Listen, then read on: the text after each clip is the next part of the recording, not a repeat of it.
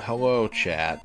Welcome on in, Raiders, from the Duke Donuts stream. I hope you had a good time hanging out with Duke tonight during the trials and unfortunate tribulations of assembling a database for gaming catalogery.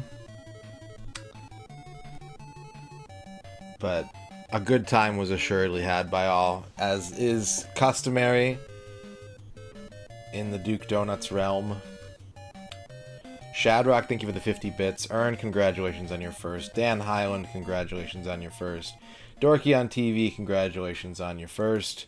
Puffy, congratulations on your first. Elfbutt, congratulations on your first. And New Alphabets, thank you for dabbing. My name is MisterRadon, and I'm here to hang out and play video games with you tonight. 240-foot slabs, congratulations on your first. We got Dan Highland here. We got Texas here, we got Ragadom, we got Reg, we got Duke, we got Esports are for losers, and Sheriff Ram, Ghost Hall. Ooh, I know, Ghost Hall, right? Gaius Terminus. Welcome, one and all, to a stream of N64 games. If you came here under the pretense that there might be a pizza party later, unfortunately, the pizza party is either postponed or canceled. There's been some technical issues preventing me from acquiring the pizza. There was supposed to be pizza. There was supposed to be deliciously, commercially sourced pizza, but there has been an issue preventing me from getting said pie. So instead, you're stuck with me and my N64 tonight. Unless you leave. If you leave, then you're not stuck. Don't tell people I said that. It's crucial to my customer retention strategy. Did the Yum Yum song? No, I still have it. I could play it right now, Shadrock. I'm not going to, because I know you don't like it. I want to. Not because you don't like it, but because I like it.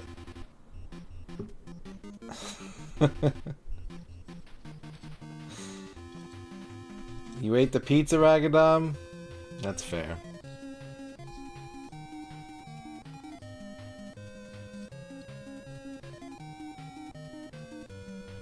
I was just thinking that. I was actually just thinking that, Shadrock.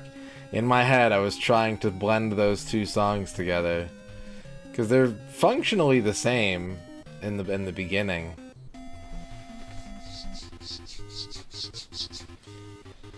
Arc Nova, congratulations on your first. How's everybody doing today? Hope you're doing well. I'm having a bit of an odd one today. I'm doing my best to kind of put the wall up and go past, go forward. Not a bad day, but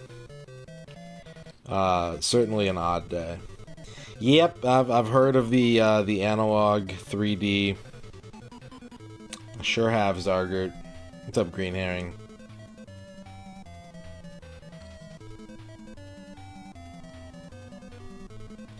But I hope you had a good stream today, Duke. I was lurking in there for a good chunk of it. Not with audio on, since I was doing work that required what few remaining brain cells I had. But I did tab over every once in a while, and I saw that there was some issues with the database. But it sounds like you got them figured out, which I'm happy to hear. What Duke is doing is important. I don't know if you guys realize how important it is to have like a central, trustworthy kind of... Something as simple as a list of all the games is extremely hard to come by. And there's no better evidence of this than the fact that like every N64 challenge streamer that I can think of has a different number of games as their target. The most common one you see is 296 for North American games. That one is kind of like, most people will agree that 296 is the amount of North American N64 games, but beyond that, there is not a lot of consensus. Some people say 386, some people say 388. I have 398, but I'm actually changing it to 400. The number's gone up. When I started this project, it was 399. It went down to 398. Now it's going up to 400. Like, it's... Yeah, go get some dinner, Duke. Go get some dinner. It is a complicated thing to simply have just a list, just a known number of available games for any one, not even in general, just any one platform. It is also... Space Mister, thank you for dabbing. It is also new controller day. I got another one of these things. Even though they keep breaking on me, it's still the best controller I can find. And at a reasonable price point. So this just came in the mail today. So we're gonna crack this open and break it in tonight.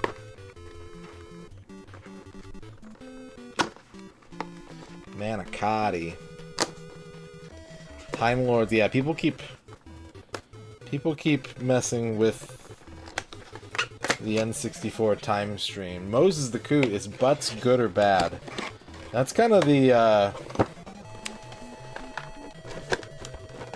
butts are good. Noun. Butts are good. Butts as an adjective, bad. We got the see-through green today. This is our latest controller. I'm actually overdue for replacing one of these, so like I'm not too mad about it. At the start of this challenge, it was about once every 20 games I'd need to swap controllers. And I think we've gone about 60 plus since our last controller swap, so... Machada Bruscati. You're wondering what to play next on stream. Ah, that is a fine question. The eternal question, some might say. Alright, we got our... Here it is. No, these don't have plastic sticks. They have GameCube style rubber top, like half dome sticks. They don't have the rod and cup of a traditional N64 controller. But boy, do they have a lot of other problems. Boy, they sure do have a lot of other problems.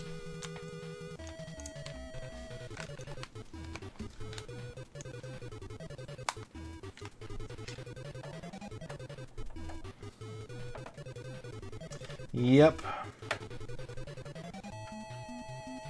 That's gonna happen anytime you use those type of sticks.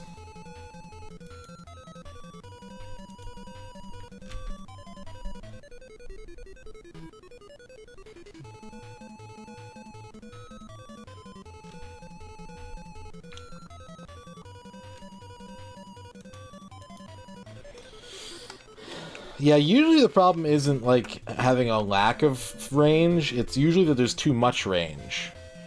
There's a lot of videos about this. There's people who are much more knowledgeable about hardware than I am.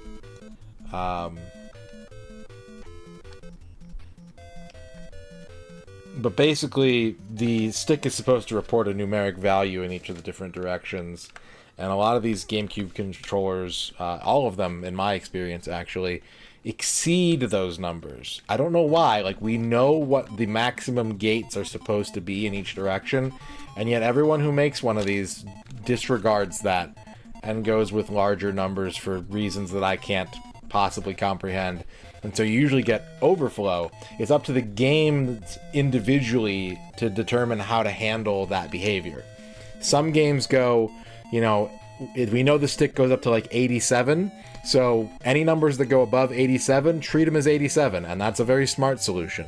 Some games go, hey, you know, this is an accelerated number, 1 goes this fast, and 40 goes this fast, and 80 goes that fast, and if the number keeps going up, keep going faster.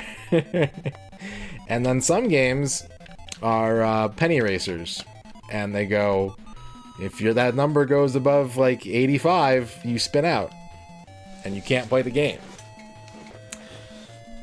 It seems like, to me, it seems like a really simple thing to solve, and yet no one seems interested in solving it. I don't know. It's weird.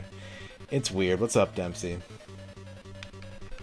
We're talking about the N64 analog stick and all the challenges and weirdness that it causes for whatever reason. But we're going to be playing some Vigilante 8 Second Offense tonight. That is the plan for this evening's stream. Sorry again about the late start. But we're going to go long to accommodate. We're going to have a 5-hour stream regardless of when it starts. 5 hours is the number of hours.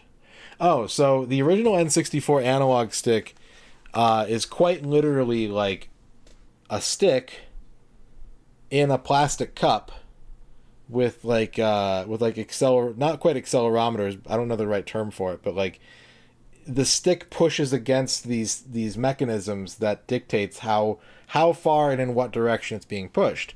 Well, because it's a plastic stick in a plastic cup, as you use it, the stick literally grinds into the cup and creates powder. It creates plastic dust. And that's what makes the stick wobbly as it gets used more, is it's no longer making contact with the bottom of the cup. It's supposed to like gently rest on the bottom of the cup and move in the cup, but as it grinds down, it starts hovering because it's not making that friction anymore, and that causes, yeah, it's basically a mortar and pestle. Yeah, it's pretty much a mortar. It's a mortar and pestle that you play video games with.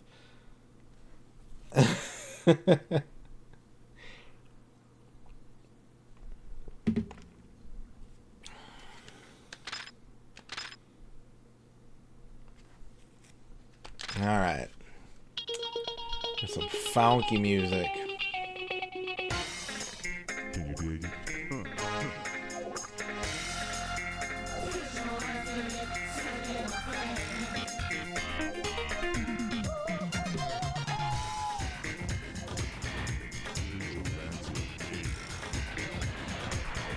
Yeah, and that's why I'm not going to pay $50 for one of those. What's up, Carthus? Alright, where's my timer at? We're having a bit of a rough start with this game, but I'm learning. It's slowly starting to come together. We've been playing for just under an hour.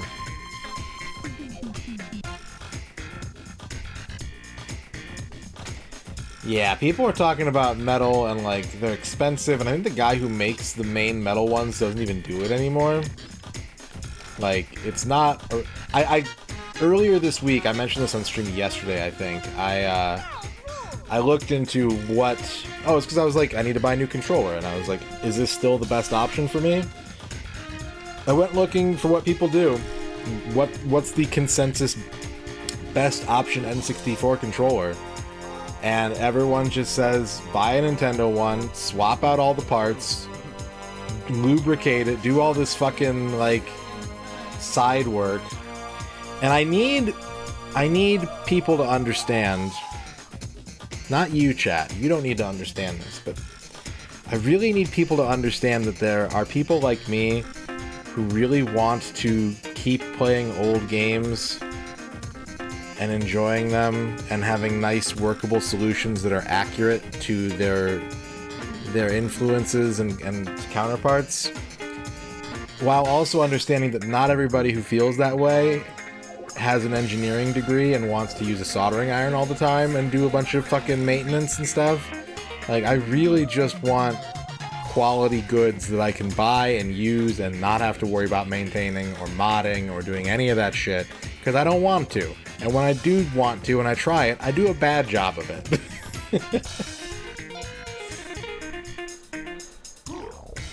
Trachea, thank you for your first. Congratulations.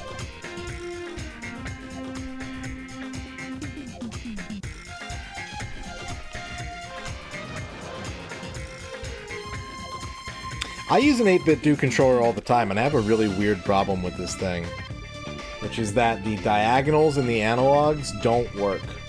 You don't get full cardinal motion on the diagonals, and that gives me great pause of buying anything designed to fix N64 problems from them.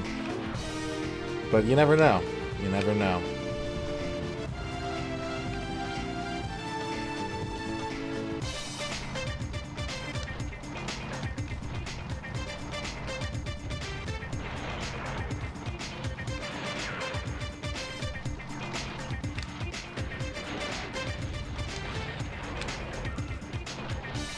I'm gonna try, Shio. I'm gonna try.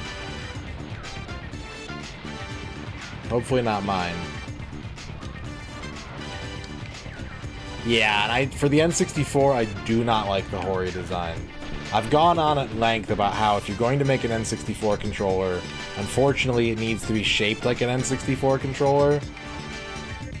And the Hori is like, it's way too small and cramped for my hands. And I don't have big giant, you know, Xbox Duke controller gamer hands. I'm sorry, did he just...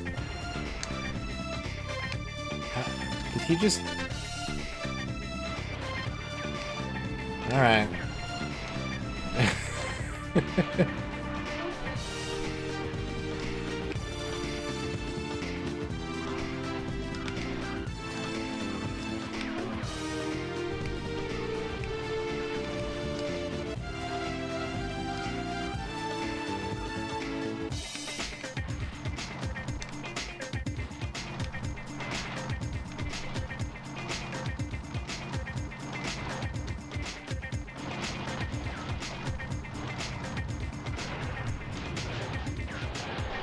That's okay, Bavork.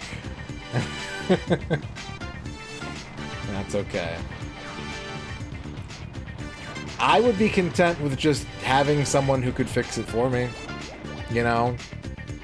It's really funny to me how, like, when I was a kid, there was a business that I could go to that would fix my Nintendo.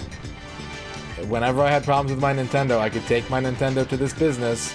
It was an authorized Nintendo repair center, and they would fix my Nintendo. And, like, it is really, really, really hard to find a business like that.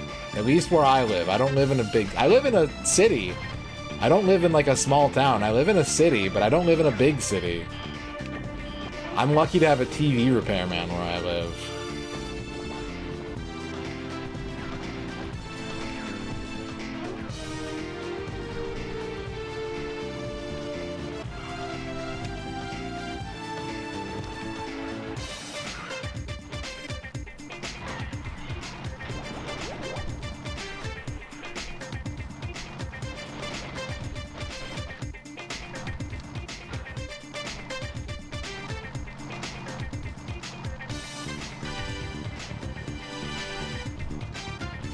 Ugh, that sounds horrible, Dorky.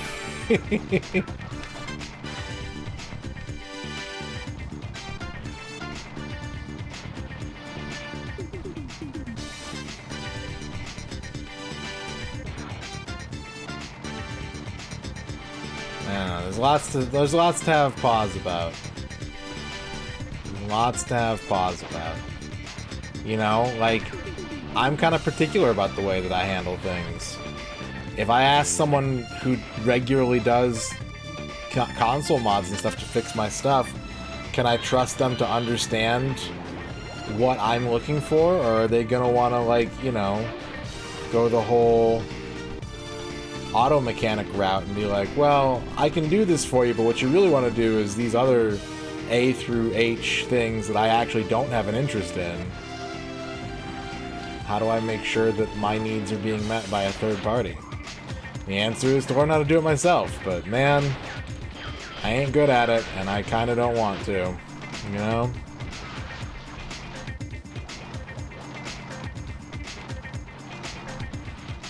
No, that's retrograde Tom, Reg. Green Herring, thank you for the clip.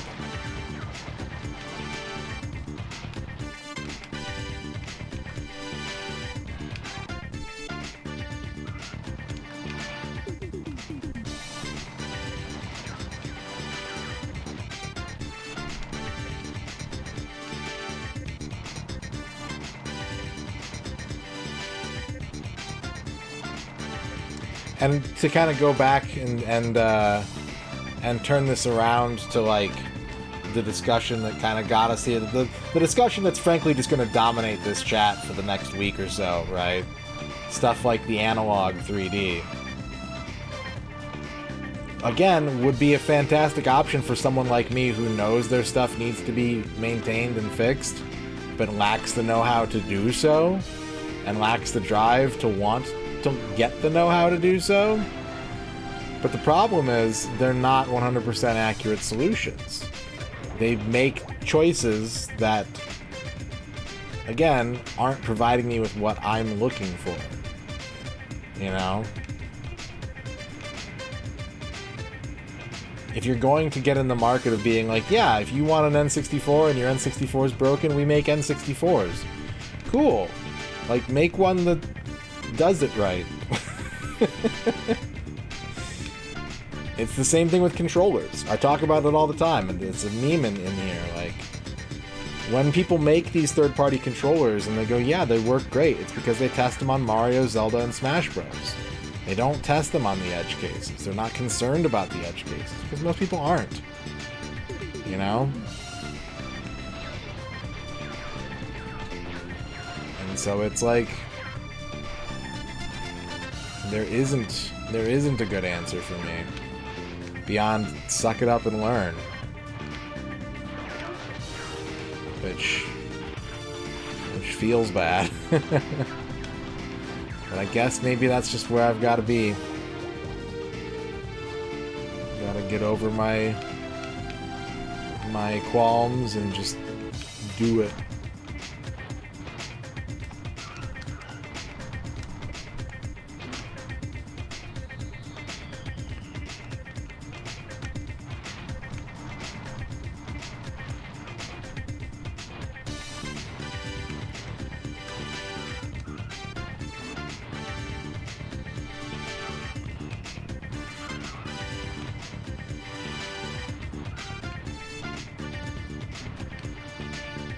Yep, we got it done, Ultra Nova. I need to kill this guy, but if I kill him while he's driving over the ocean, I won't be able to get his thing. So I really need him to, like, chill out And whatever his AI is doing, stop doing it. And then we can fight. So I'm just gonna have to drive around for a while, I think.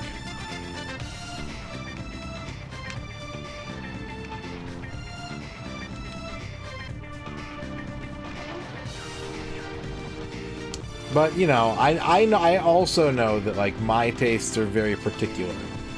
My tastes require solutions that a lot of people who have the same issue are, like, not happy with my choices, and I'm not happy with their choices. You know? I'm very, very picky about certain things. And I have mental and psychological hang-ups that other people don't have. So, it's not like any one of these solutions is wrong. Because they're not. But it is frustrating being unable to have my needs met. Alright. That's it. I'm taking the fight to him.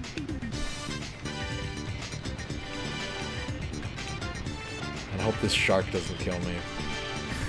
Here comes a new challenge. You must crush them. Green herring, thank you for 100 bits. She sells seashells by the seashore. Oh, Brian nailed it. Brian nailed it. Thank you for the 100 bits.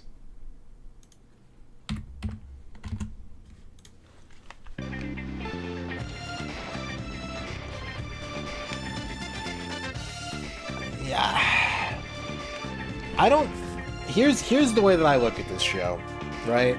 Is like, I understand that viewpoint. And I think that that viewpoint comes from people who have a passion for that kind of thing. And they go, you know, like, this is comes with the territory. It's part of the fun. But, like, we also live in a society in which, like, trades are becoming devalued and harder to find. You know? Like, if you can build something that works, you should be able to service something that works. And, like, that's another thing that, like, doesn't exist anymore that was a common practice even, like, 20 years ago. Is, like, manufacturer support. You know? Like, I don't like working with my hands. I'm bad at it, and it feels bad to be bad at it, and I don't want to get better at it. You know?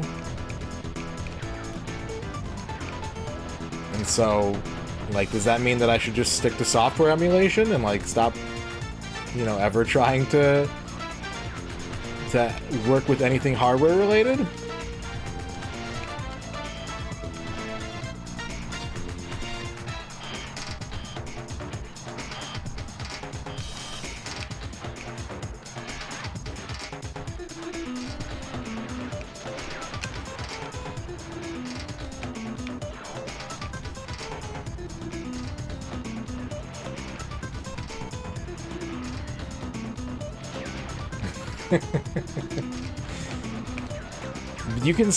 You can do a lot, right?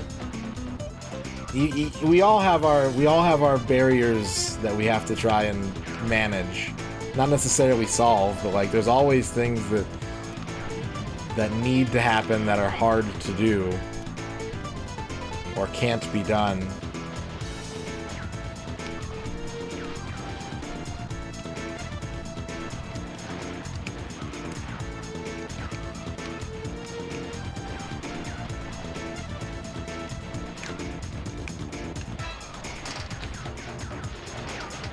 Wait, the other vehicle's the one that blew up. Shit. What's up, Pumpkin Pie Man? I mean, pretty much guaranteed this week. Someone's gonna be bringing it up. Not specifically talking about it, but talking around it.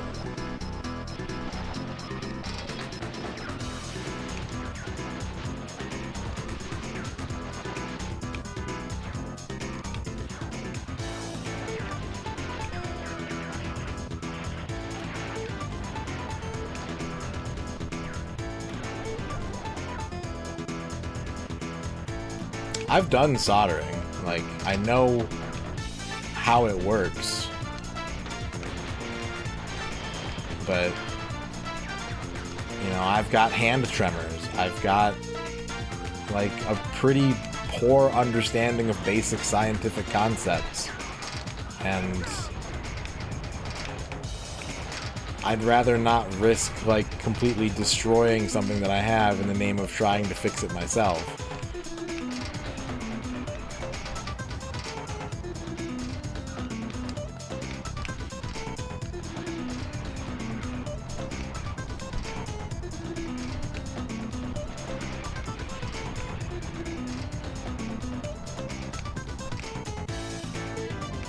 Oh, I know. I'm not. That's not me, like, arguing your point. I'm going back to, like, the larger narrative. I'm not saying, like, you and I are different.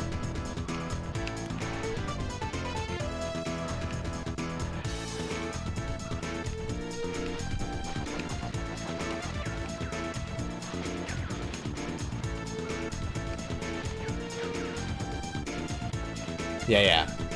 No, we're good. We're good.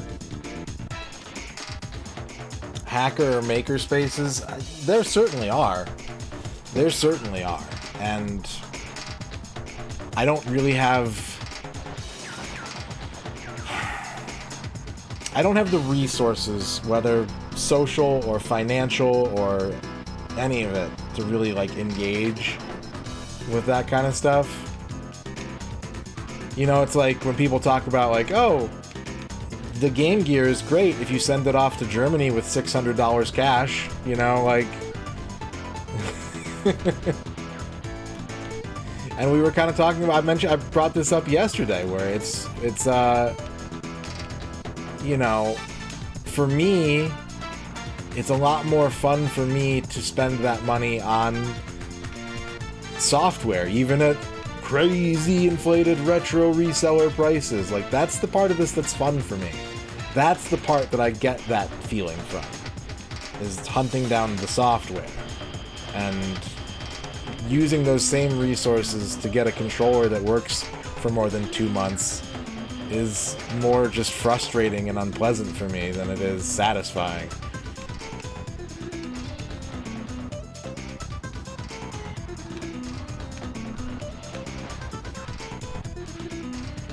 I need this guy to stop driving into the ocean so I can kill him. Like, this is, please. And I'm not as mad about this as, if I sound mad about this, I'm not. It's just like,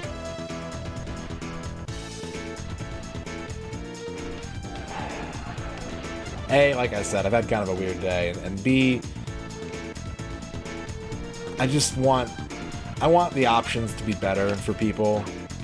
Not necessarily people like me, but just people in general. It shouldn't be as hard as it is. In general, right? It shouldn't even be... In my mind, it should be as easy to play an old video game as it is to go, like, pop in a DVD. It should be that easy. I'm gonna avoid the morass of streaming services, and I'm just saying, like, it should be as easy to play a PC game from the late 90s as it is to put on a Beatles record or watch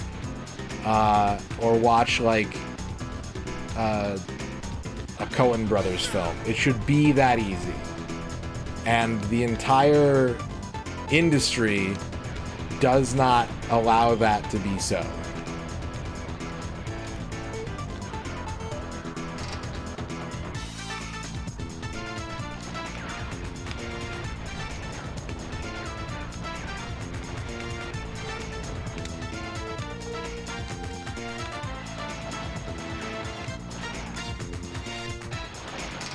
And I do believe to some extent that, yeah, it absolutely is, dude. The closest you can get to that is stuff like Xbox Game Pass or like Nintendo Switch Online or Antstream. That's as close as you're gonna get, and it is simultaneously like both the most surface level solution and also like not serving the needs of what people are probably looking for. Retro Island Gaming. Where do I vote for this guy for video game president? That sounds stressful. I guess vote in the referendum. Vote in the Australian referendum, Retro Island Gaming. If you make it a matter of Australian politics, they have to vote on it. Otherwise, they'll get fined, right?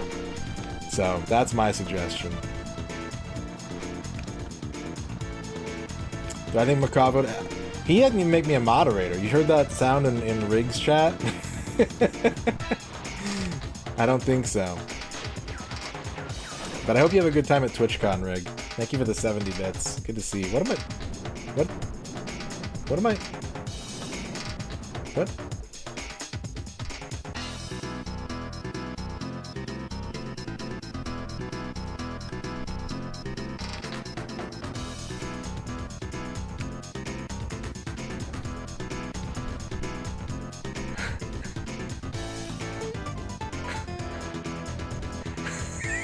Okay.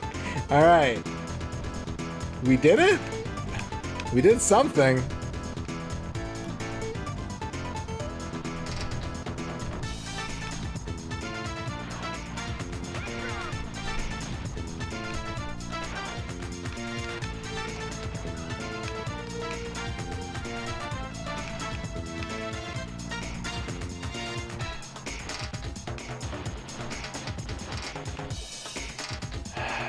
This is...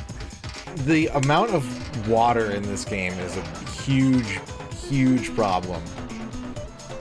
I'm generally in favor of what this game is trying to accomplish, and so far, 2 of the 3 maps that I've been on have had these giant bodies of water that require a specific temporary power-up to drive on.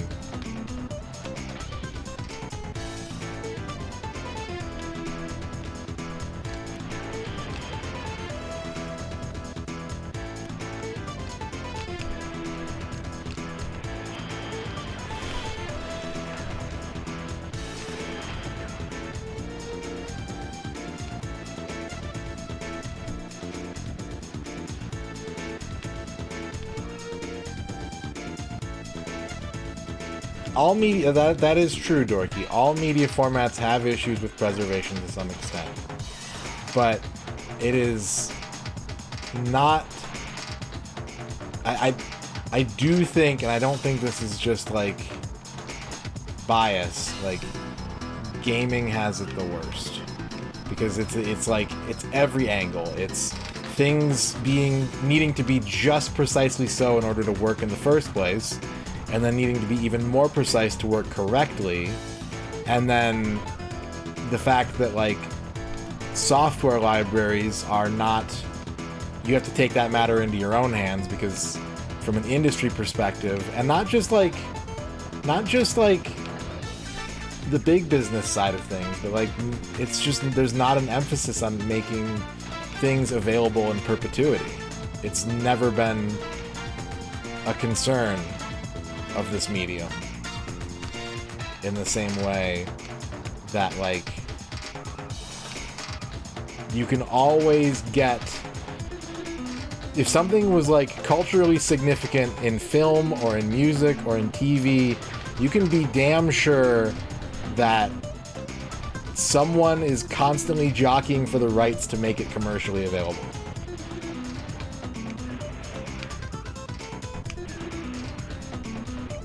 You know? I don't fucking know what's going on in this game. This looks like a shitpost.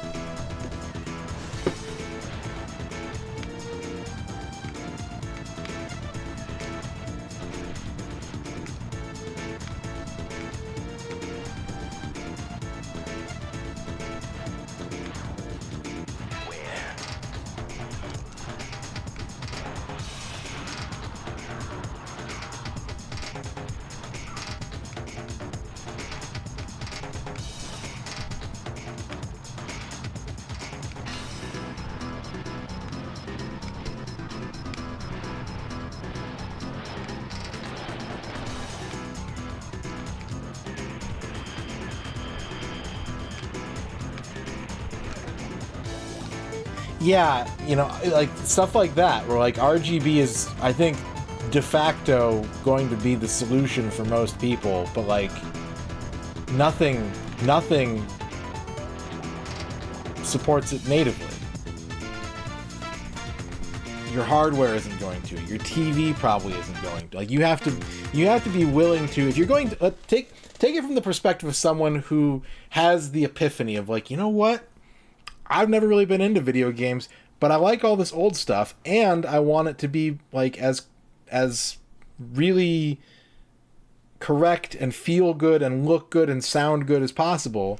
They're not going to already have a monitor that can handle this kind of stuff. They're not going to have the highest fidelity. Yeah, they're not going to have like video game hardware or even like input stuff that's going to be able to provide that sort of thing. And there's a lot of people who are just like, well, you know, that's the cost of dealing with old stuff. That's the but like it's not this bad for most people. And if everyone agrees on this, where did the audio go? If everyone agrees on this, then where is the then the market should be dictating that is a demand. The market should be dictating that, like, clearly everyone who does this thing needs these things. But instead, it's in the realm of hobbyism. It's in the realm of, well, if you want to get that deep into the weeds, you better bring a machete.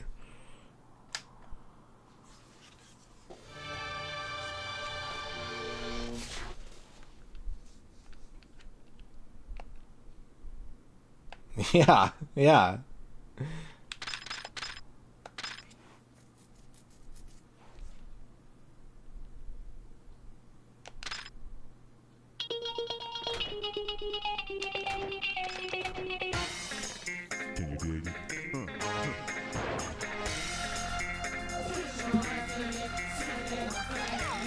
This game is falling apart already tonight.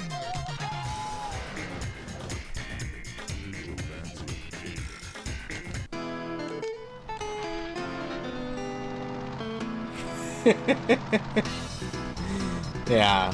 Yeah.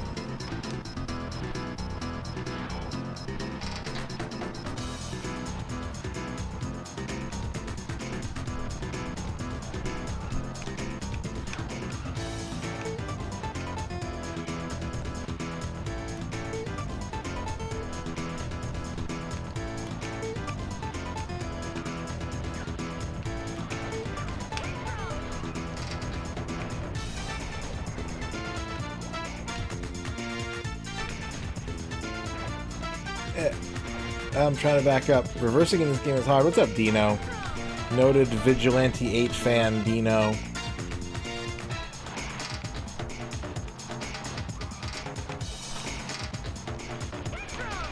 You know, this game is giving me hands.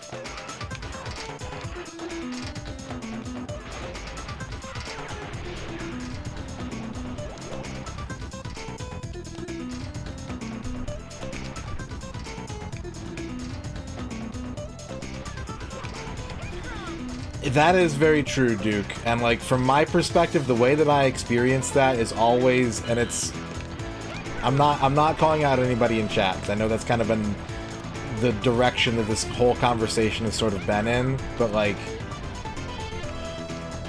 it's really hard to ask a question and be like, is it possible to do this thing this kind of way and not get the answer of just do it the other way?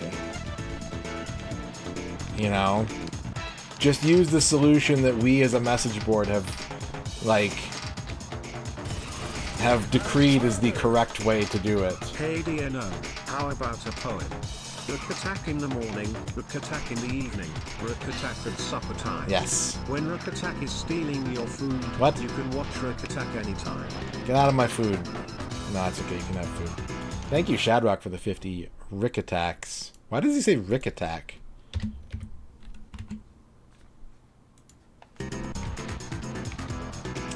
And pizza's on a bagel.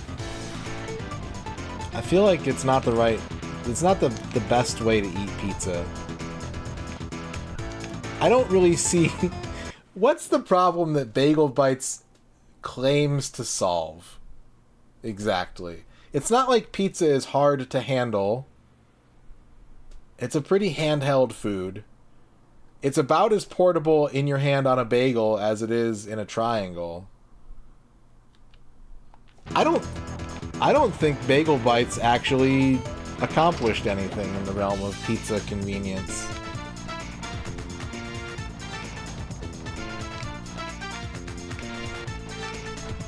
If anything,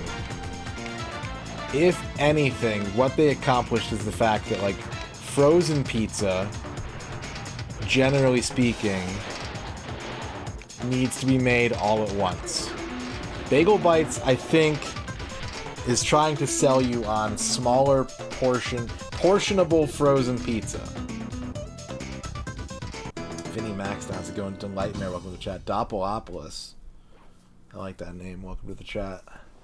I'm a fan of any kind of opolis, frankly. Manicotti bagels? Yeah, that's probably a little more ambitious, at least.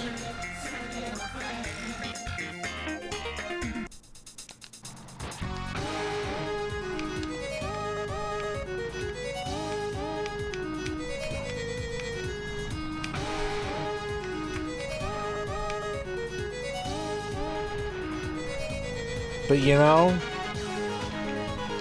you could also just make pizza rolls, which, you know, I'm not the biggest fan of.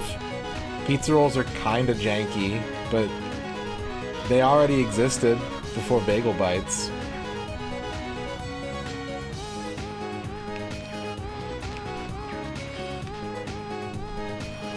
If Bagel Bites were that good, regular pizza restaurants would be selling full-size bagel crust pizzas.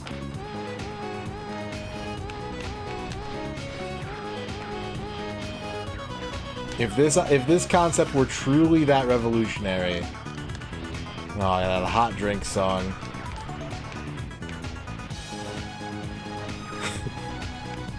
The best part about the hot drink song is if you, like, reference it to someone who knows it, they get that look in their eye like they just heard their favorite song from high school. You know? Like, the melody starts playing in their head and you can kind of hear them hearing it.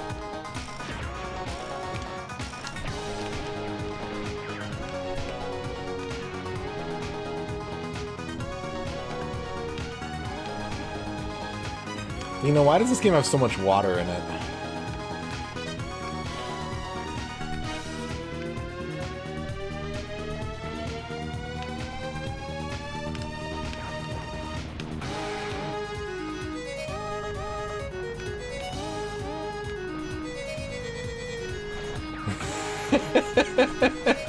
What's up, Macaw? That's a good question.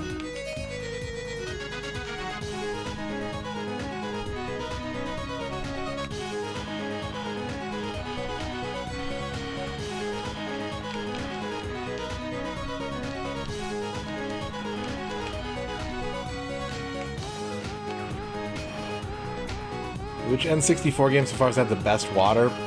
Probably Wave Race. Like, it's...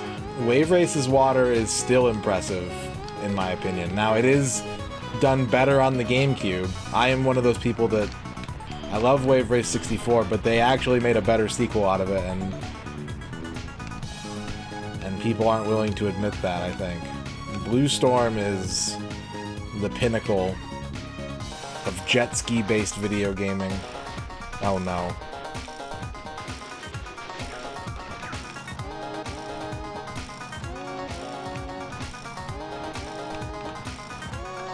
Jet Moto is... I've only played Jet Moto 2 for like 10 minutes, and what I discovered is that none of the controls did anything, and I just pinballed into walls constantly, so... Maybe there's higher tech to Jet Moto that I'm not aware of, but that game is not intuitive to me.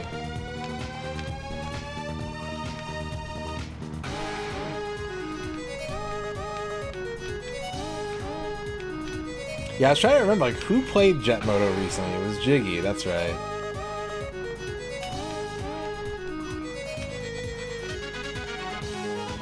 Well, I am the streamer's streamer, don't you know?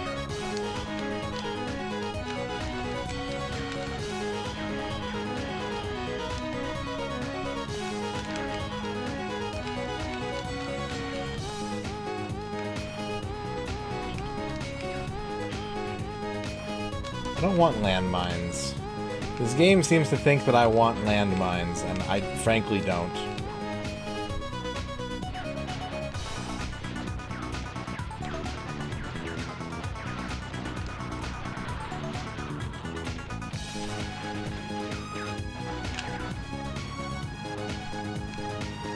Free Schubert.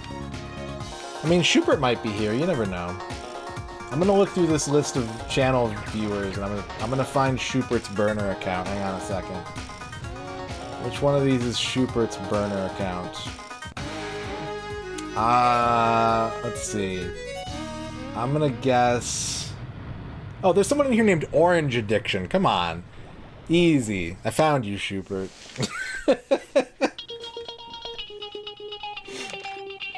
You're not fooling me, Schubert. Special no thanks to Gav and Bumbo. You know what you did. There is a Carmageddon 64. I have not done it yet. I did play Carmageddon 2 on the computer a lot when I was a kid, and I like the idea. Carmageddon 2 is. I've never played Carmageddon 1, and I think something in my brain tells me that game has a much more like sensible design, but I might be wrong. Carmageddon 2 had like no thought put into its design beyond, wouldn't it be cool to like hit people with your car? Because like, if I remember correctly in Carmageddon 2, the objective of the game is to like win races, right? But you also have to hit like 400 plus pedestrians on every single track that are scattered all over the place. Am I misremembering this? So it's like effectively impossible.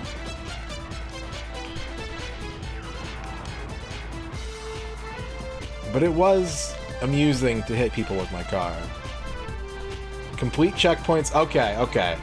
Okay, so that's me misremembering. What actually happened to me was I couldn't do any of those three objectives. I was not good enough at the game to accomplish any one of the three's objectives.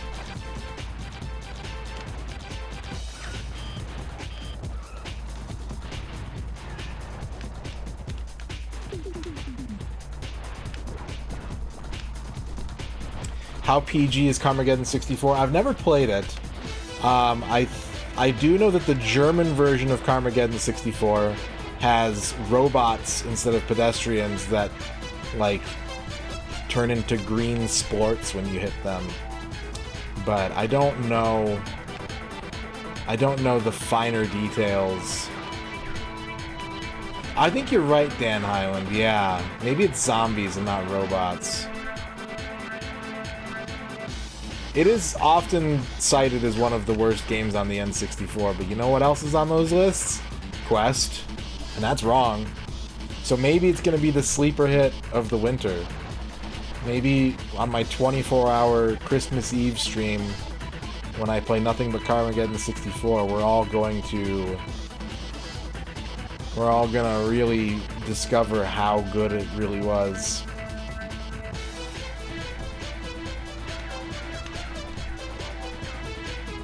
Okay, that's all sounding familiar. That is all sounding like memories to me, Duke.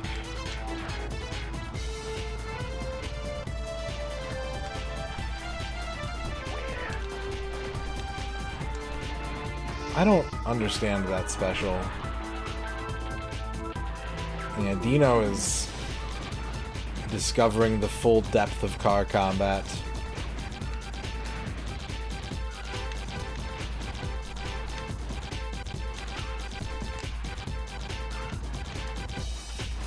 I'm gonna blow up.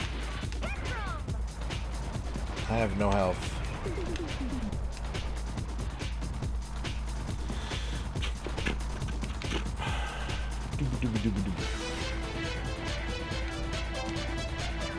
I think I might have to turn this game down to easy as well in order to acquire the enjoyment particles from it. No, there were technical issues with the free pizza. The free pizza will not be happening tonight. I'm sorry to say. There were some technical difficulties preventing the free pizza from being realized. Green Herring, thank you for the 100 enjoyment particles. Enjoyment particles. No, I mean, I could play the song Marty.Zone, but it would only make me disappointed that the pizza I want is not here. Is Zuserwasser part of jet ski games? If I see where you're going with this, and I will give you a thought experiment in return to qualify this opinion. If Star Wars Episode 1 Racer is a jet ski game,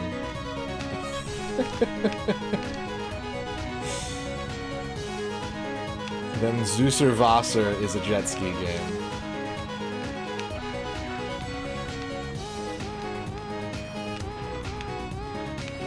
It's got some water areas, I think, yeah. As I recall.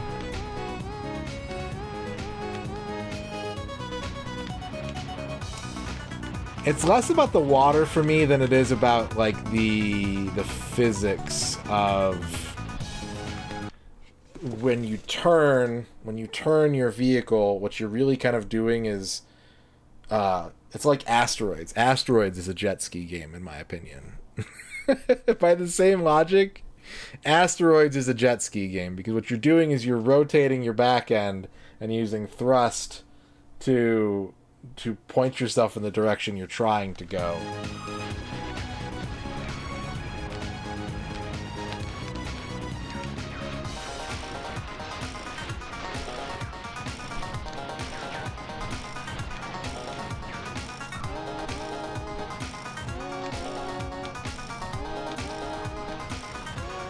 Hovercrafts would probably fall into that, yeah.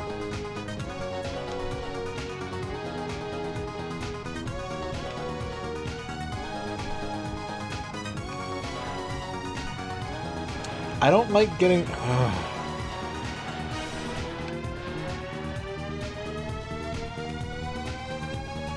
Yeah, I know nothing of these secretive combos.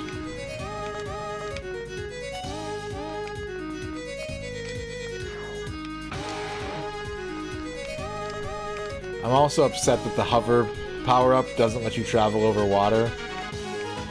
That bothers me.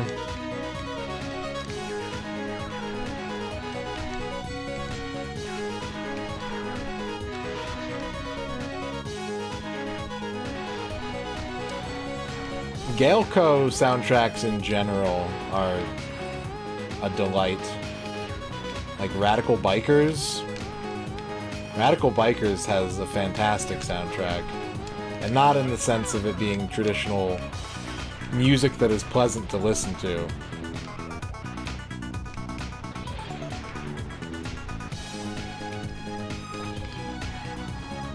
Yeah, Shadows of the Empire has a jet ski level, yeah. The Mos Eisley jet ski level.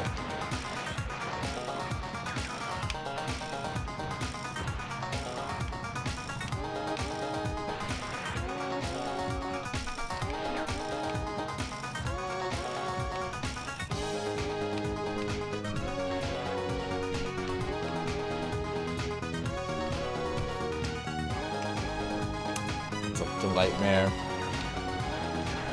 I still have to give it to an actual jet ski game. I think Wave Race Blue Storm. It has everything. That game has it is a fully realized mighty jet ski game. It's got dynamic weather, which you can strategize around. It's got impressive wave physics.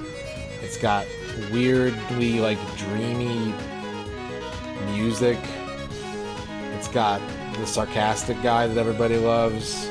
It's got a guy. It has a racer who is the fat one, and his racer icon, because every racer has like a totem on their name tag that objectifies what they are what they're about, who they are. And the fat guy's totem is a hamburger. It's like a triple hamburger. It's the perfect game for jet ski games.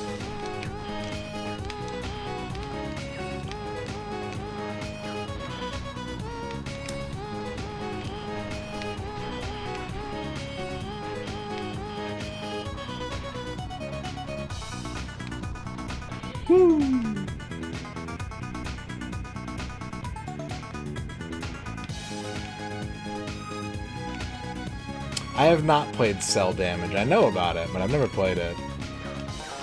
Dark Summit shared devs with an older game. Okay, I'm gonna do this. I have no idea, like, what any of this is accomplishing. I straight up don't know. Nor do I think it works correctly. Nor do I think that, like, any of this is doing what it's supposed to do. But I know that it does a thing when I do it, so I'm gonna do it. I didn't get any items. I have no items.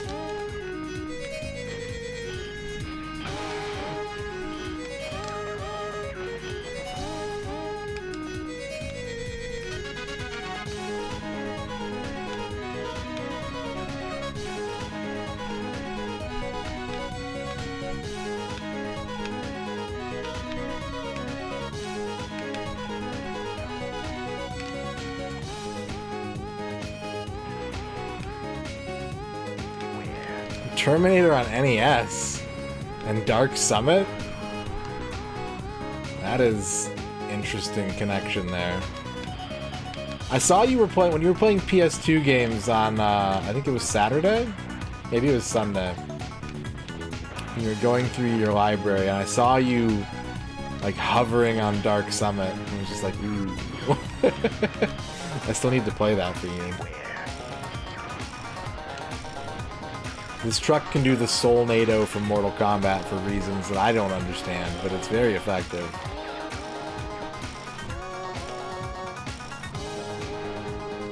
And I'm dead.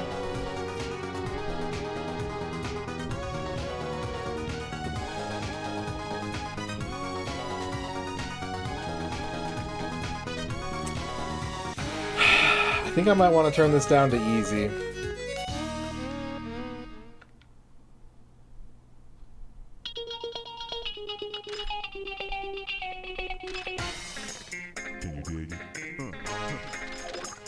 It might make the game brain dead again like it did in the first one, but this is already a genre that is hard for me to work with. We'll see how this goes.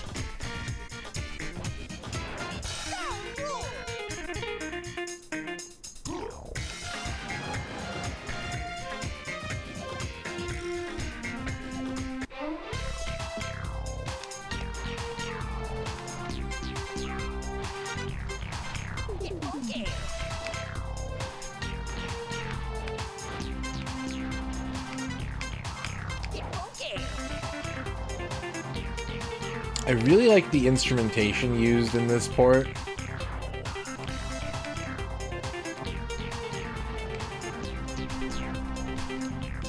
I just like the way the music sounds in this game.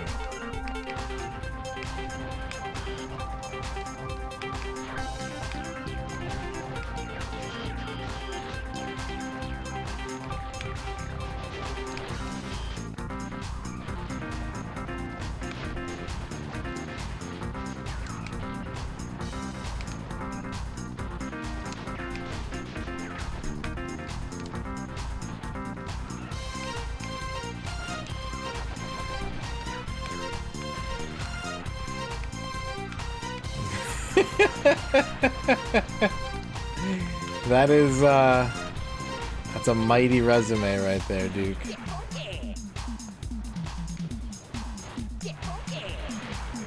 Radical Entertainment? Does that mean you can throw a virtual Bard in there somewhere? Or am I thinking of a different company?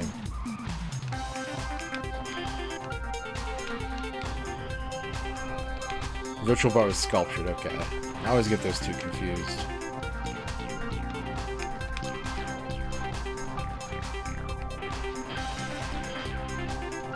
I also get sculptured and software creations confused a lot.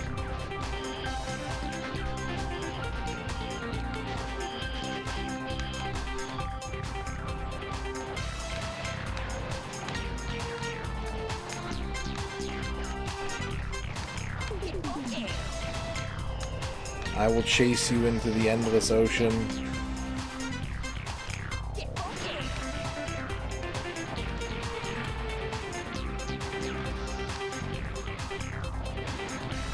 I will say this about Virtual Bart. I think that Virtual Bart had a lot of love and good ideas poured into its interface, and then they ran out of time and had to build a game around that.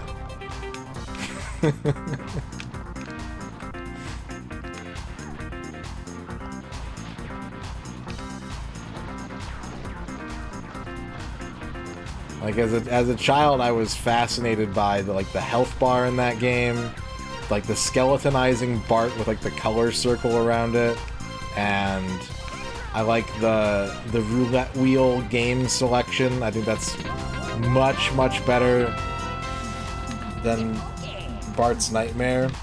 Henny Oz, thank you for the follow.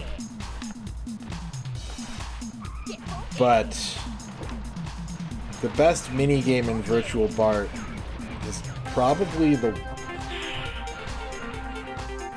Apocalypse minigame, and that's because it's like the easiest and it's over in like a minute. And then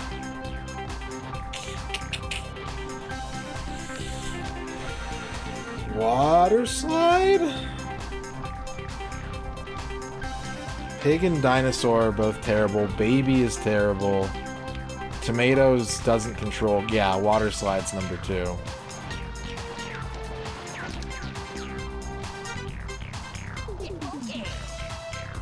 Oh, it's not a good game to play.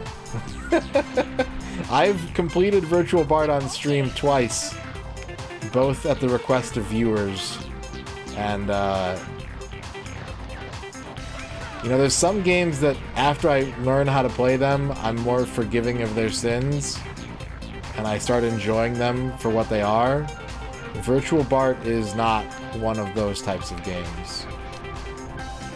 Virtual Bart is a thank God it's over kind of game.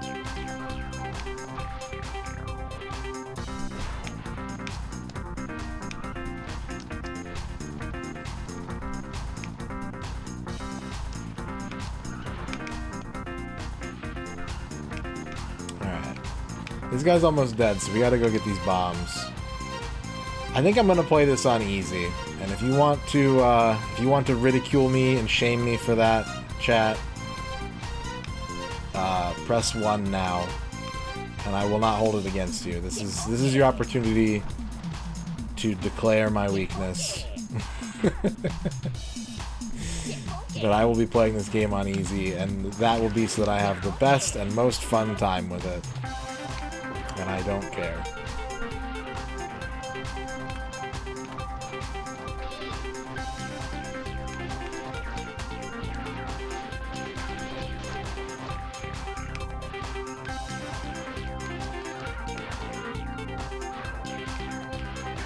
Well, that's like the beauty of having selectable difficulty, right? Is if you like what a game is putting out and you want to keep that challenge fresh or like stay engaged with it for longer, you can increase the difficulty. I'm a sucker for, you know, any game that will give me a reward for doing that, I will buy in 100%. If you give me unlocks or special endings or whatever for playing a game on harder difficulty, then I'm about to explode, aren't I? Then I'm gonna do it, unquestionably. But my actual like preferred way to deal with scaling difficulty, and it's the way that I always play GoldenEye. It helps that I like GoldenEye a lot, but I like a game... Wait. Oh, did I, like, lose a building or something? Anyways, I like when you can play a game on easy and then it will, like, it'll unfold a little bit more, you know? It'll be like, okay, well, when you play on medium, you're going to get these extra 2 bonus levels at the end, or, like, you're going to get more experience points or currency to funnel into your customization or your abilities, so that the game gets a little bit deeper and, like, encourages you to take it a step at a time. Jumping into the deep end is often not fun for people. You know, when I get into a new game on the N64 and it's like, well, I know I have to play this on hard, and I'd rather just go do it once than get used to it and then do it over, it's not always the most fun. It's not always the most fun that way.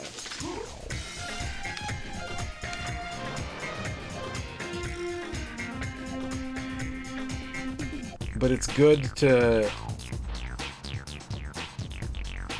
I have to launch... I didn't launch the rocket. That's actually an objective? Apparently that's actually an objective. Okay.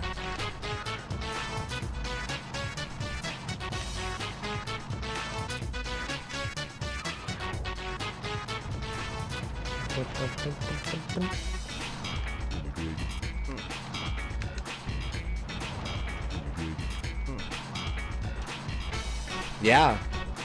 And like that can be a double-edged sword, Zalathar, right?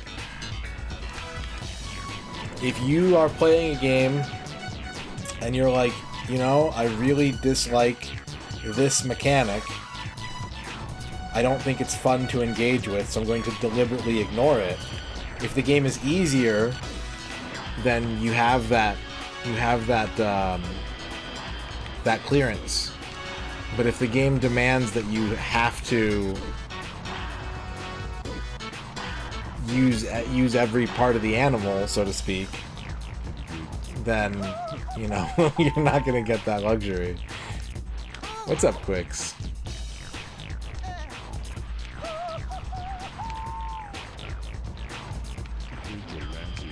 Like, if I could play Soul Reaver and not have to use, like, the sword to, like, suck up to... If I could just, like, attack things to kill them and not have to, like, absorb their souls to get rid of them, I'd feel more positively about that game.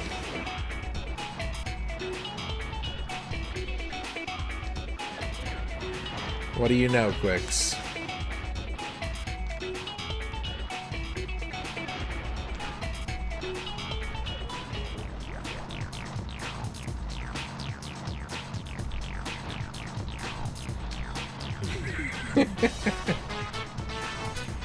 I mean, I didn't say it would turn it into, like, a game that I love, but it would help.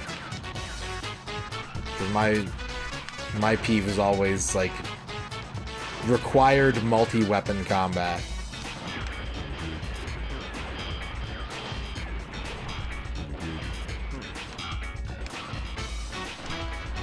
That's why I don't even really like playing Halo.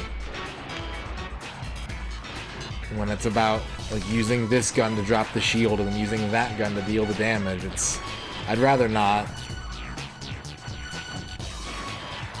Yeah, yep, I know those.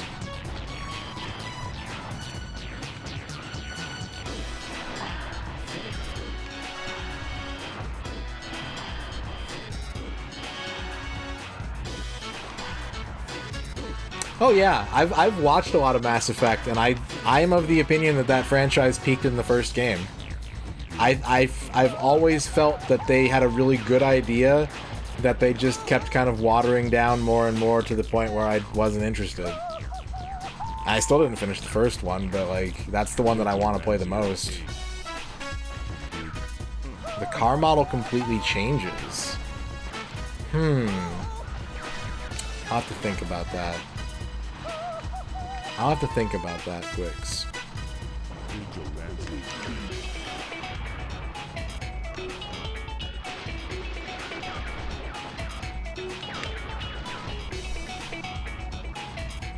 The Citadel is when I quit playing Mass Effect.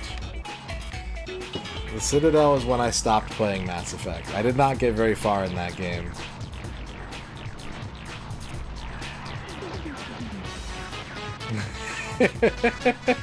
Man, I just kept getting on the same elevator over and over again, and I couldn't even, like, find the objective that I was trying to accomplish. It felt like I was lost inside of a hotel. And, like, all the instructions were in a language I couldn't read. I just kept getting onto elevators and then coming off in the same 2 rooms and being like, what the fuck am I doing? And it sucks, because I was really having fun with that game up to that point. But...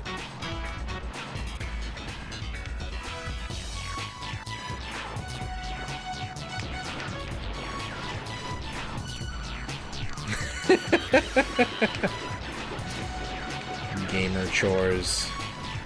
I respect to the utmost your commitment to the bit to play through 2/3 of 102 Dalmatians on Dreamcast just to get to the literal mention of gamer chores. Like, I watched that all of it, because I knew it was coming, and I was like, you know what? If he's gonna commit, I'm gonna commit. We're in this ride together.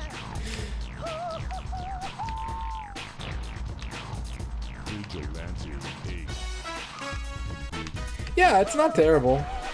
I would go back and try and, like, find all the puppies, but it's not the most engaging video game. Says 40-year-old man about game made for children.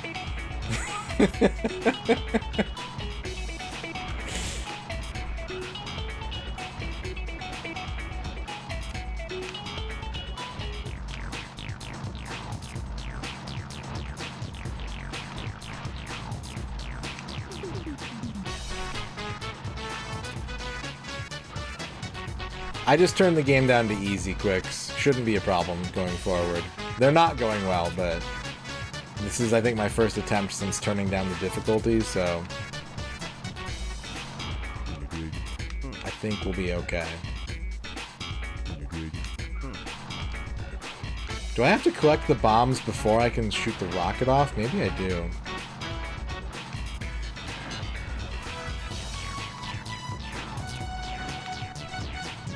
It is feeling a little bit better since I replaced my controller, but that just might be... that might be a placebo effect.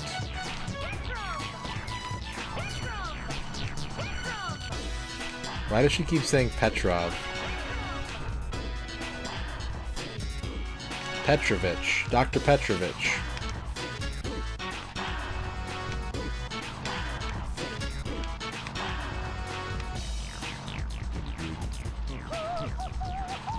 Yeah, the closest I got to that in that game was when I was in the museum and I couldn't figure out where one of the objects was.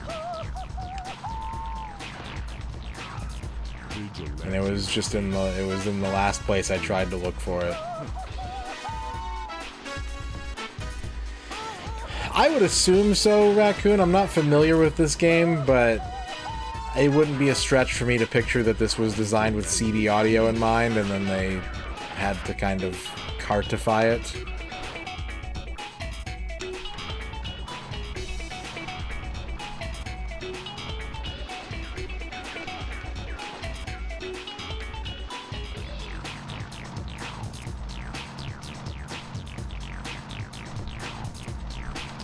Has anyone played the third one? The one on the Xbox 360?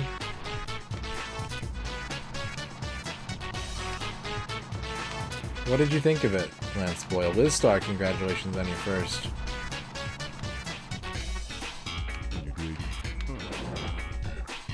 Thin on content? That kind of makes sense. At that era, you'd think of a game like this as being a predominantly multiplayer kind of... something on that particular marketplace with this kind of gameplay, you would easily see as like a vessel for multiplayer.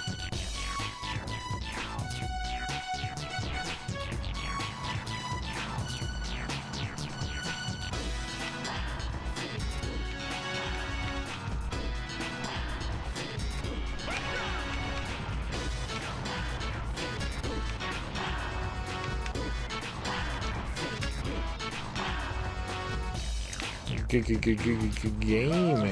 7G gaming. Oh, hell yeah. I want to do so much more of that, and it's just like there's so many... There's a lot of like upkeep, I feel, to doing something like that, to doing 7th generation games.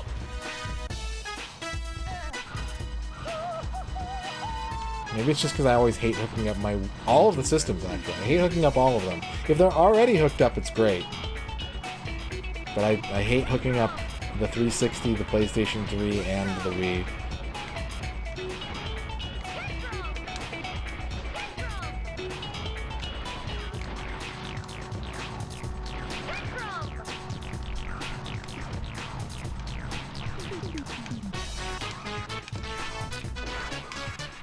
I can't pick up the item. Okay, there we go. 3 armor salvage points.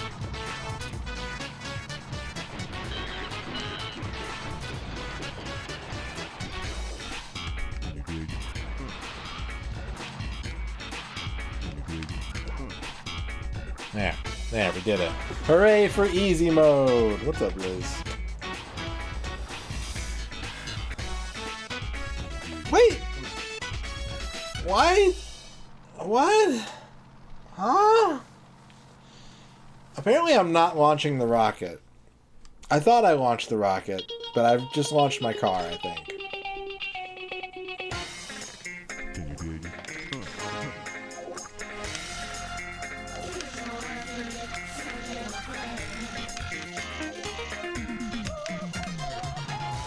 It is unclear.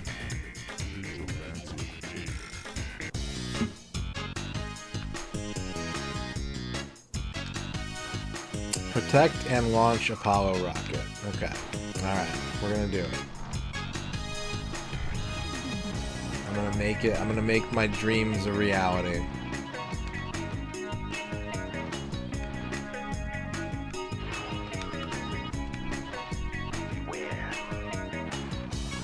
Wait, is this thing moving?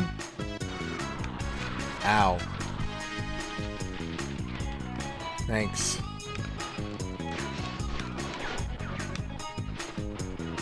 Frickin' Quan Chevy and his Soul NATO. Oh,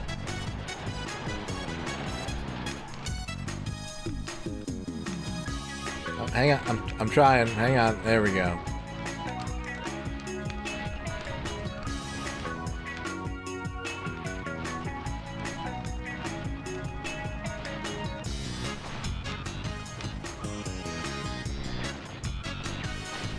Yeah, it's true. It's very true, Duke. It's not specifically like the wiring. That's part of it. It's definitely part of it, but that's where you really get into like console gaming with firmware updates and patches and are you going to give it a network connection or no? There's a lot of steps between I'm going to put this game in and play it. And I desperately, I have so many games that I want to stream from that generation. And not just stream, but like just play. Like there's a lot of games that I've acquired that I've been genuinely excited to play. And most days can't put the effort forth to get it all set up and go.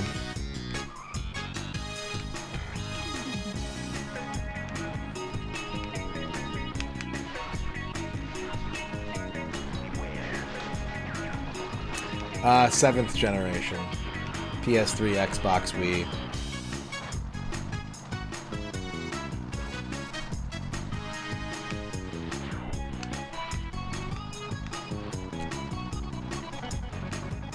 I have enjoyed your October type content so much, you know. I mean, I enjoy your content all the time, but like I love what you're doing for the seasonal content so much. It tickles me.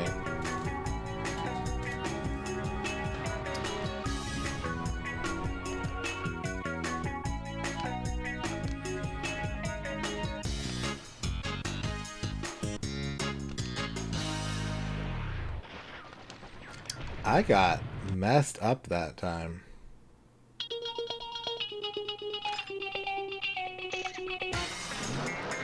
I skimmed the manual.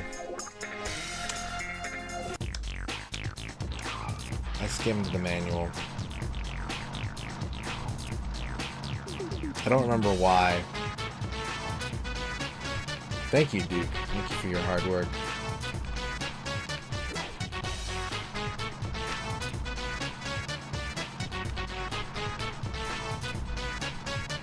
I'm always kind of surprised by... I mean, I'm not surprised, but... having online databases for things and not having a way to just, like, batch download the content...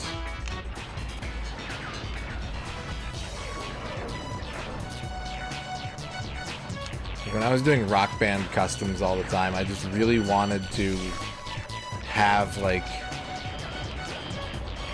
a searchable database that didn't require plugging in a term and then waiting for the server to be like combed through, and like let me just dump it all into a text spreadsheet and I can control F it. You know? Yeah. I know that's exactly why, but it's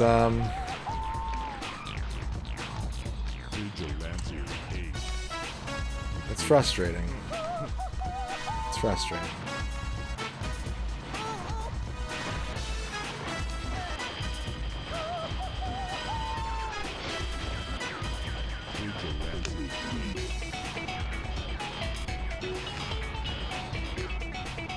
Alright, we need weapons.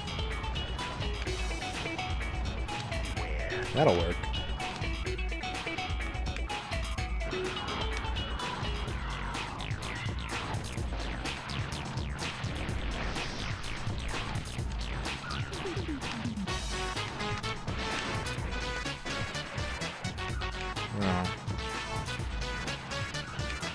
We got a bit of a cluster here.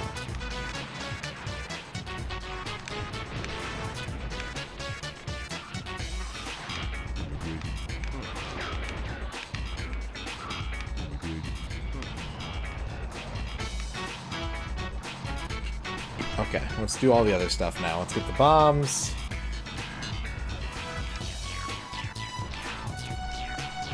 I like this bass line a lot. It reminds me of Miller Ball Breakers from Jet Set Radio.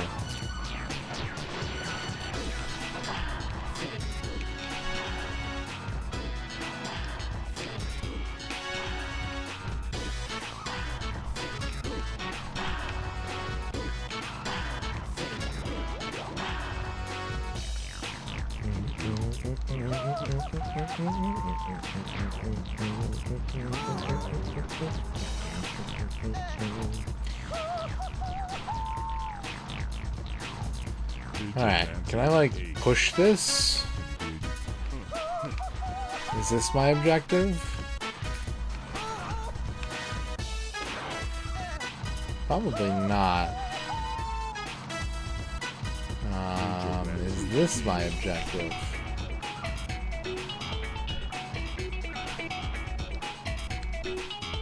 There's this black square here.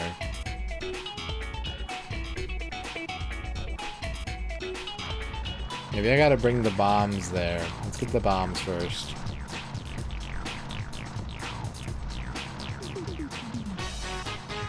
I do really respect this game for going beyond simply destroy all the cars to win.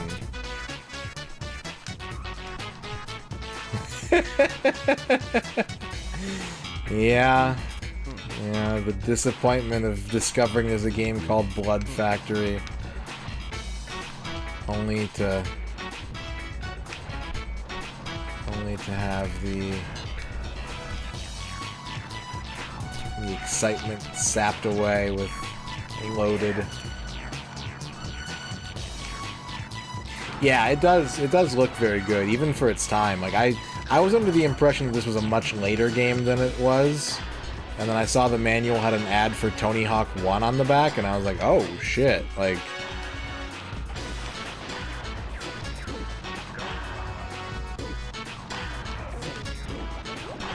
This game existed for a while.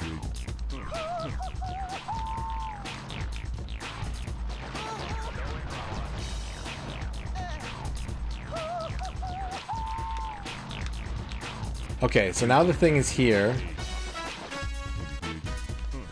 Miraculously. You know, I watched the X Games. Not once did they ollie the magic bomb. I was so upset. No one collected skate.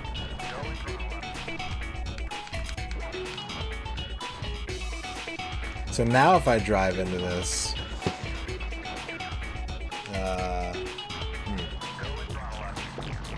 I went in the wrong door, maybe? My car is rolling around. For more information, please tell me why.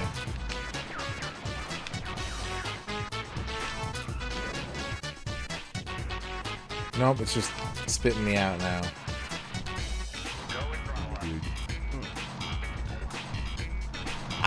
I've seen drone racing before. I haven't seen ones with power-ups. That sounds cool. That sounds very cool.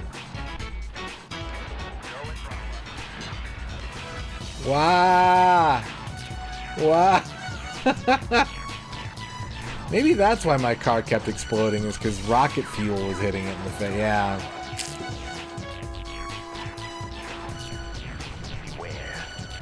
Yeah. And we're getting there. The pieces are starting to fit together.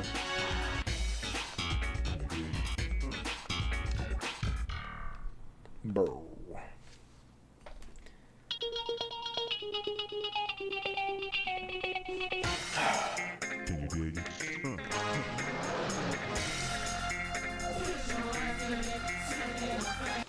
Okay, so it looks like when I collect the bombs, the rocket moves to the launch pad. Don't know if that's exactly true. That's what I'm understanding. So let's test that out. Let's get the bombs very quickly. Wait, where are you going? Where's it going? Why is it... Come back. What? Huh?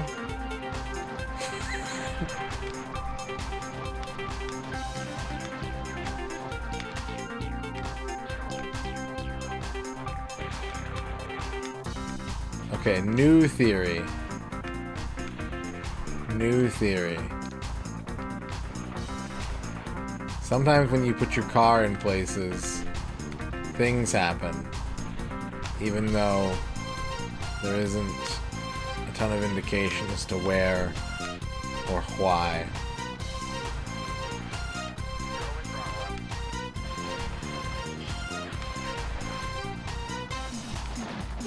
Alright, so how do I launch this thing? It's there, it's ready to go.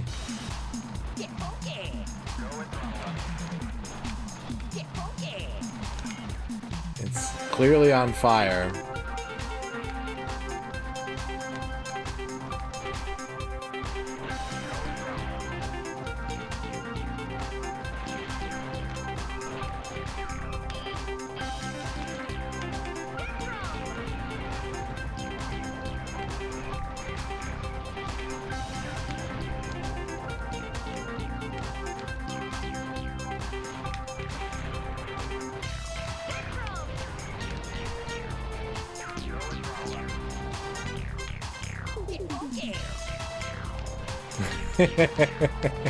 Chef Boyardee cart.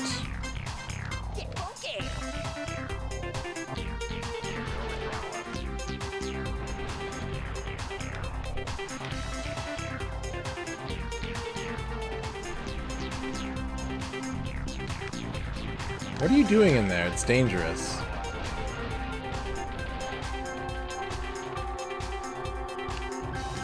I can't. I'm also wrecked.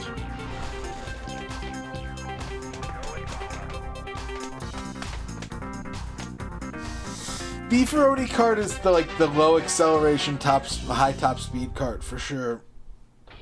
Mini Ravs is more the Toad. It's the Toad car. Alright, here's what I think is happening. When I shoot open that garage door that sometimes has a bomb in it, it's doing something that moves the rocket.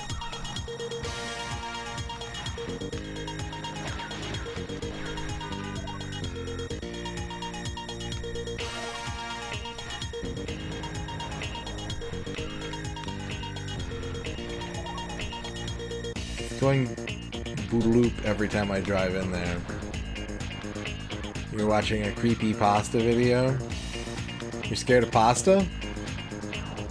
We're talking about pasta right now. Is it upsetting to you? Should we stop?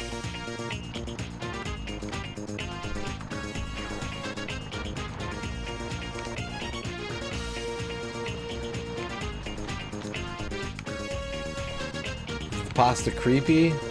How do you feel about Chef Boyardee? He looks a little sinister.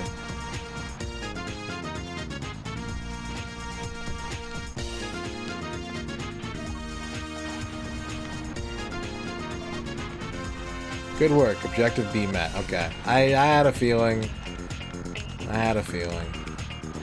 Spagooly?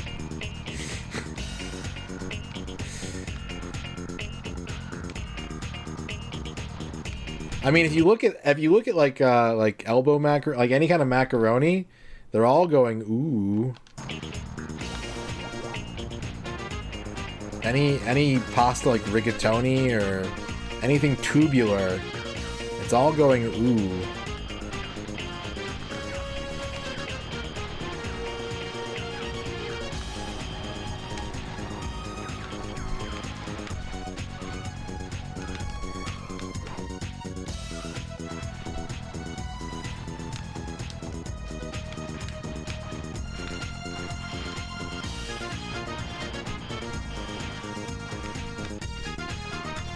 Alright, I've solved your maze.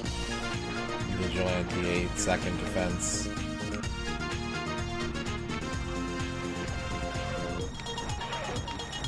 I think Chef Boyardee was a real person. But I think his name was not spelled that way. I think the way the name is spelled is like a phonetic sort of butchering of some kind of French name. Boyardee? Yeah.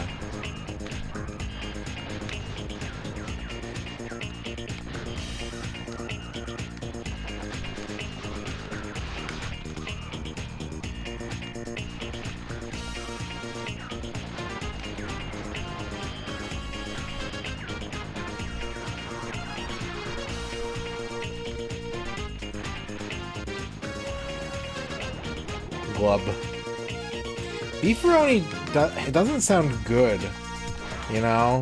Strictly speaking, it doesn't sound good, but if there was beefaroni in front of me right now, I would be destroying it with my teeth.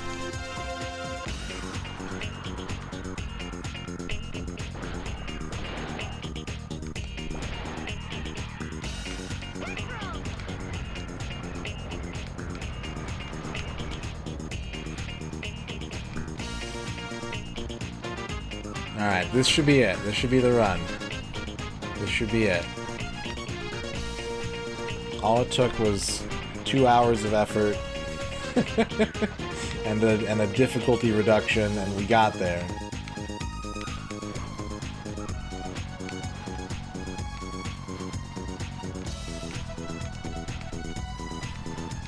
Except that this asshole is playing Ice Road Truckers again, making it exceptionally hard to kill him.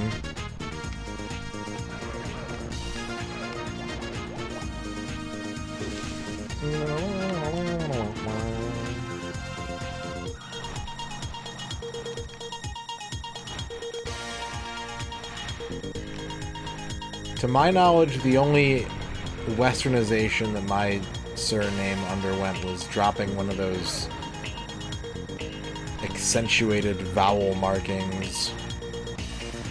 That's right. Originally, there was an umlaut over the R.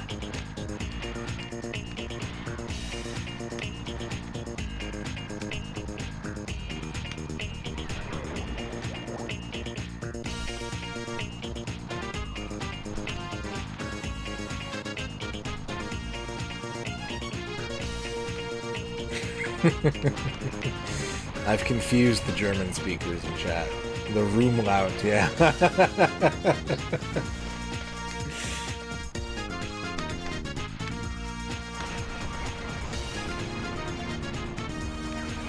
Watery grave! Ah, I can't get the power up. But I beat the level. But I did it. Yes, yes, yes. No whammies.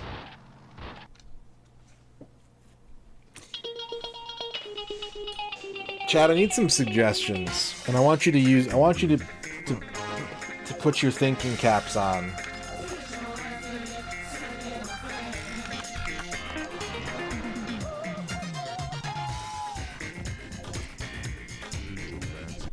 Wow, who is the fireball of a girl in the silver car? Could it be FBI agent Chassis Blue?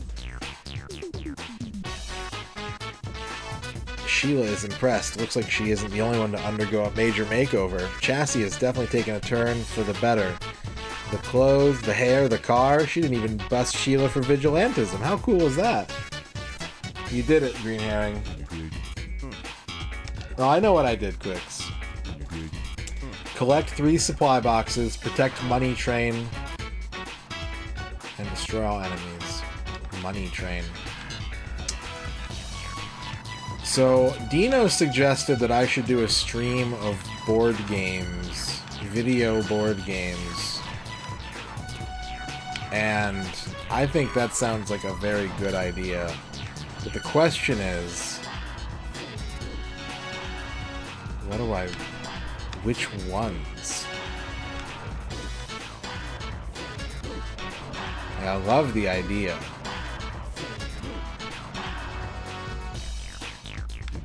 Sonic Shuffle frustrates me because it's a good board game.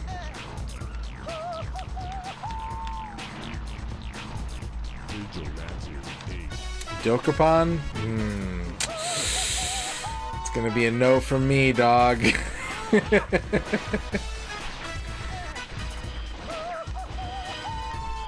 Play Gaia Master?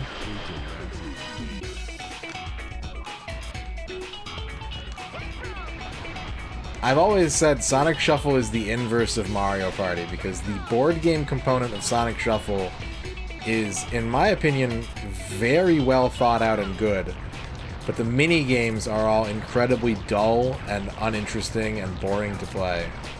Whereas Mario Party is a collection of essentially decent mini games with the worst wrapping on the burger. I do want to play Fortune Street. I've never played an Itadaki Street game before. It would be nice to play one in English.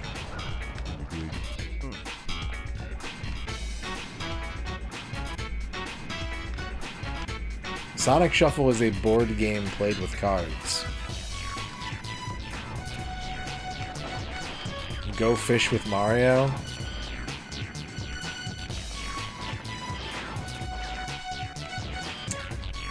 I've never played Pac-Man Fever. Is it really just like they did it wrong both ways? Now, it doesn't specifically have to be like a video board game that is unique to the video game medium, right?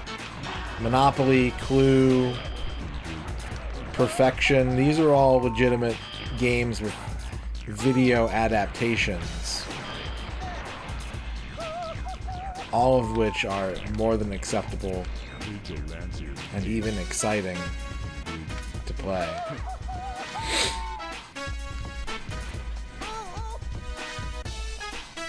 I have no idea sales. I'm like the least social gamer, which is saying something.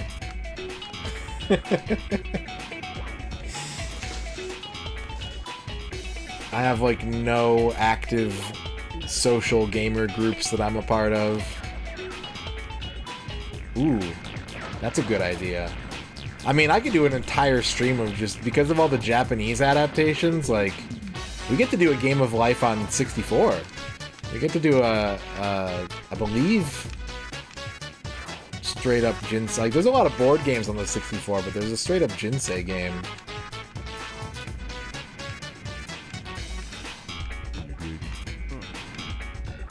I'm not anti-social. I want to be social, but I'm just no longer a part of any groups or collectives or, you know.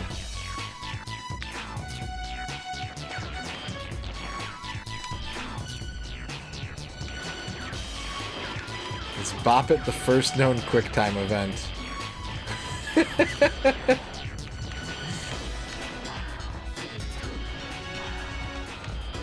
Oh, Top Shop is good. I need to play that. I've never played Top Shop, but yeah, that's a good one. It's a very good choice.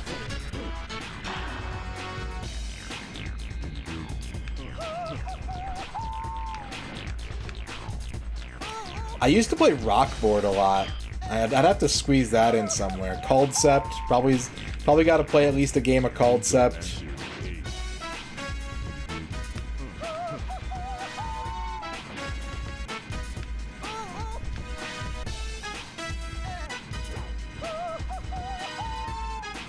Proof Club. I think I remember you streaming that. Is that the one with like the really insane pixel art? Dr. Drago's Madcap Chase.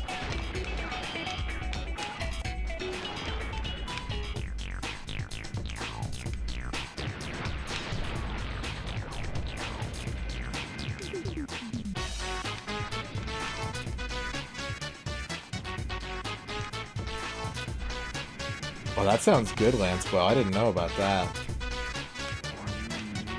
Wait, no, magnets. Oh, I like cardboard games. I had a lot of cardboard games as a kid. That's an underappreciated genre of board game.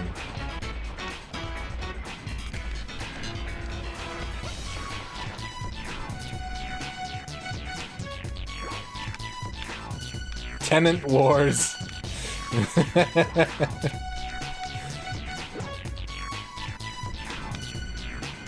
I even like it when a game that isn't a board video game has like a board game element to it, you know? Yeah, cardboard games. Like Le Mans or I had the licensed version. It was Daytona USA, but it was literally just or Daytona 500, but it was a reskin of a very popular race car board game that I can't think of the name of right now. Mousetrap, my first board games that I got as a child that were specifically mine and not like family board games were Mousetrap and Guess Who. And I broke that damn Mousetrap so fast and it had to be glued back together.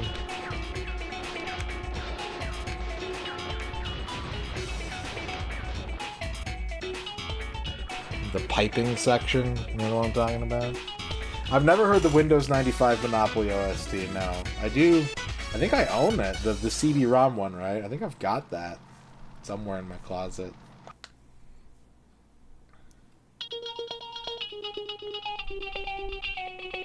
What? Can you dig it?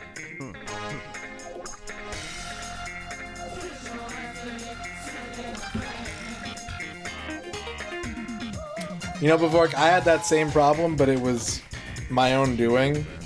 Because my family was like, he likes Monopoly. And I was like, I do like Monopoly.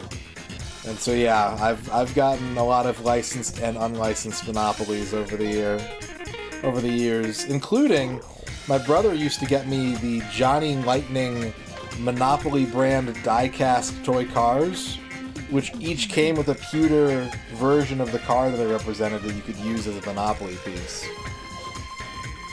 So I have, like, Monopoly Dodge Vipers and shit somewhere. Minnesota. Battle de Paradise. Did you play that on your Neo Geo Pocket Color stream that you did a few months ago, Dino? It looks like several well-known coyotes are on the loose, including Molo. To top it off, Sid Burns' ex-flame Nina is now supplying arms to Clyde. The police remain concentrated in larger cities, so the Outback is a free-for-all. Sounds just like the old days, no biggie. I like... I don't like Trivial Pursuit. I like trivia games. I like answering trivia questions. I don't like the game design, the structure of the game of Trivial Pursuit. Significant Pursuit.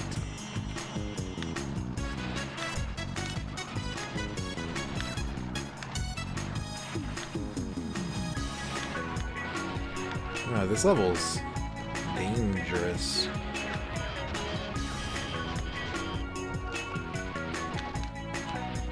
I enjoy Monopoly. I like Monopoly.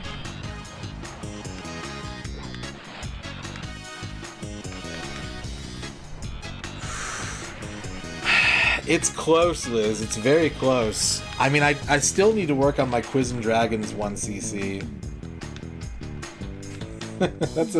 That's a goal of mine that I have not paid much attention to.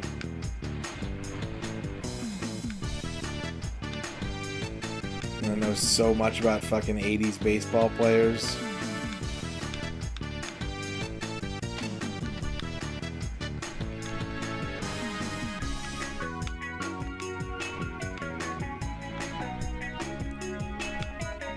I've said it before, I would be completely content with quote-unquote fan translations of quiz video games that did not attempt to translate the actual questions, only the mechanics of the game, and just had like packs of trivia questions that you could just plug in instead.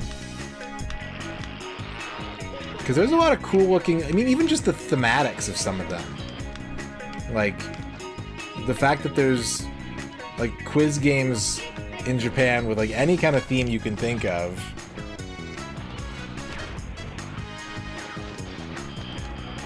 I want to play them. I want to play like the Neo Geo one with the two like action guys. I want to play like Quiz Nanairo Dreams and like the Nobunaga ones where you answer questions to take over regions of Japan.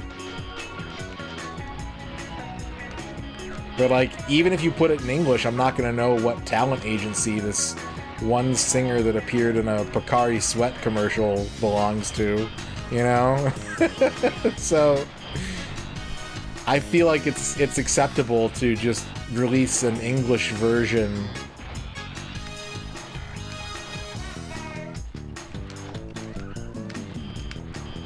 Yeah, some of them probably do. And like, I think you could stay true to because a lot of them have a category system too, right? A lot of Japanese quiz games have, at some point, a way for the player to choose a category or, like, a certain character that, like, when you battle them, their questions are going to be a category. And, a fan localization. That's a good way of putting it, too. A fan localization.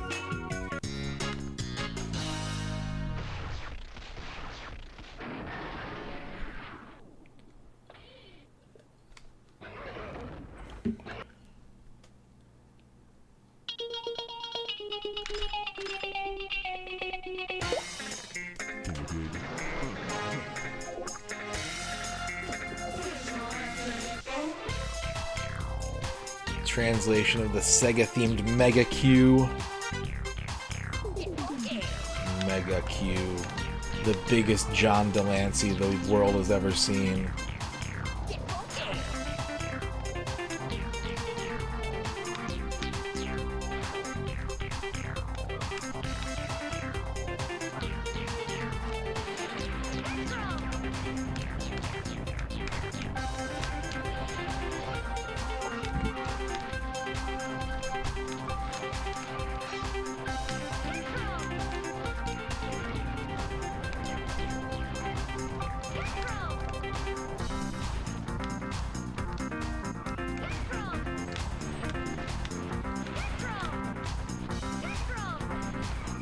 I don't know what she's saying. I keep thinking she's saying like petrol, but that doesn't make sense either.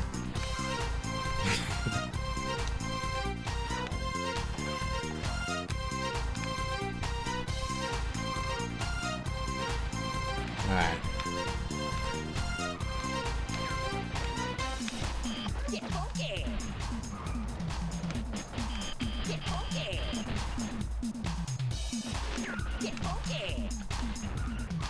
I don't know what you're talking about, Raccoon. The song is telling me to get funky. 10 out of 10.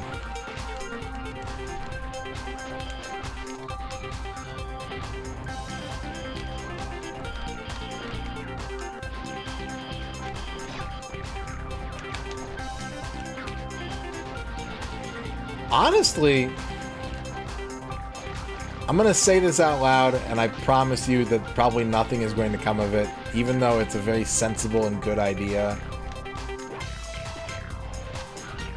I could write, or at least curate trivia questions, and I think I would understand the base intentions of the game well enough to stay true to its spirit.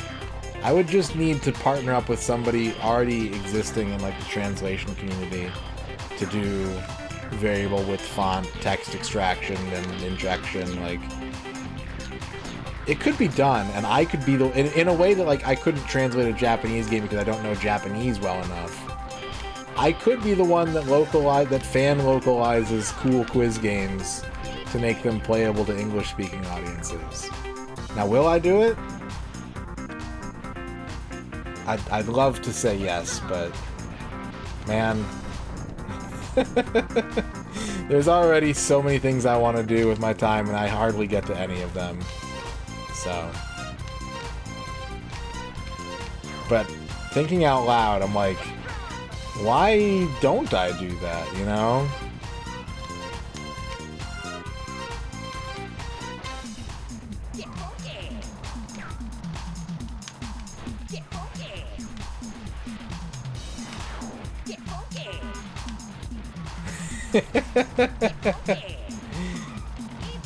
Turbo Delancey.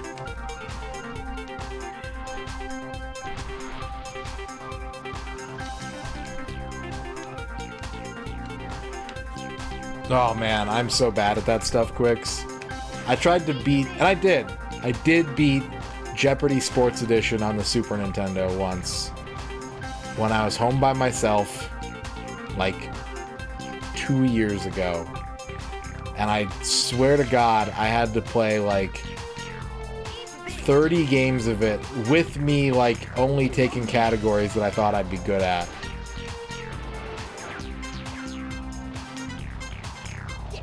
Because while I do know a lot about sports, my significant interest in sports didn't really begin until the late 2000s. So not particularly good at sports trivia, but I'd have to write sports trivia questions for a project like that. That's a significant category, often seen in quiz games. Fuck, I want to do this now.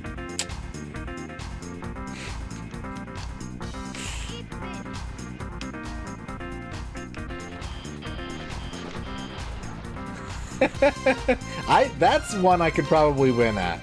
That's a sports trivia game I could probably win at, Duke.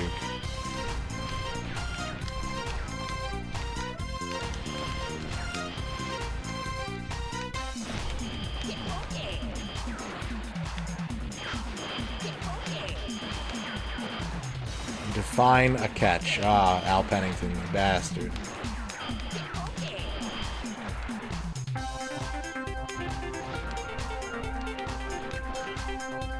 Wasn't that I mean, obviously not to the extent that you're proposing, which I think is a very good idea, actually, Shio, but wasn't there one of the Rusty's Real Deal Baseball games was like calling balls and strikes as the umpire?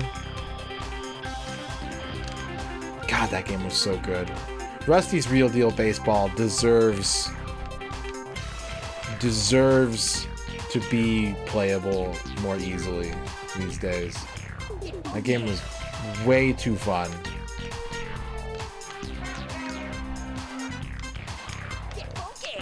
Even if it was Nintendo being like, let's try doing microtransactions. It worked. It's a 3DS game, Dan Highland. It's a 3DS game. Bo Jackson 3D platformer. Hell yeah.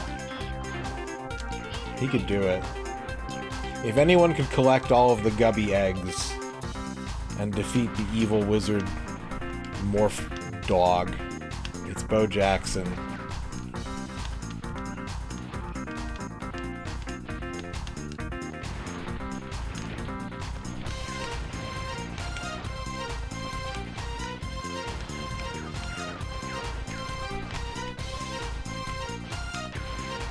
It's still one of my favorite sports game things that they made a Bo Jackson sports game for the Game Boy. And because it was a Bo Jackson sports game, it had both baseball and football on it. And you know, it's probably worth saying that if you have to design both of those games on the same engine, it's not going to be like the best of either, but it's still such a sick idea.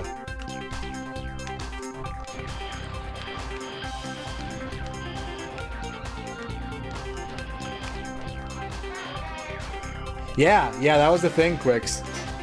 Rusty would be like, I'll sell you this minigame for $4, and you'd be like, what about $3? And he'd be like, yeah, okay. You could be a sucker and pay full price for everything.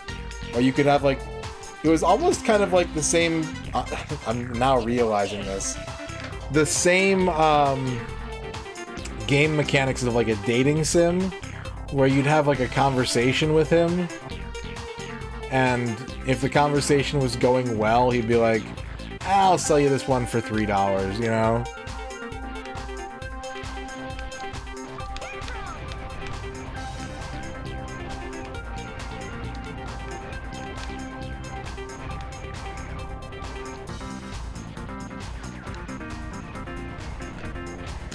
I don't want landmines.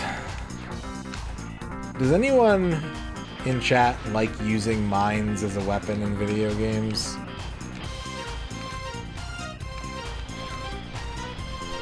Do you like banana peels? In GoldenEye, there was some satisfaction to using proximity mines in GoldenEye, I'll give you that. It was also the easiest, like, troll weapon, but there was some satisfaction into, like, tricking people with it. But man, I always just want to hurt the enemy in front of me and not have to, like, lay traps or go around and be out in front and hope that they hit my items. Carmageddon 2, we're back? No? Okay. Interesting.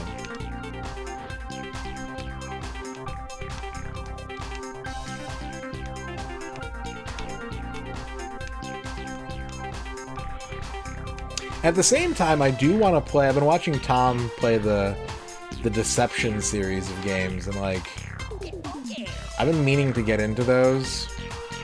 I don't think it's going to be something that I'm going to fall totally in love with, but I love the concept. I'd like to play them, you know? And that's what that game's about, is about setting traps. Night traps.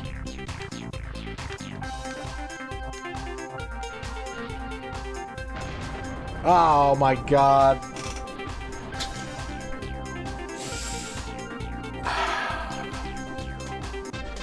The most ripped.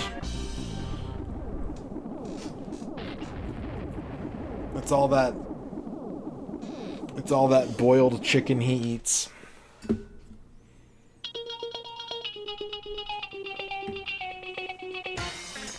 Can you dig it?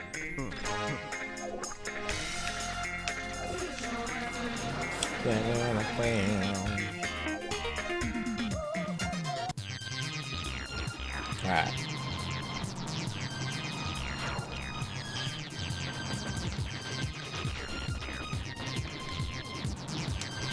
Where did my flamethrower go?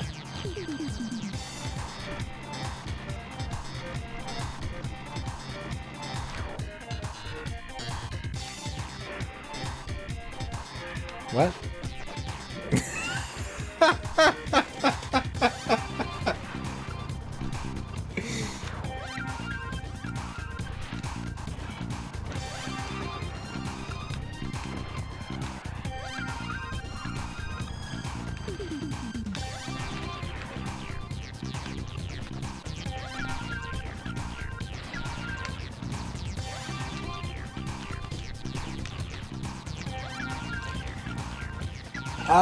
It depends for me. There's a lot of satisfying grenade launchers, but man, I don't like playing Quake because every gun in Quake is a grenade launcher that will do damage to you if your target is near you, is anywhere in the same zip code as you. I think I like a nice submachine gun. That's usually what my go-to. Something that I can just hold down the fire button until my target is sufficiently perforated. At no risk to myself.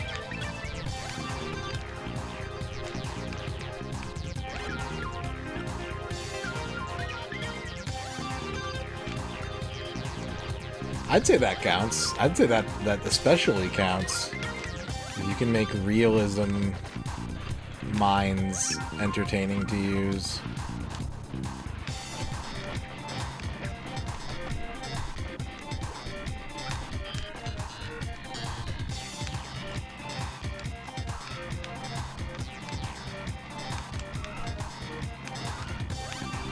No.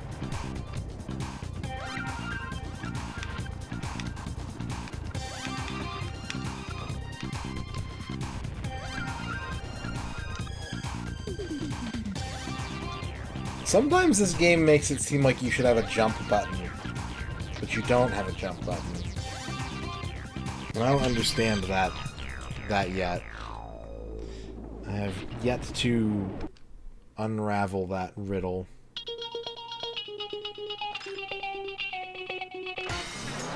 Can you dig it?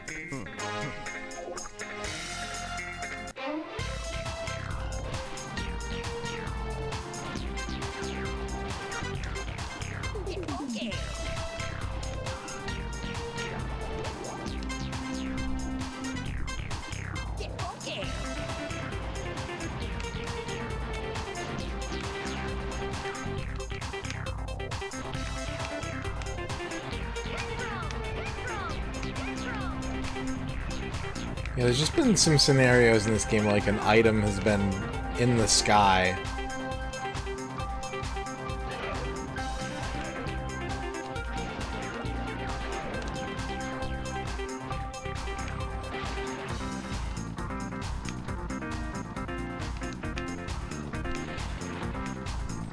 Pilcrow.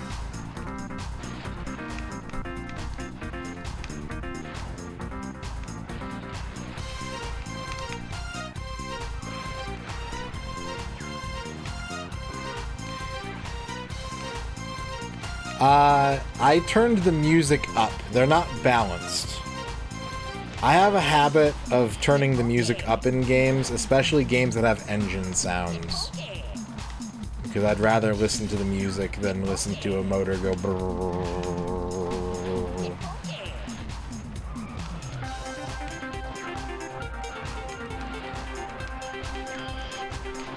Yeah, cargo burr.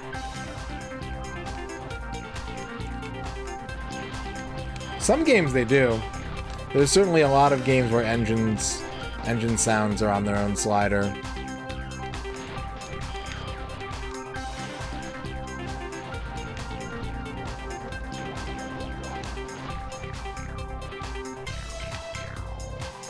But yeah, if you give me independent music and sound effects sliders, I'll always bump the music up like once or twice.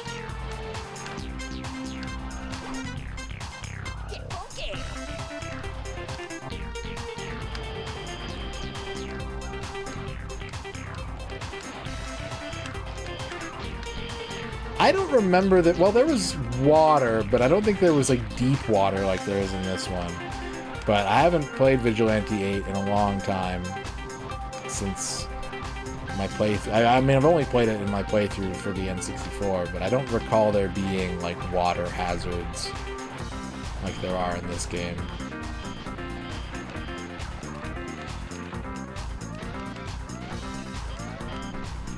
That's such a good special move for a garbage truck to have.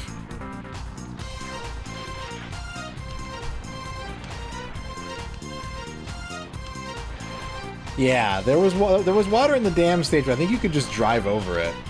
I don't think it caused any problems.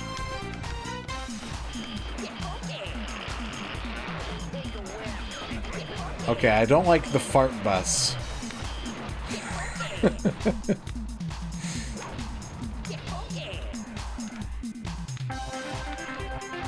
I like the garbage truck special. I don't enjoy the fart bus.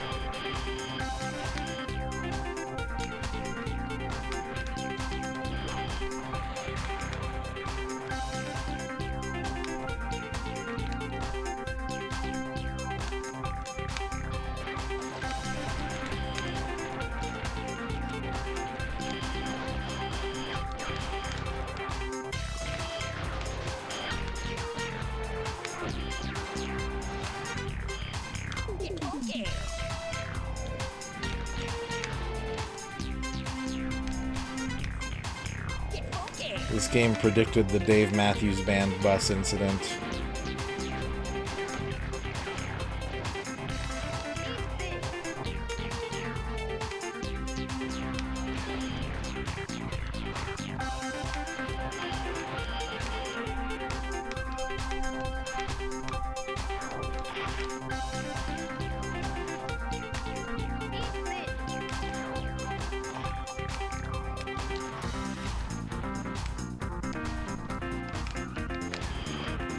Oh, this guy has like full health. I don't like that.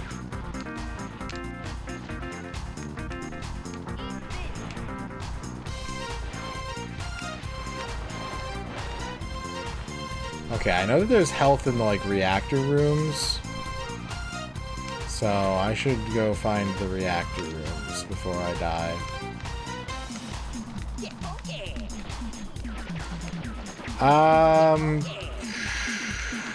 You'll either find it disgusting or hilarious or both. Bone Masher. Don't look up any pictures. Let's go with that. Try to get a text-only version of the story.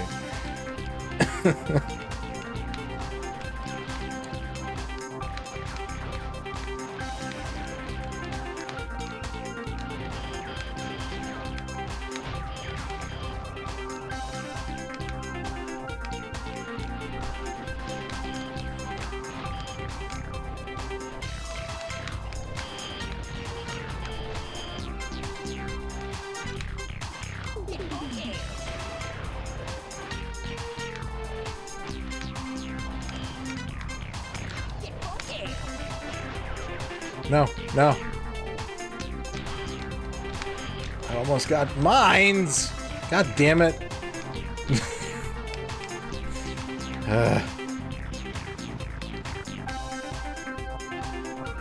Absolutely, Duke.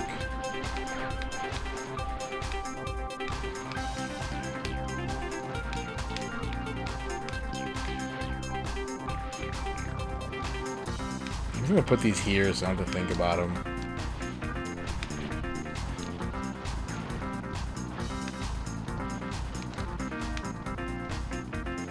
Yeah. Yeah, absolutely. I mean, that goes hand in hand with, like, the entire WebM format.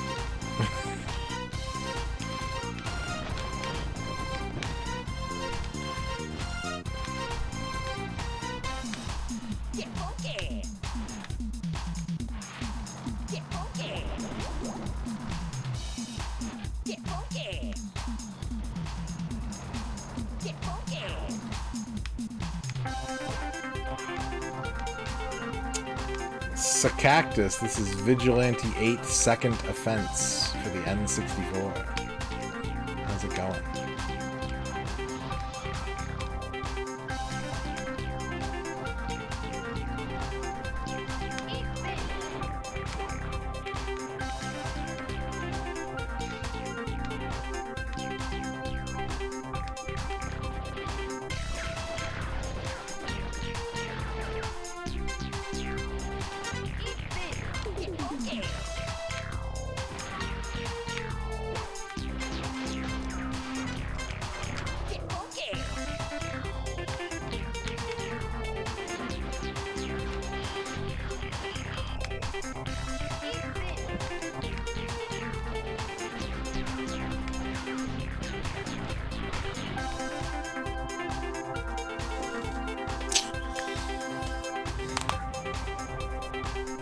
not here, welcome to the chat. Ugh. This level was tough. I was close that one time until I ran into that forklift full of toxic waste. Well,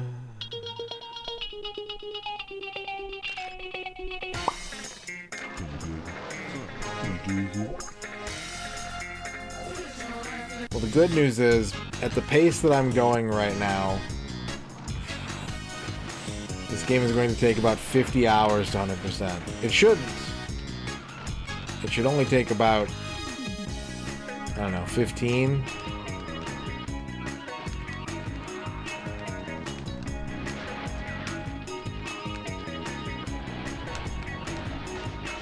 But I'm not doing so good at it. As expected.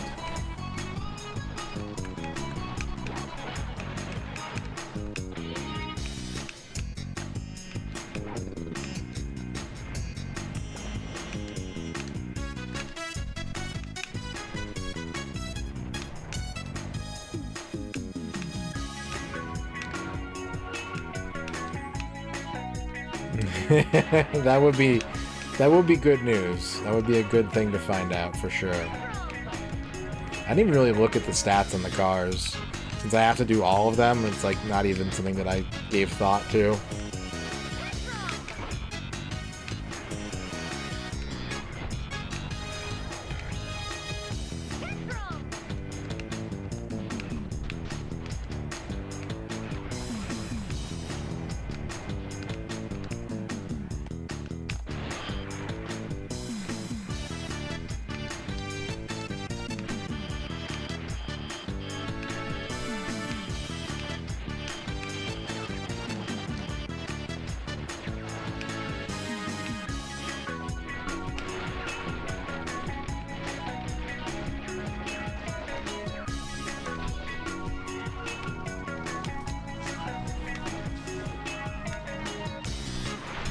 Oof.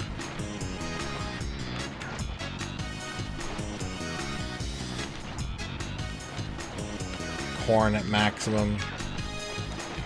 What would you even do with that much corn?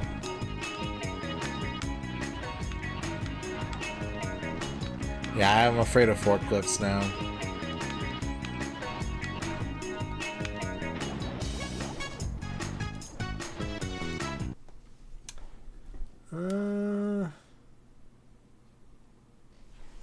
Hang on a second. I've got a support ticket I've got to answer. Let's see.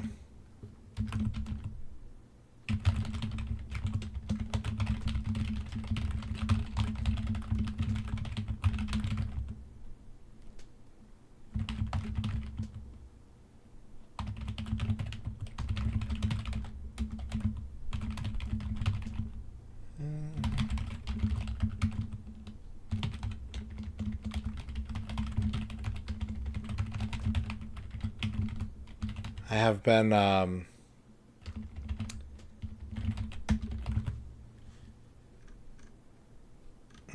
my ticket has been responded to, but not necessarily listened to.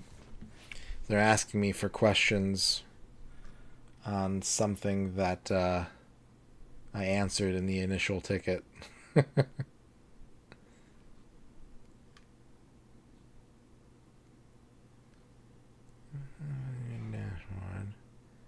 Copying the information that appears in the URL that appears after.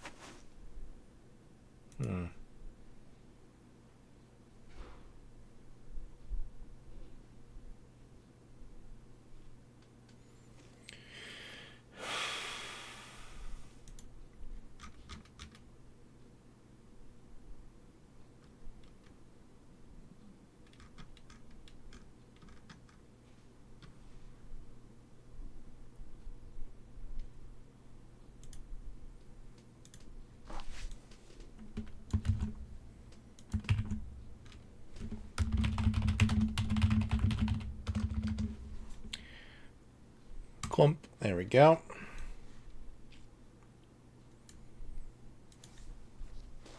There we go. Any iron bacon in my diet recently? No, I don't eat a lot of bacon. I'm not a big bacon consumer.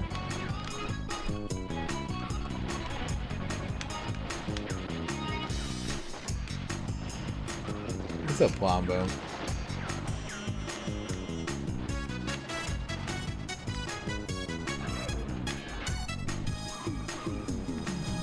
Banned from Domino's deliveries. How do you get banned from... I mean, I guess there's answers to that question that I probably don't want to know. I've heard horror stories from people that have worked pizza delivery.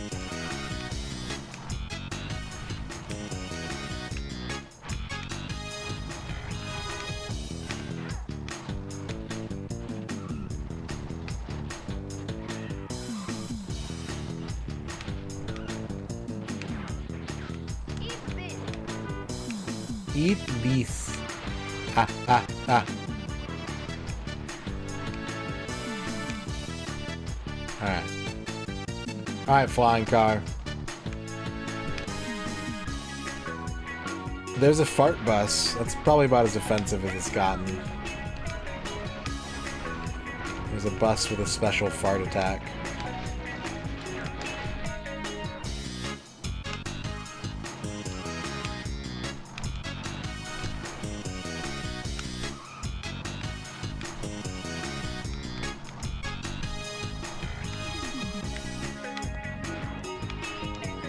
Yeah, that sounds about right, Al Pennington.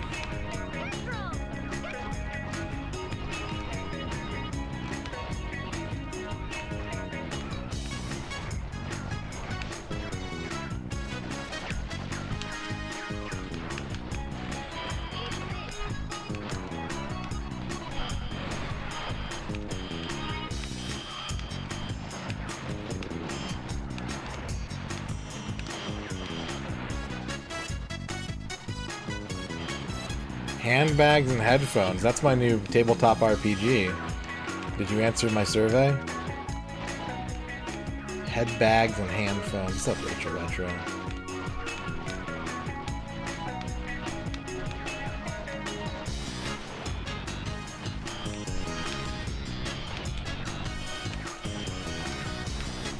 Take that, El Guerrero. Alright, good. Good.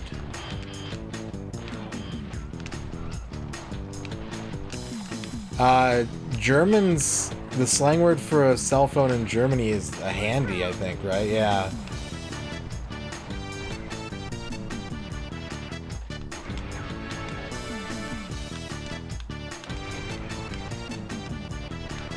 Mein Handy.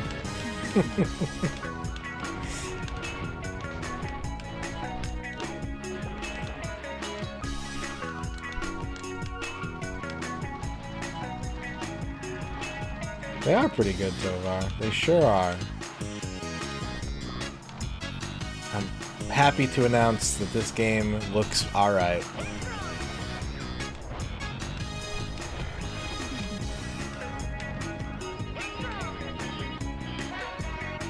Ah! Put me down!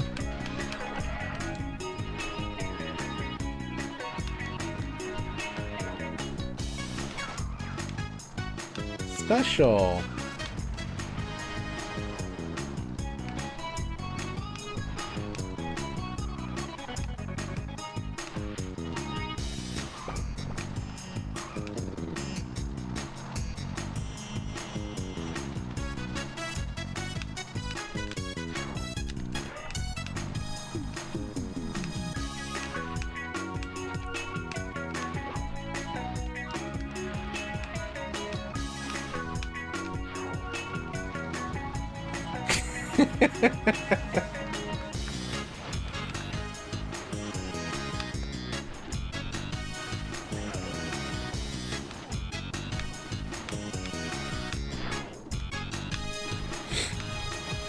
There no, no? I want the special, please. Well, the flamethrower. Well, you know what? Maybe that's what Dino was talking about. There's like weapon combinations. Like special plus this equals flamethrower.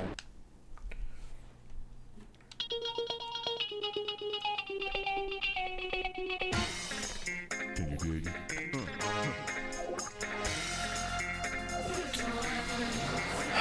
Man, this level's hard. Speaking of handies. Can you dig? Speaking of handies, this level is a lot of hard work.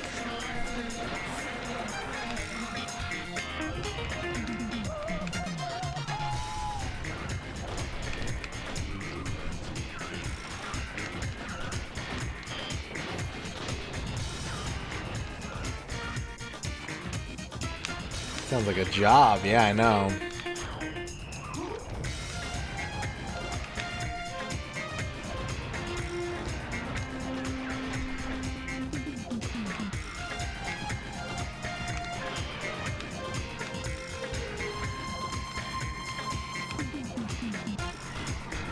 No! Okay, we're good.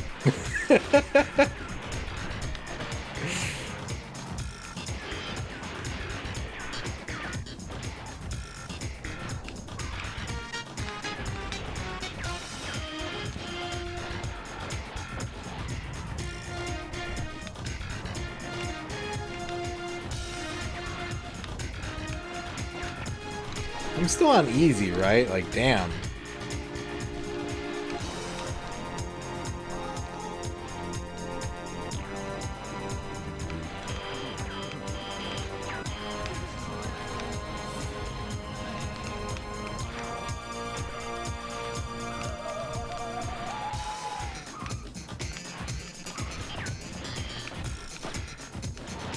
Fart.jason.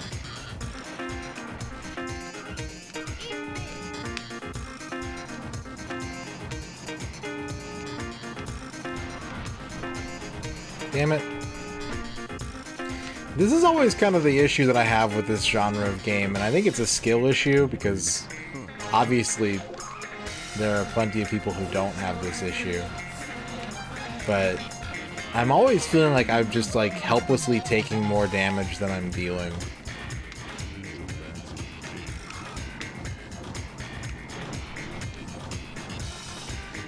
Like the controls are just gummy enough that I don't think I can engage in any crazy maneuvers or anything.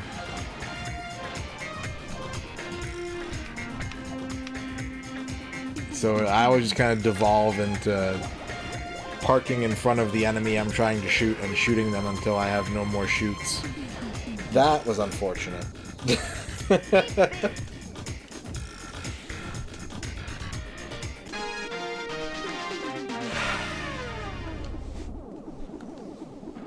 Alright, I'm gonna take a break after this next attempt.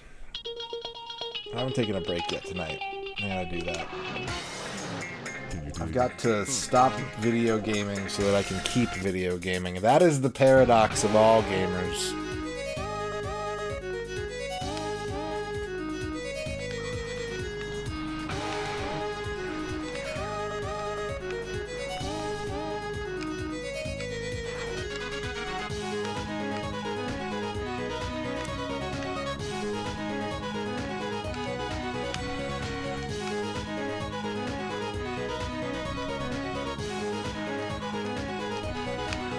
You know what? I hope that that there's like a streamers union at some point, so that when they go on strike, we can unironically say "power to the players." it's like a slogan of solidarity.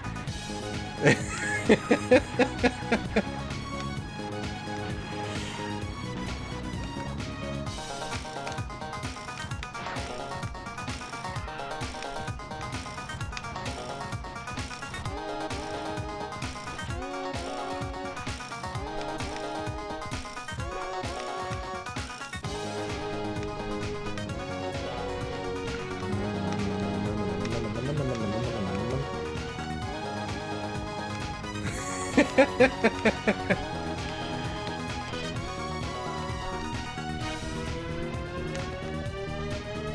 long have I had this thought out for? 10 seconds. Dan Highland.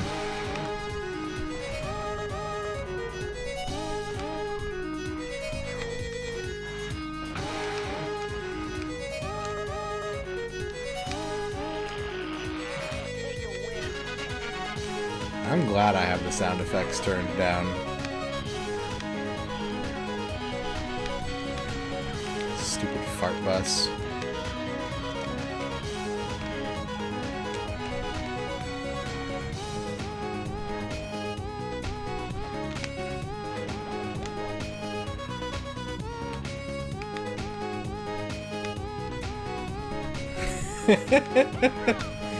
Gross. Is it still a porno place?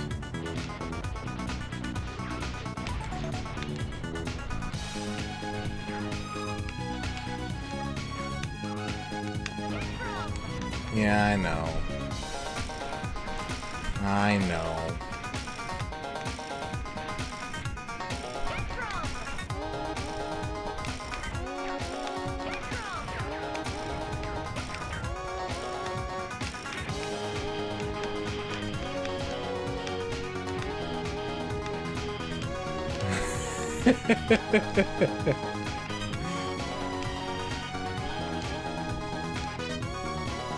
Okay.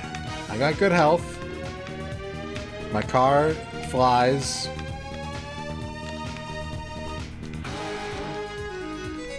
Got a flamethrower.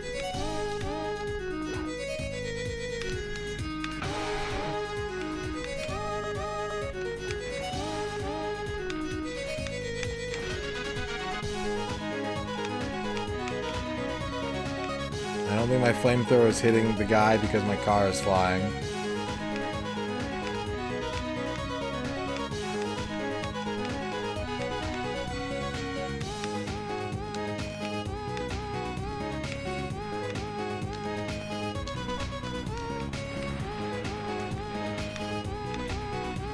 Fart bus. Damn, did he get a bunch of his health back?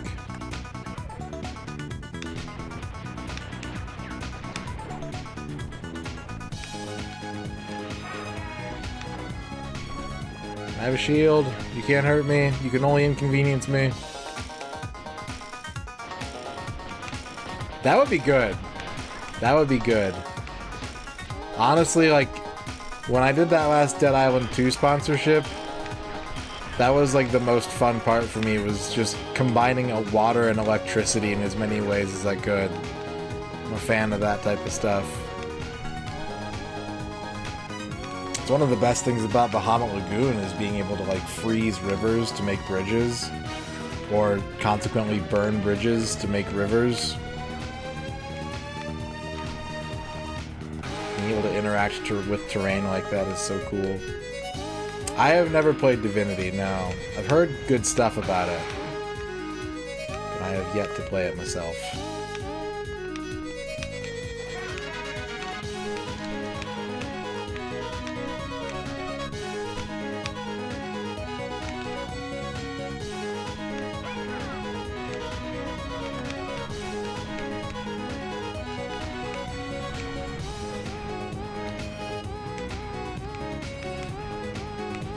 Yeah.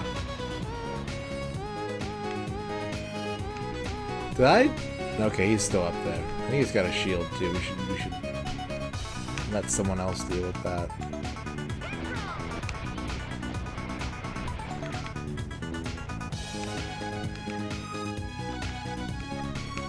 Baller's Gate. Ballerberg.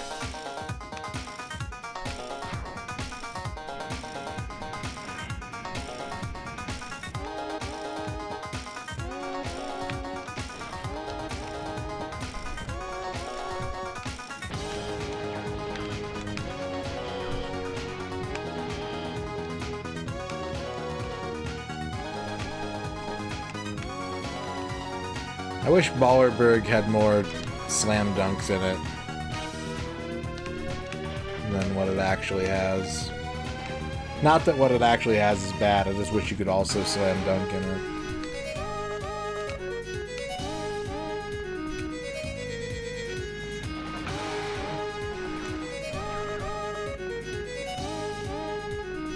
Yeah, that's the one I'm thinking of. Like, to me, that's... When I think Ballerberg, I think of the PS1 Ballerberg. I'm too uncultured to be thinking about ancient Apple games and the like.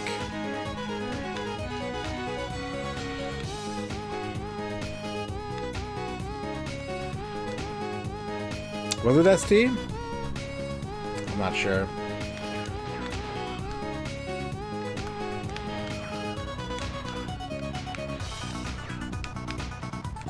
I'm gonna melt this freaking bus.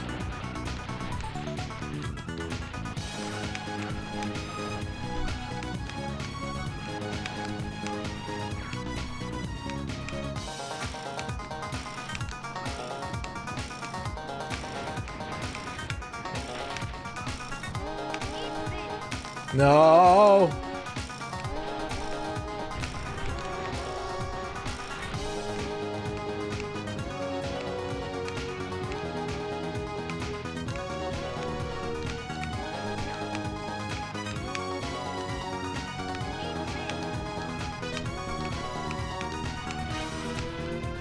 Do I get it? I don't think I got it. No text appeared on screen.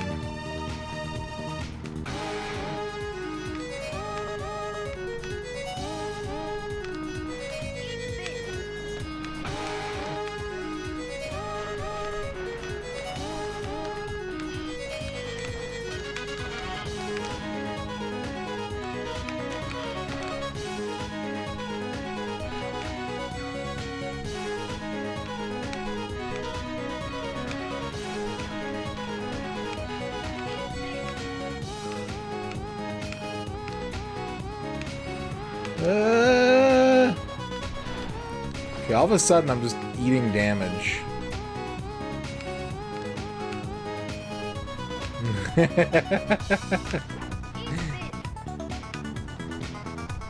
This is the future that Cotton Eye Joe by Rednecks promised.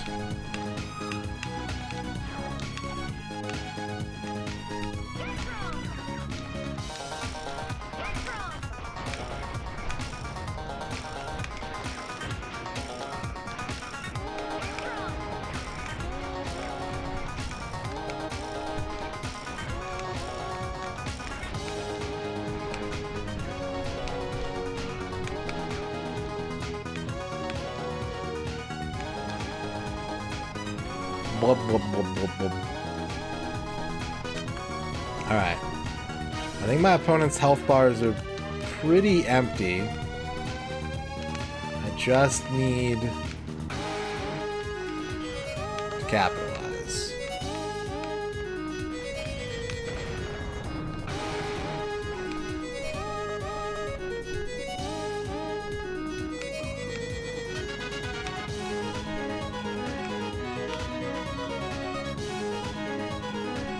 Alright. No, landmines.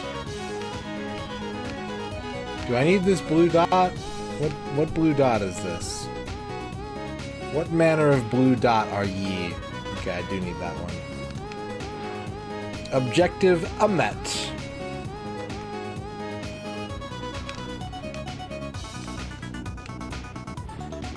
Oh shit.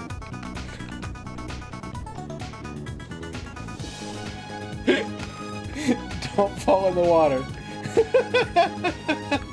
I just want to watch this for a while.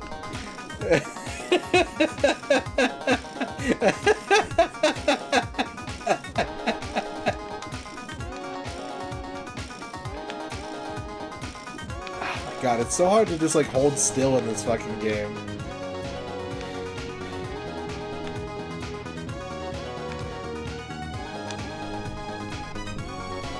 Like, this is me not touching the controller.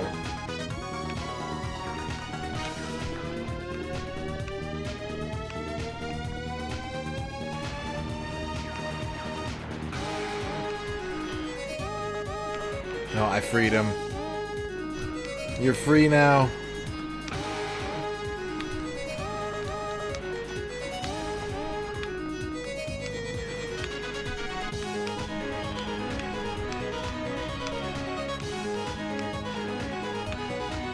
Don't you dare kill me.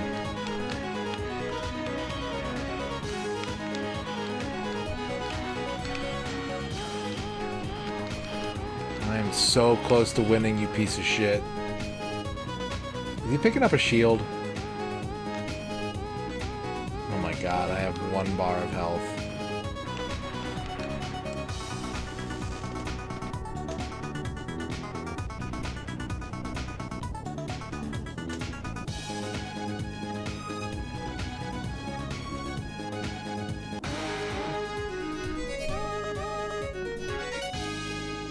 What do you mean objective A not? It's because I...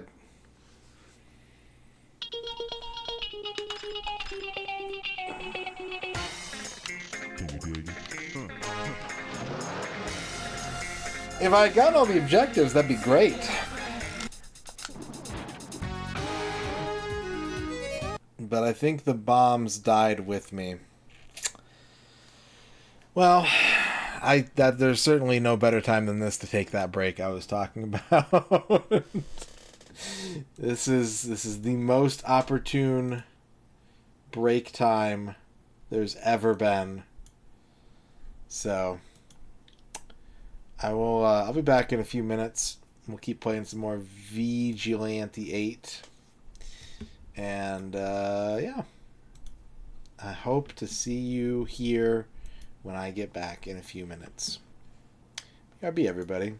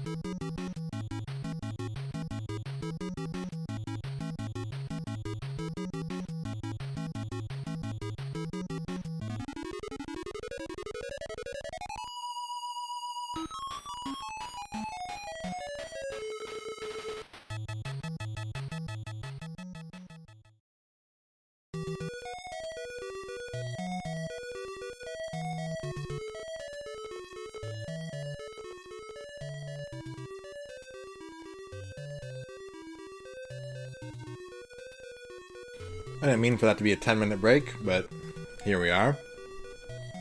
10-minute break. Welcome back, chat. Good to see you. Good to be here. Feeling great. Yeah, it was 10 minutes. 9 minutes, but close enough. Maybe 8 minutes. 7 minutes. It was 2 minutes. Oh, I can't believe I died like that. Back to work. No rest. No breaks except for the one I just took.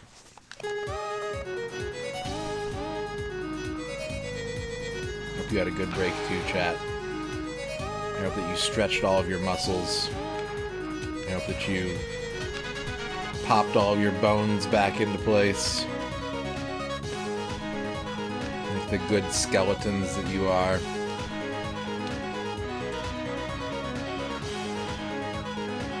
It was a double KO. It was a double KO. They let me call it a stage clear, but because you drop items when you die, I did not complete the objective of having all of the items. Yeah, so there's two different types of stage clears. There's beating the level and then there's beating the objectives. So I don't have to redo the stage, but because I'm trying to get everything, I have to redo the stage. Capiche?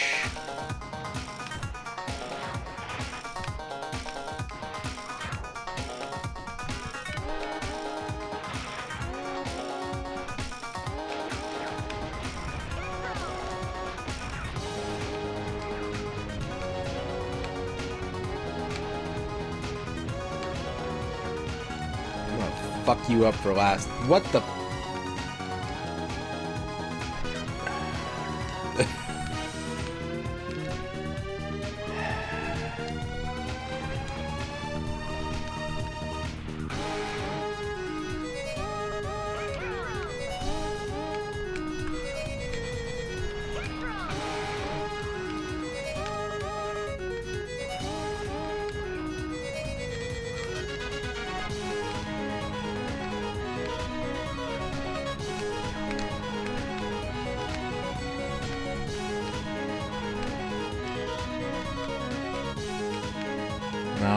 No, you get your ass back here. I'm not done with you.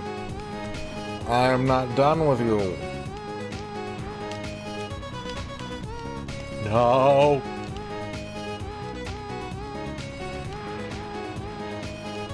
Fucking grub dual loader.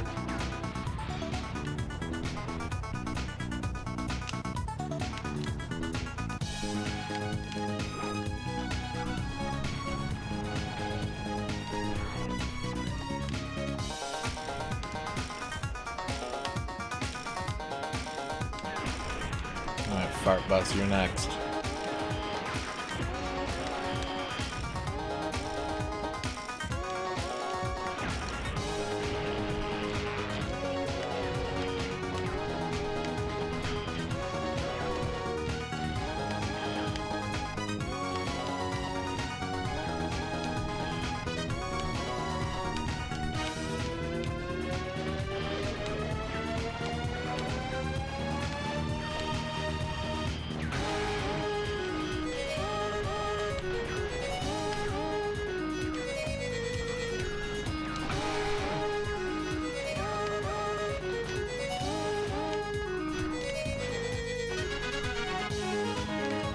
Vibro slap.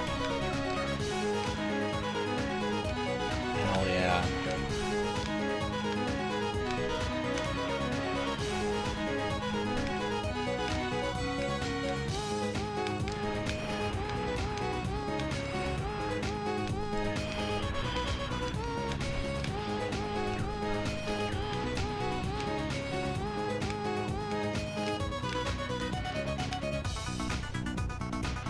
I think I know the one you're talking about.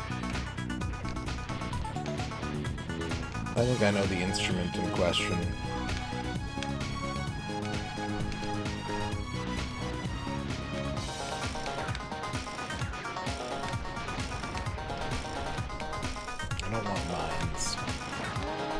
I don't want nuclear barrels.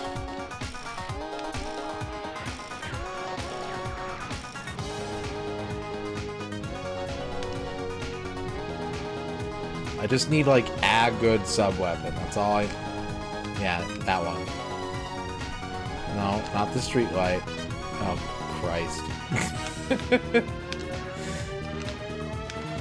No, he took it.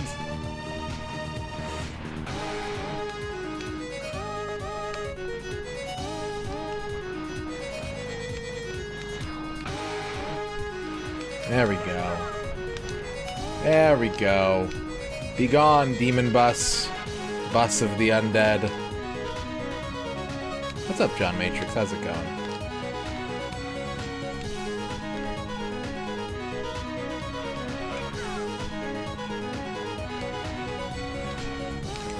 Yeah. Jesus, why did you turn?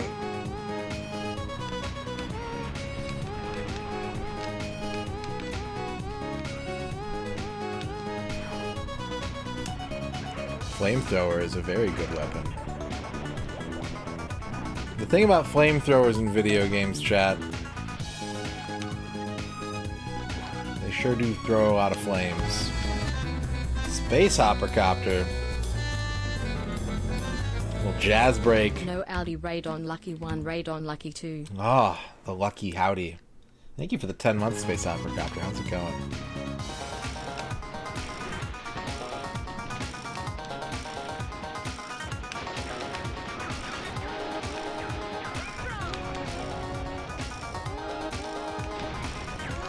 This time I'm out of sub-weapons again. No! Even from that distance, I'm like, oh god, he's coming!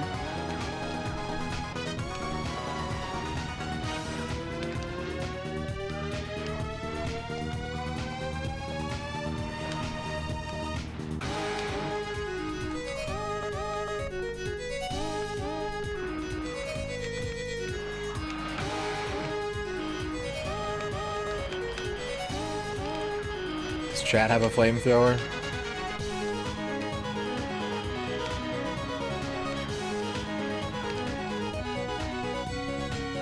Alright, we did it. The break worked. The break finally worked. All objectives cleared.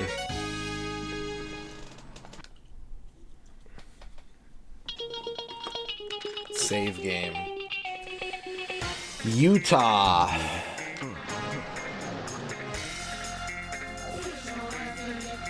According to Chassis, Clyde sent his crew to rob the Olympus Resort so that he can continue funding his terrorist operations. Since Chassis was ordered to stay close to Clyde, she suggested that Sheila take a trip to Utah and protect the resort. No problemo. Unfortunately, she arrives too late. Bring the stolen prize money. You gotta deliver the briefcase. Not enough to collect the briefcases. You gotta deliver them this time. Yeah, the music in this game, you can set it up to be like sequential. I think by default it's on shuffle.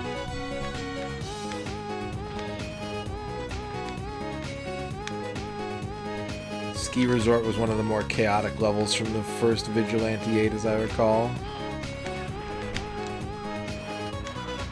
It returns with a vengeance in the sequel.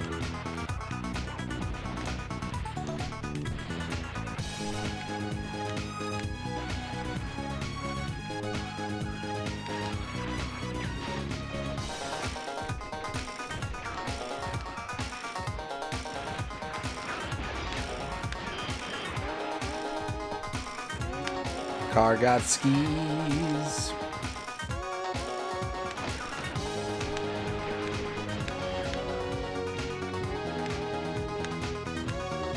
X.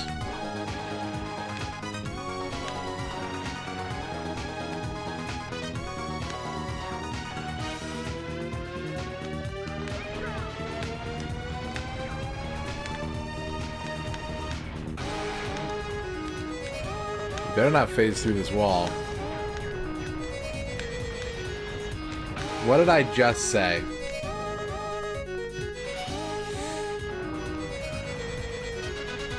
Oh.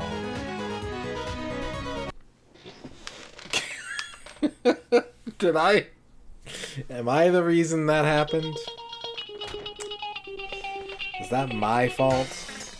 Can you dig it? Ugh.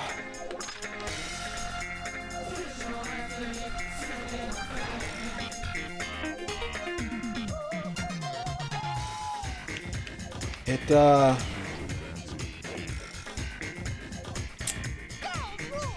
Ugh.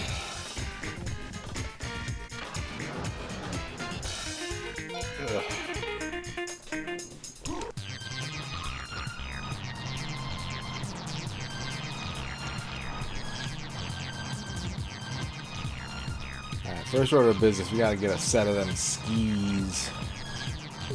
Those seem to be pretty important.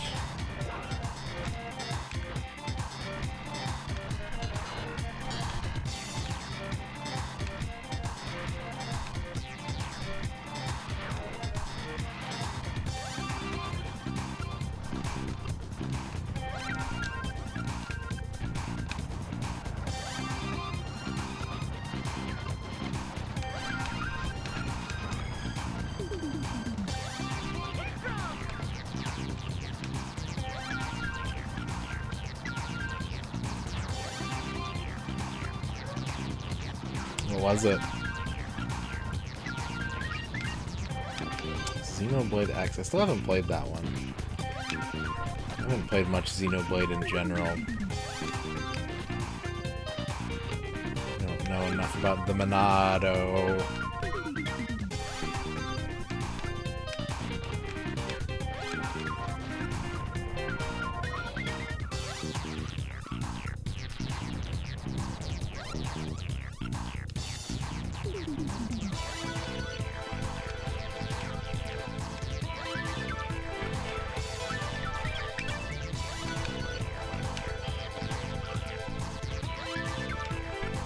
My skis are gone. That tears it.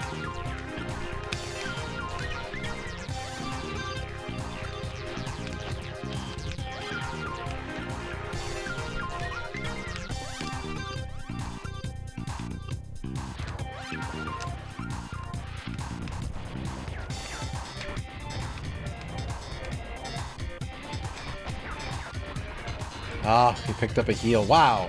It healed him a lot. I think it healed him more than those things healed. Oh, God.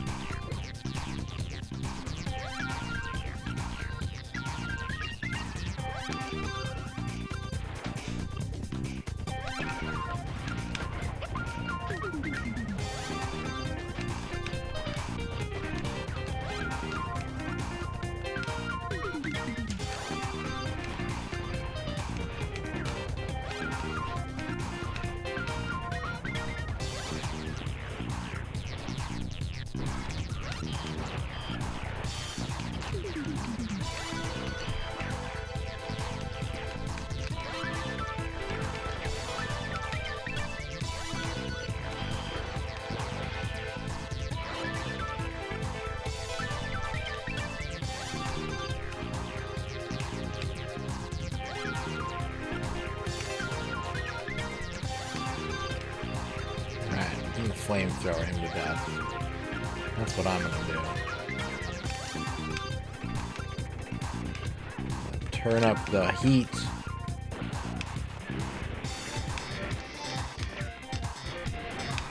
Wait, does he have flamethrower too? Crap.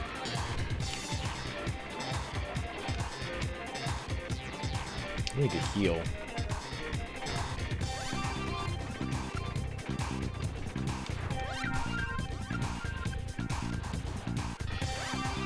Yeah, it's like healing me maybe a quarter of my health. I think it healed the CPU like half. Some obscene amount of health.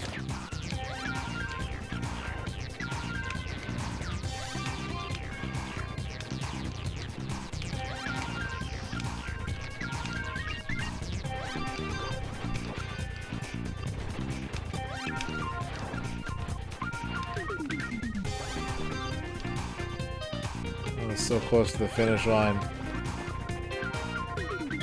I can't move.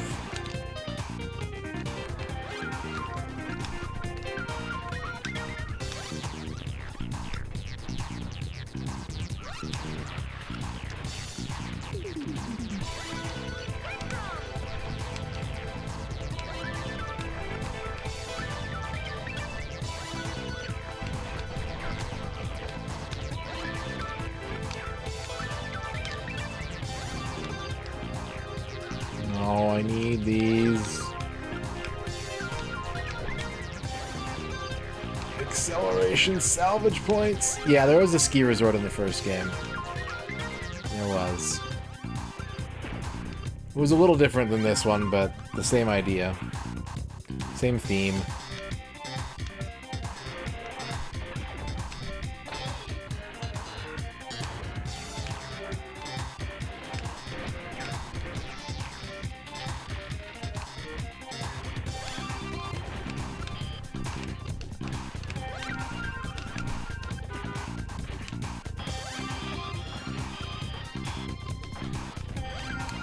Delivery required.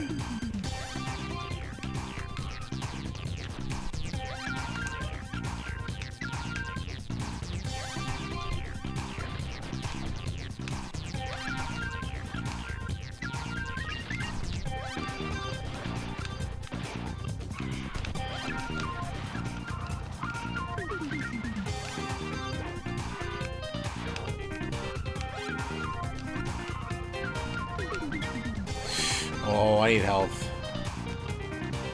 I was like, there he is.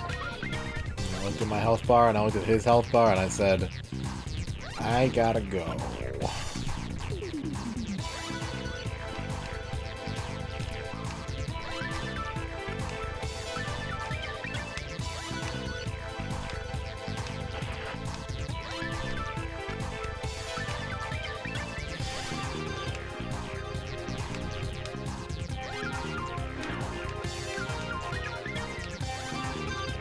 Alright, is that gonna be enough?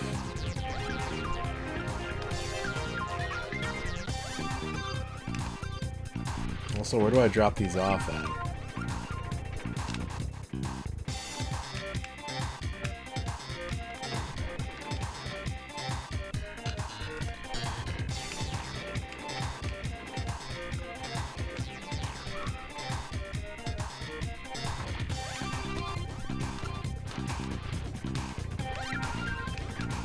Are you stuck?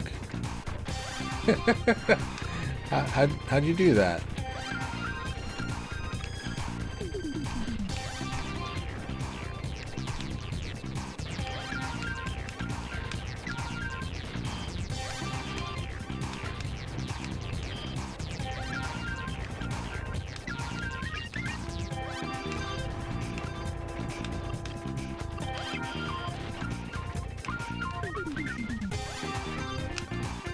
No. Oh, God.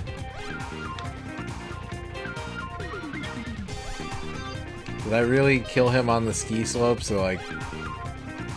They're gonna tell me I failed the mission, aren't they? They're gonna be like, objectives not complete. You big oaf.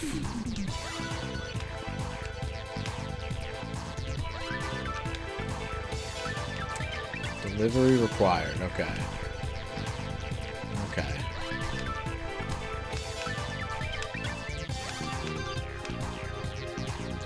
No, that's not the lodge.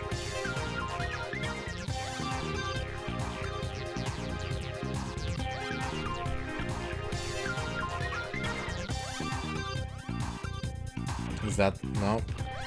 Also not the lodge. It's the building that I blew up. I'm afraid I'm gonna blow it up again. That's the problem. I'm terrified I'm just gonna blow it up again.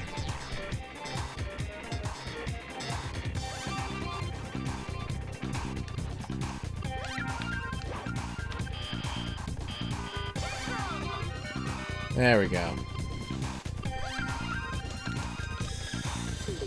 Whew. Alright, that was not so bad. That one went well.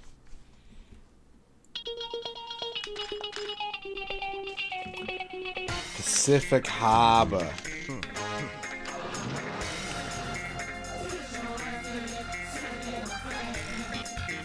Helping Chassis actually feels like being an agent. Sheila is totally into it. She's even referring to herself as Convoy's Angel in memory of her great uncle. Torque thinks she's gone cuckoo, but Houston likes the moniker. Supposedly there's some contraband coming into the harbor. Angel is on the case. Collect 4 boxes. Protect barge. Destroy enemies. There's a lot of water in this level. First observation. This harbor level has a lot of water in it.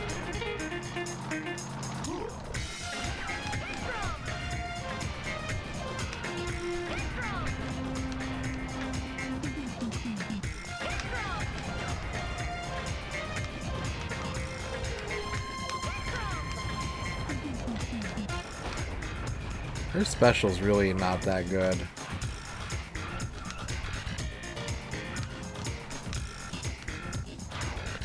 I was thinking that it was retro too. Yeah.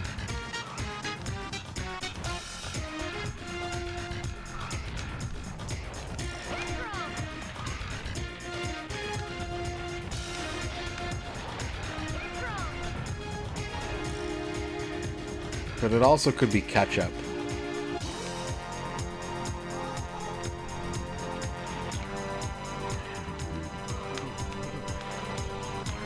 Catch-up.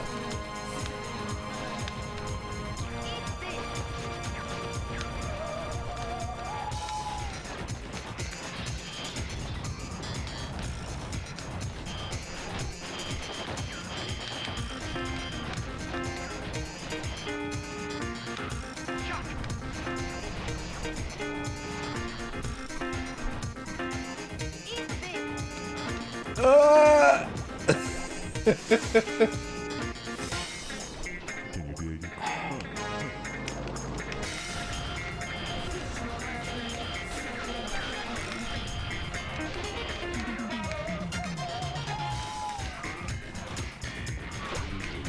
Alright, we got one. But my health is low. But I think I just gotta get repair from falling into the ocean for some reason. I'll take it.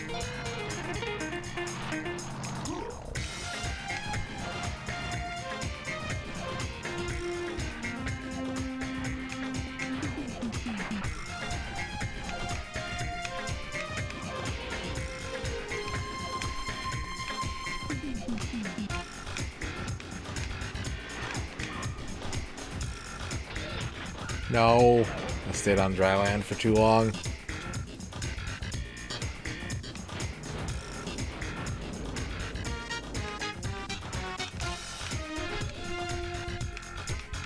Okay. Getting my items. Hitting my item quota for the day.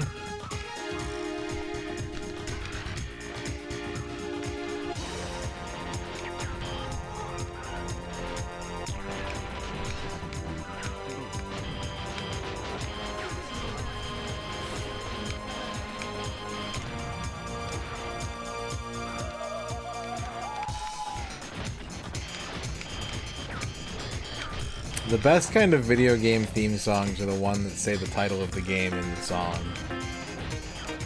As a Cruisin' World fan, this is my hypothesis for the day.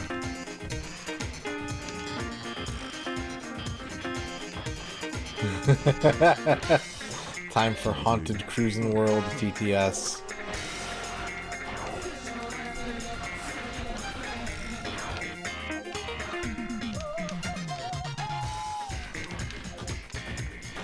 Yeah, Buck Bumble's fantastic. Every game should. I agree, Green Man.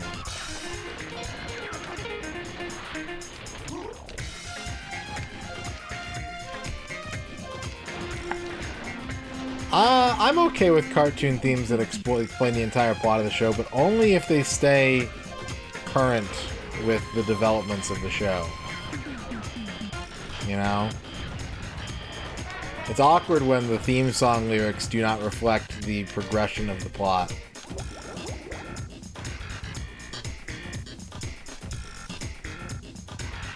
Yeah, I'm okay with that. I'm okay with that.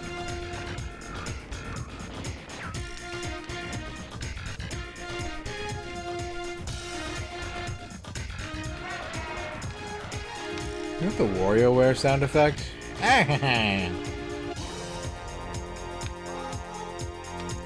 Is there a word for the way that the vocal effects and like the Game Boy Advance Wario games have that like chopped reverb to them? You know what I mean? Like Wario Land 4 does it, WarioWare does, every WarioWare game does it, not just the GBA ones, but Wario Land 4 uses it a lot.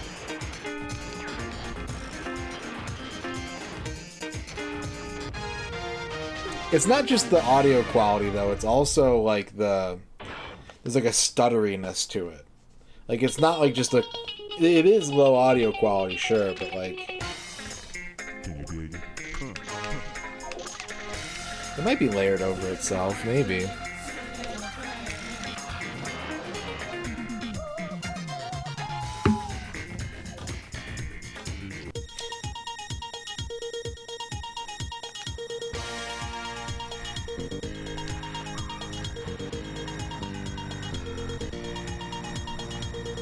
Let me see if I can find an example. WarioWare. Wait, let's start with Wario Land, because I know Wario Land 4 has them. Wario Land 4 voice clips.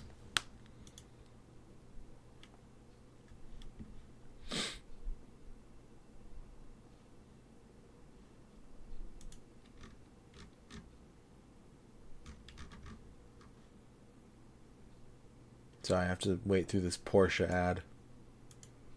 Hurry up! Hurry up! Hurry up! Hurry up! That! There's so much of that in like Wario Land 4 and like WarioWare. Hurry up! Hurry up! It's like the staccato, like mashing the sample, and then also like there's that kind of there's a bit of like there's a bit of distortion on it.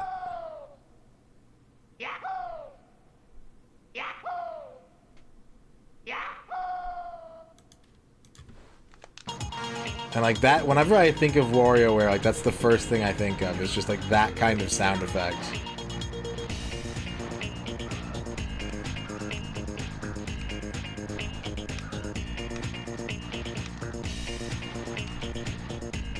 I don't think it's just the bitrate that's causing that. I think it's deliberate.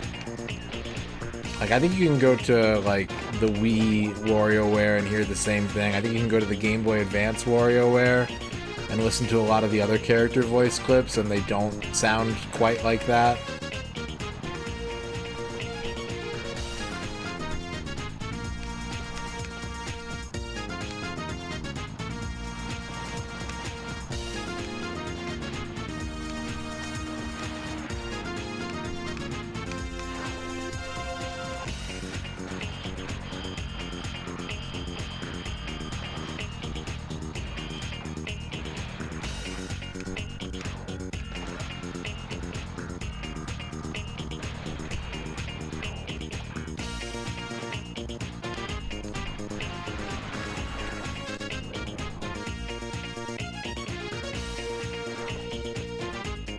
Are we dropping? Glub, yeah. Good. Very good.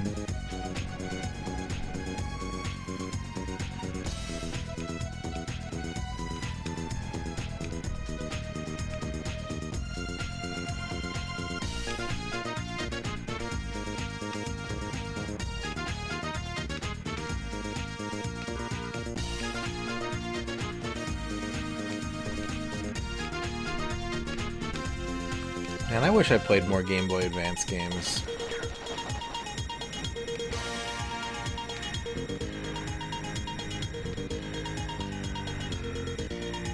I like Game Boy Advance games. Yeah, like Elf. I never finished it.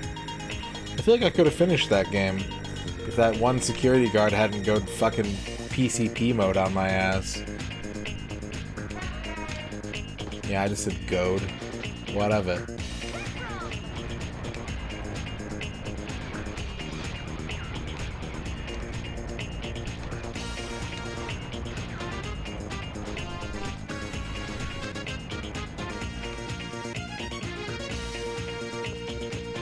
Ah!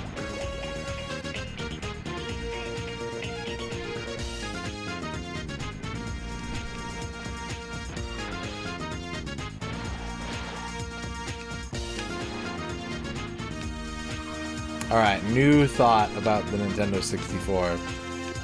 There are so many games about driving vehicles on this console, and most of them don't feel great to play.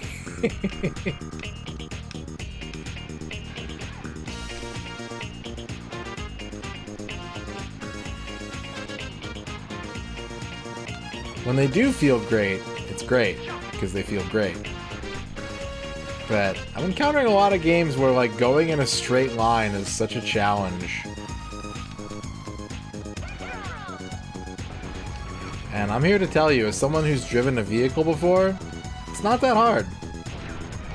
It's not a difficult prospect to keep your vehicle moving forward without bouncing everywhere. Now I hear you say, well, have you driven a all-terrain lifted station wagon driving through a busy harbor full of shipping crates?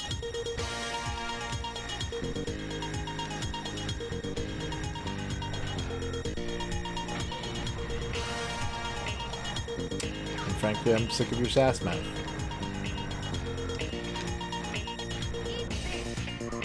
I have grown weary of your sass, hypothetical chat person, who may or may not actually exist.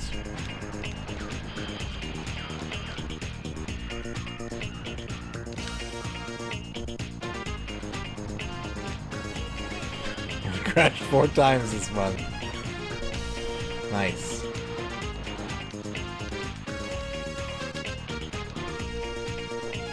See you drive a Tesla, Delight Man.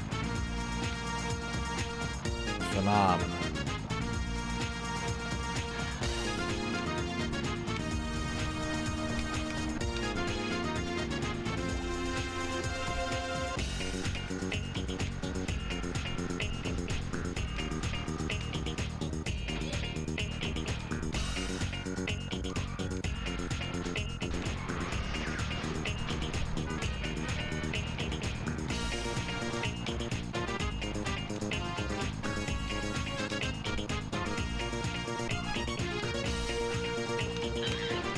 Yeah.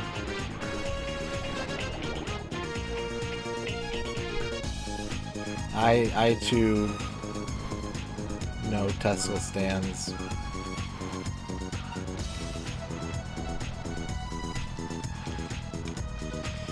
According to Vigilante 8 Second Defense, 70% of the western United States is submerged underwater.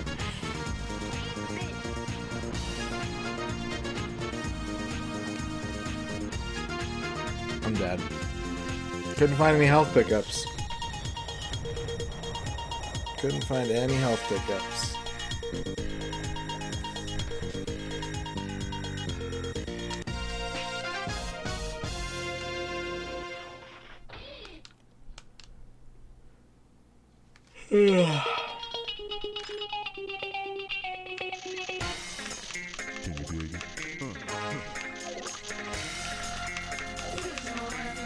No water in Arizona. Yes, water in Louisiana. Yes, water in Florida. No water in Pennsylvania. Yes, water in Minnesota, but not a lot of it. No water in Utah, unless you count frozen water. Water in California.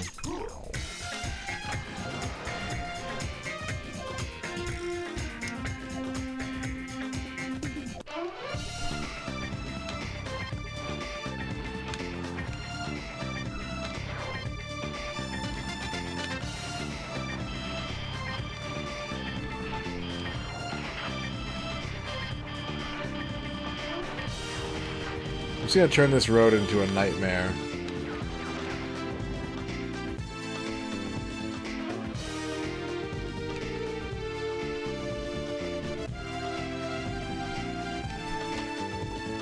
You had your very first In-N-Out burger and it was oniony.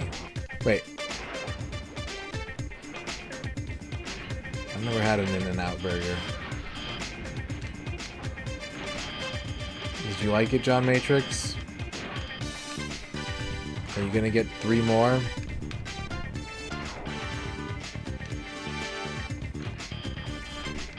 Why is every pickup a frickin' landmine? Now your mouth is an onion. I was thinking yesterday, I think it was, that onion is one of the funniest words for a vegetable. Like, just the word onion it's kind of funny.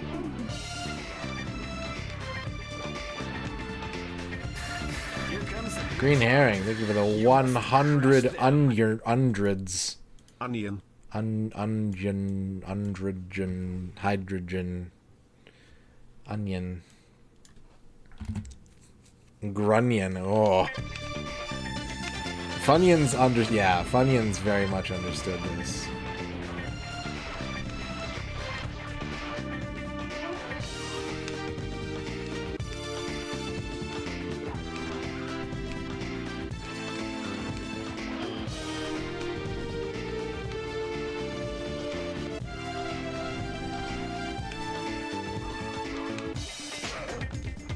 Enter the grunion. There's a lot of funny vegetable names though. I'm partial to aubergine. I think just like eggplant it's kind of funny sounding. But like insisting on calling it an aubergine as an American, I find very funny. Potato? Yeah, potato is a funny one. It's not as funny as... tomato's not as funny as potato. Something about that pea. Leek? Yeah, leek is good. Zucchini? Zucchini's a fun one. Gourd? Yeah, gourd. I like gourd. Spud. Squash. Zucchini!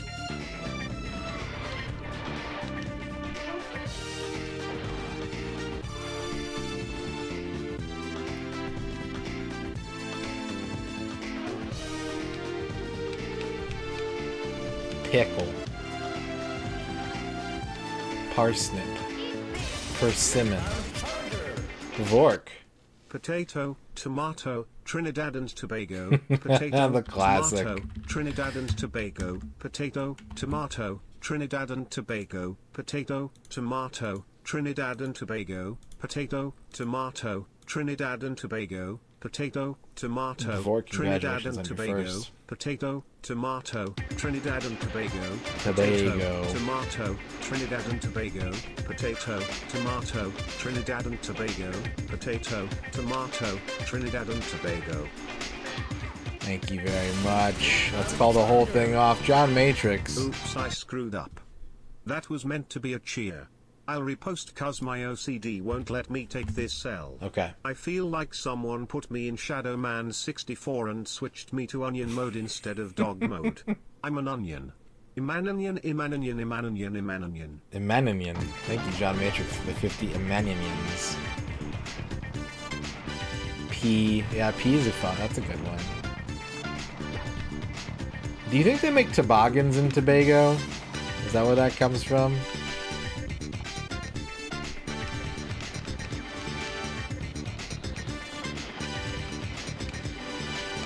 Bok choy.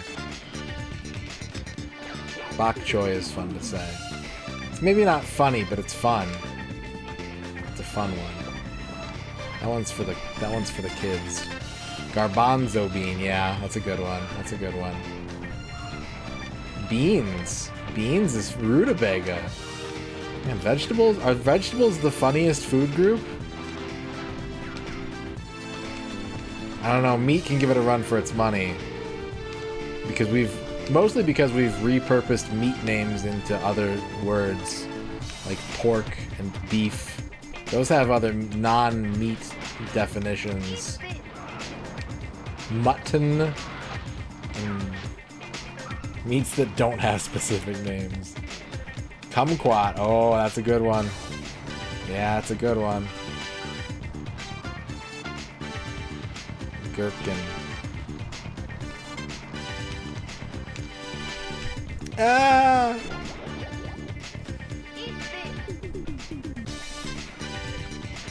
Yeah, I know what you mean, Duke.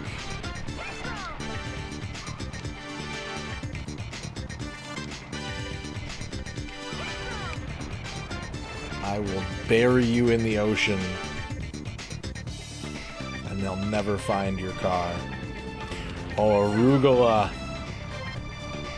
Powerful meat, or meat, yeah. Arugula is a meat, right? It's basically a meat. The meat of the garden, they call it.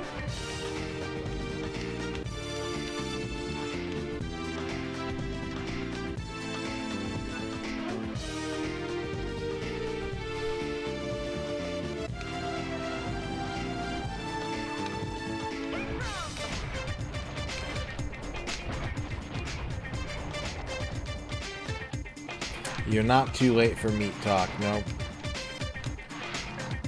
Thank you for calling meat talk. What's your meat emergency?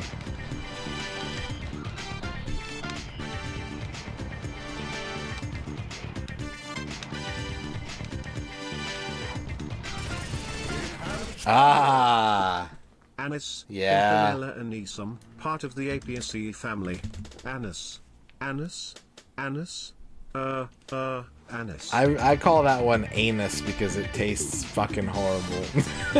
Thank you for the 50 bits, John Matrix. Duke Donuts. Eatery Anis. Ah, tying it all back together. Thank you for the 50 eatery anus. Don't fall off the bridge. Please. Okay, we're good. I need health. I need health, and I don't need landmines.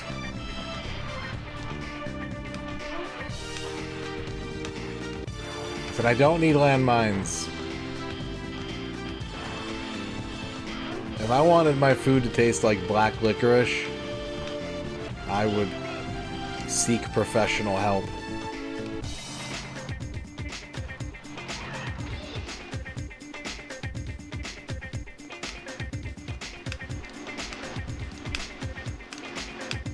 Gameplay.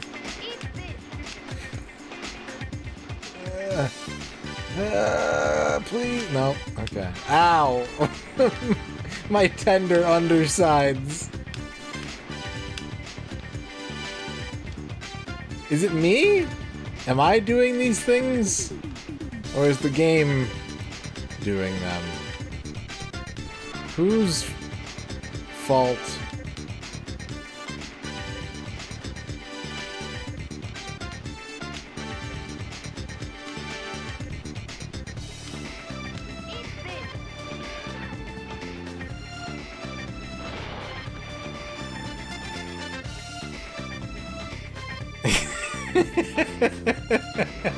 John Matrix.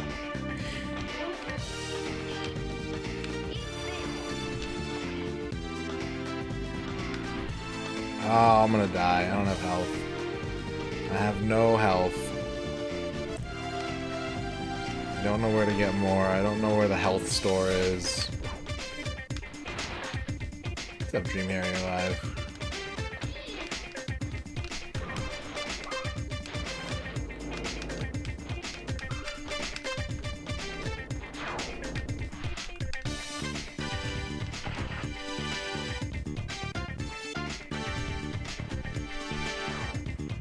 Ba ba da ba da. Ba ba da ba da da da da.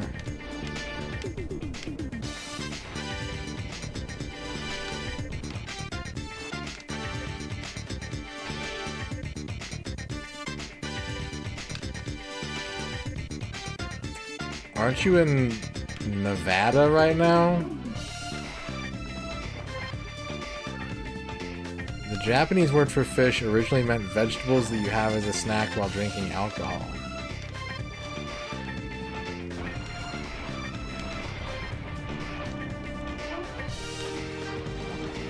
Take it from me. You should have air conditioning if you're going to be in Nevada.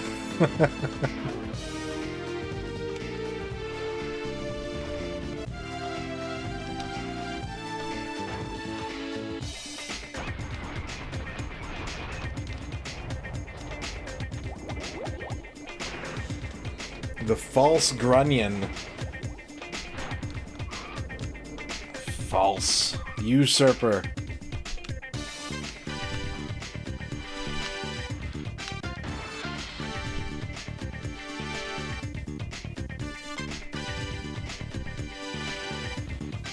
I don't know if it does.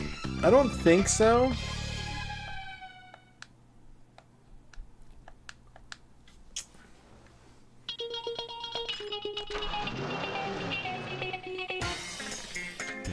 Can you eat onions and grunions? Has anyone ever made that? Anyone ever gotten home after a long day at the office and made a nice big plate of onions and grunions?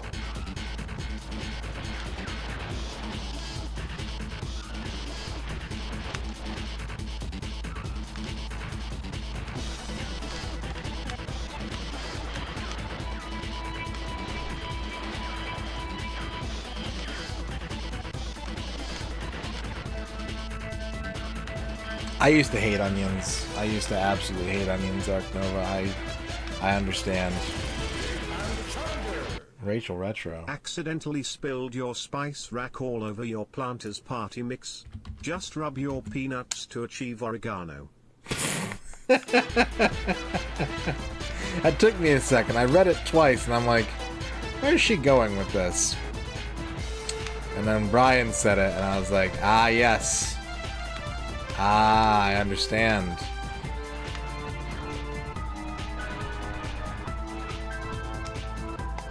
Peanuts.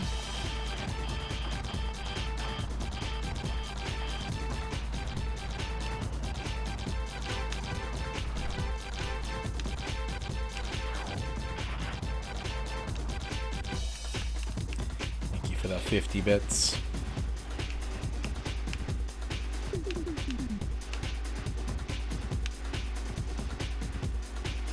Celebrate your P-Nest with peanuts. My P-Nest-versary is coming up soon, actually, chat. I've got to start planning for that, I think. It happened again.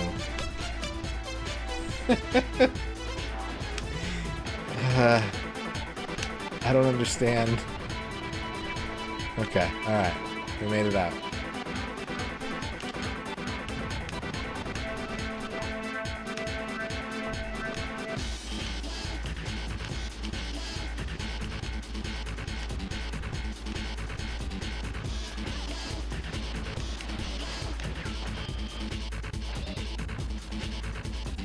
Glub.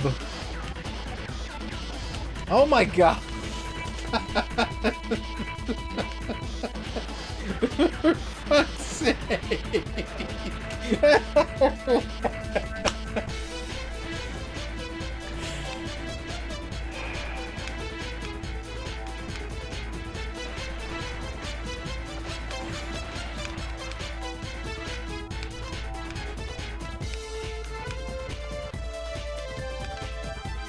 Let's collect the items.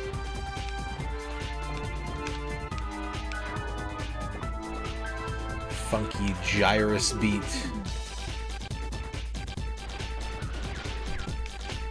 You know, in Greece they pronounce it gyros.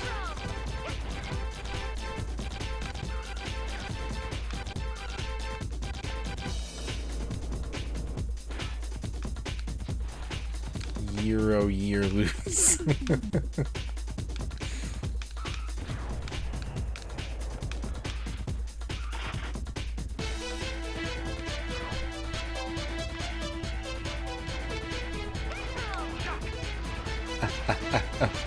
See? Like, look at his special move. It immobilizes me and levitates me and generates me. And my special move is, what if my car had 2 guns instead of 1, and the second gun pushed you off the map? If it doesn't kill you.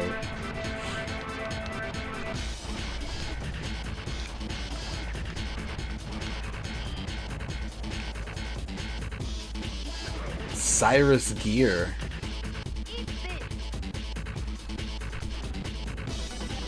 That sounds like the man who discovered Guilty Gear.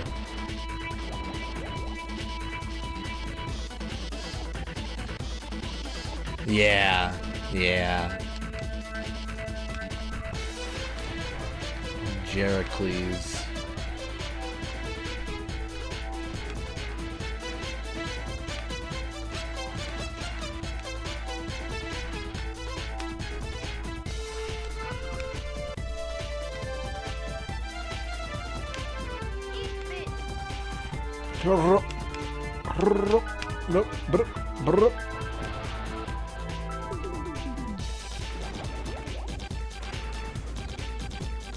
Going to Chipotle with Aristotle.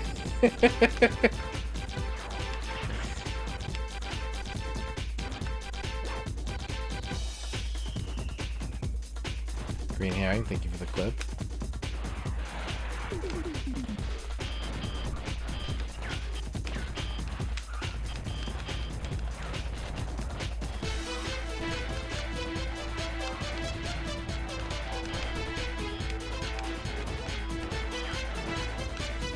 Glub.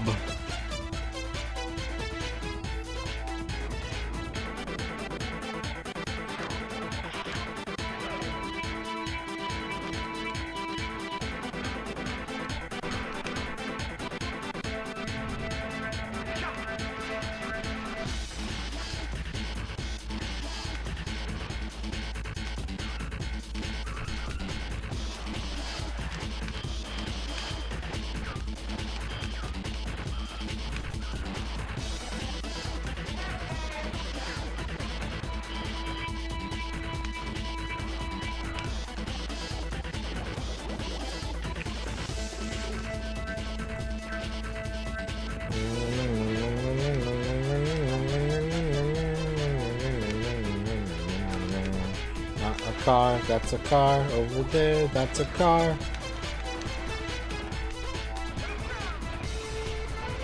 Yes. We got one.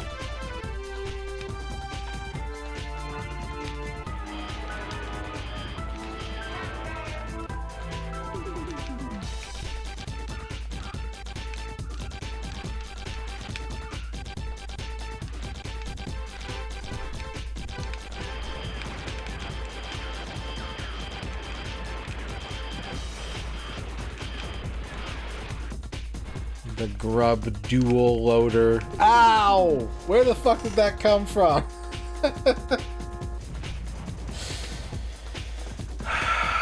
This level is too hard for me. This level's too hard. Anyone want to take the controller? Anyone want to take over for MisterRadon? Oh, Bavork wants a horoscope. Can you dig it?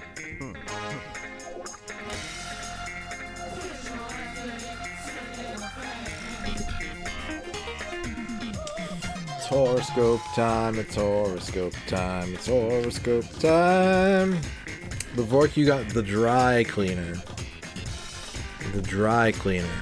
Remember, to keep your ticket, otherwise you will not be able to get your pants back. Alright? 240-foot slabs wants a horoscope.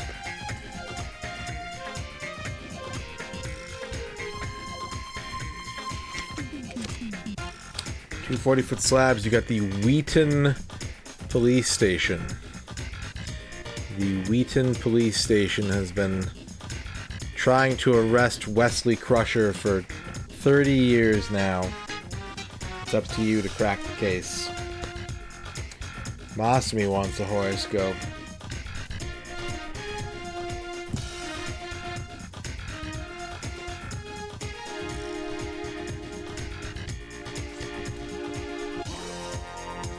What's up, So Crates?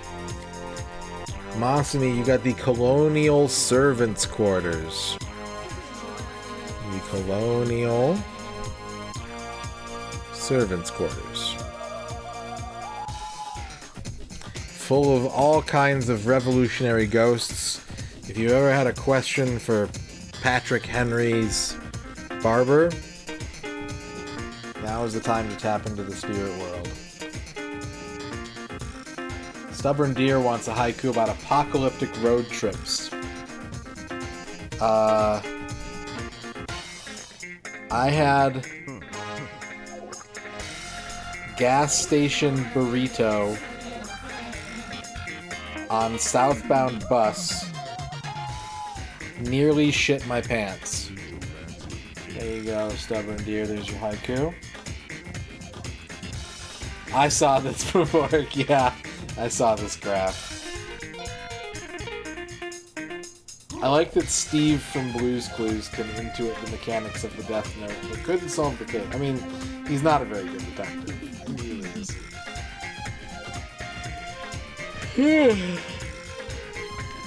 I don't think so, Socrates. I don't know, when was the last time you were here?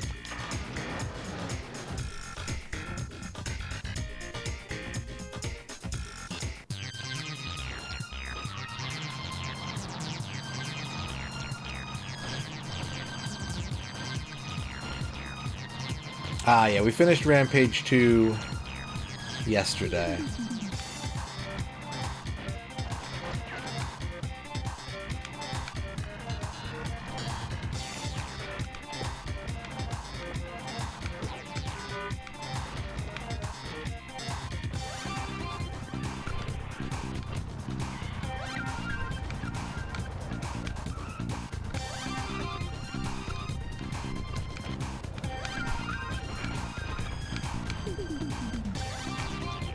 I think this weapon would be pretty good if it did more damage and it didn't yeet the other car so hard.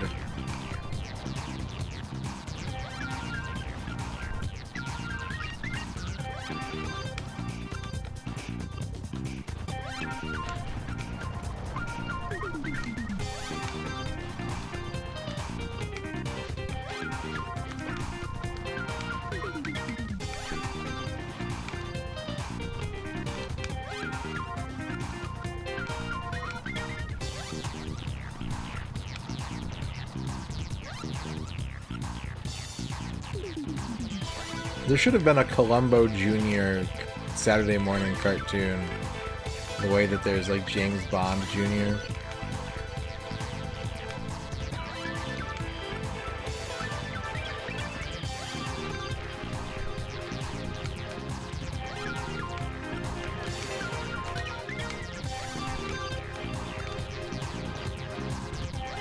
Kid Columbo. Jim Henson's Columbo babies. There we go. There we go.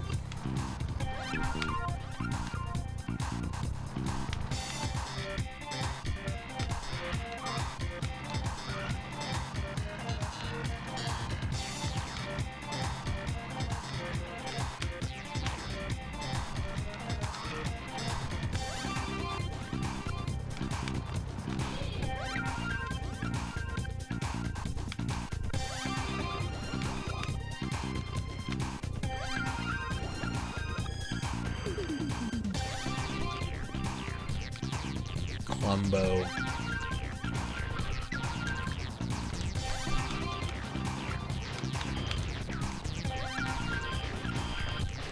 I'm gonna fuck you up.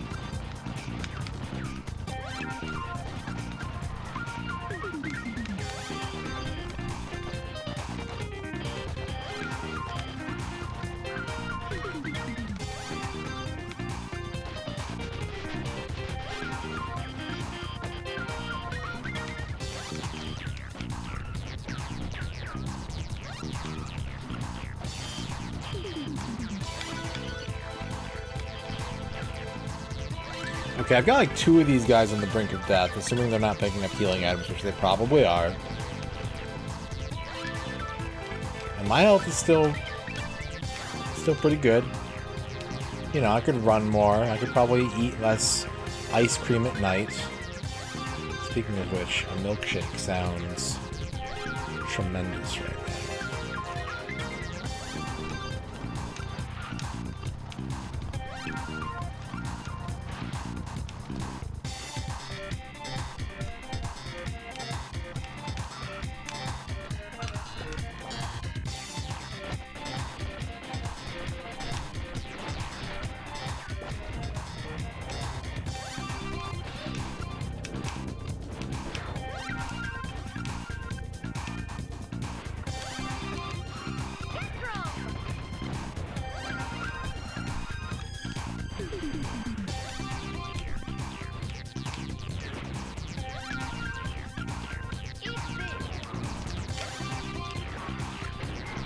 Ah!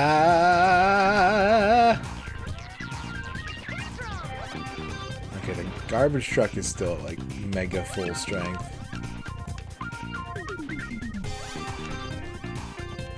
We got work to do on that front.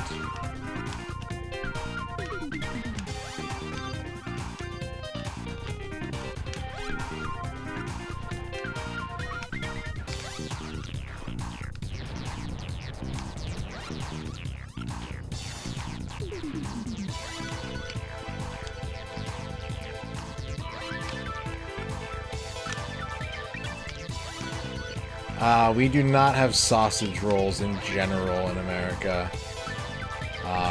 We do have, like, sandwiches and stuff at gas stations. Usually frozen ones. But some gas stations serve, like, have, like, a grill and they'll serve food.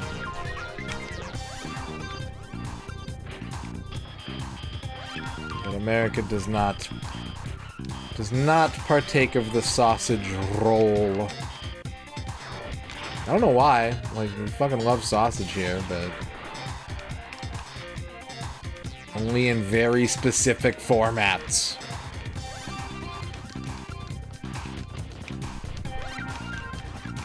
Not a lot of meat pies, yeah. The meat pie is not a common thing to find here.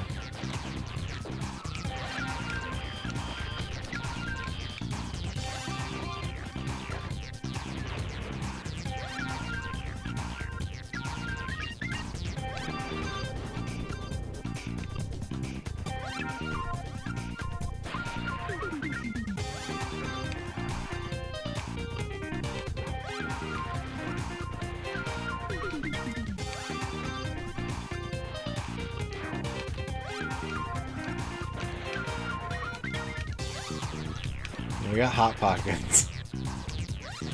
We have pot pies. Like, pot pie is about as close as you can probably get to a meat pie without much hassle in America.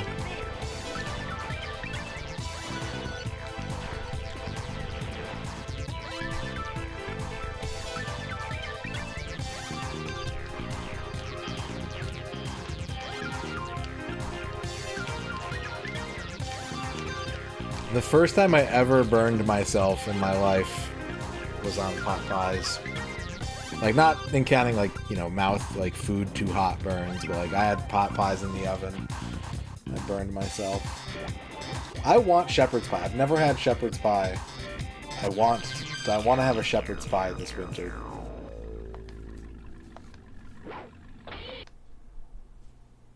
My go-to was burritos. We had a really good chain of burritos in our gas stations here, but they closed down a couple years ago and turned it into like a couple standalone restaurants, and I have not gone since. I'm sure the food is quite delicious, but it's not next to my house, and I can't buy 400 bottled sodas and a scratch ticket while I'm there.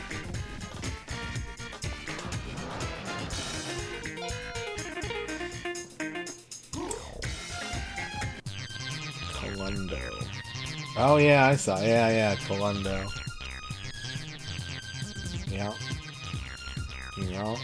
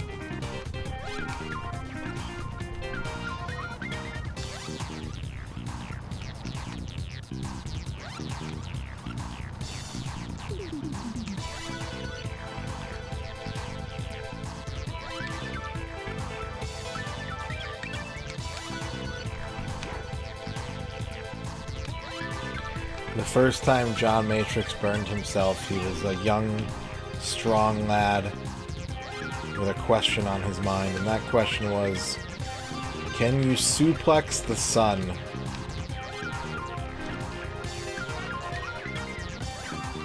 And the answer is yes, but not without consequences.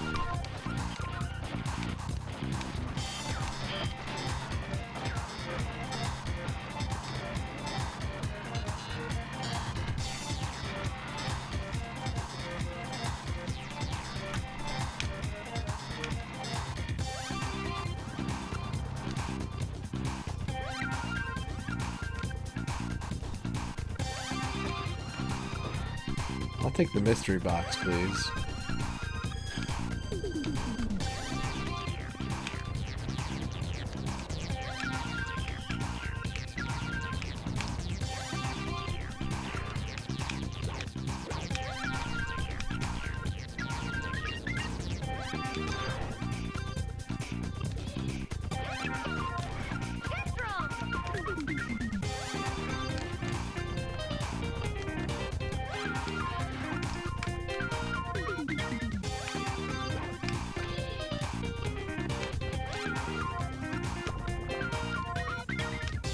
You guys like mystery boxes?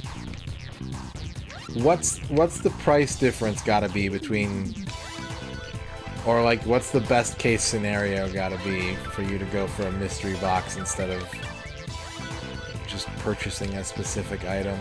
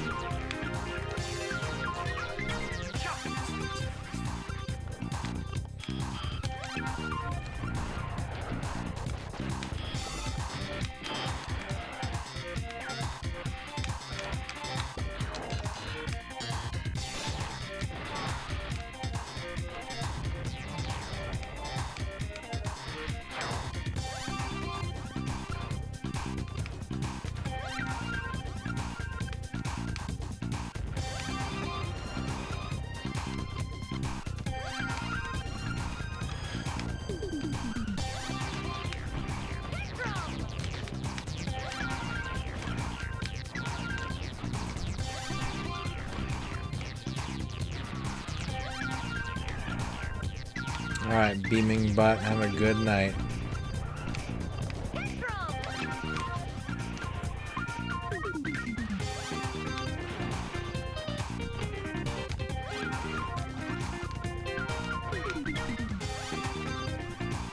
Glub. Keep getting glubbed.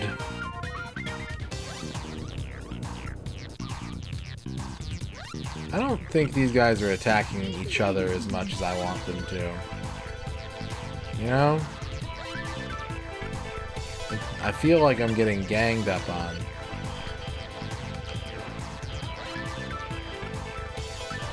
Just because I have superior human intellect. Hardly seems fair.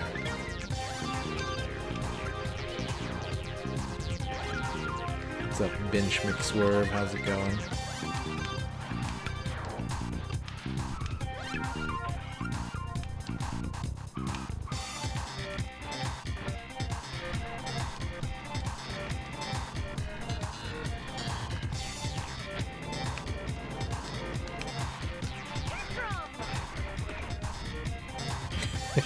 Yeah. Normal things streamers say to their chats. It seems like you're all ganging up on me because of my superior human intellect.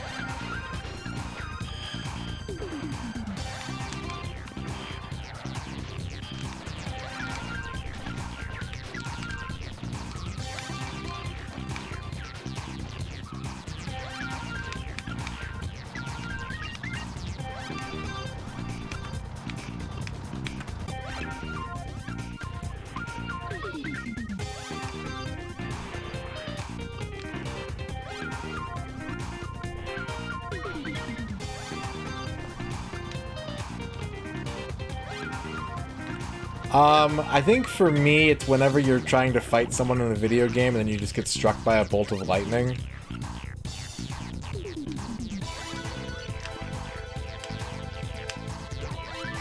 Because I think about what that would be like in real life, and it's really funny.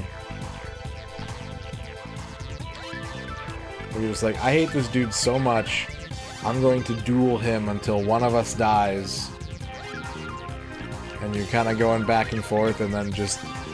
You land a hit, he staggers backward, and then a bolt of lightning strikes your opponent. Like, it's... You've got to come away with that with, like, a really inflated sense of ego, right? There's no way...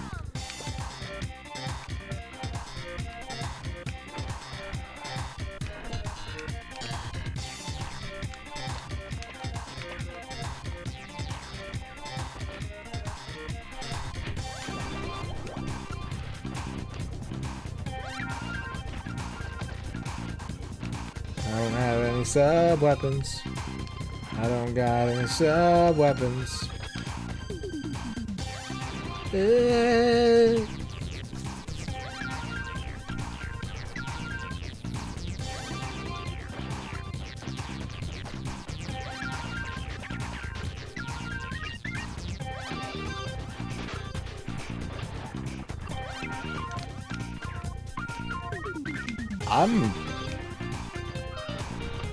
I'm a little concerned about how little progress I've made in this game tonight. Chad, I gotta be honest with you. I might be fucked.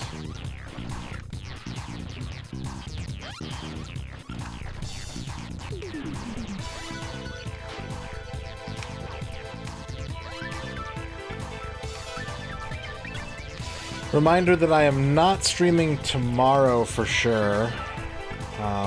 My anniversary is technically today now, but might be gone for a few days. We'll see. We will see. Get some resting times in. Ooh. I've been married to Ern for 4 years today.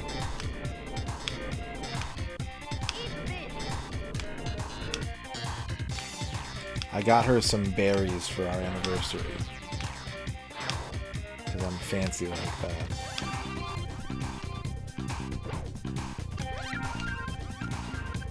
Marion berries.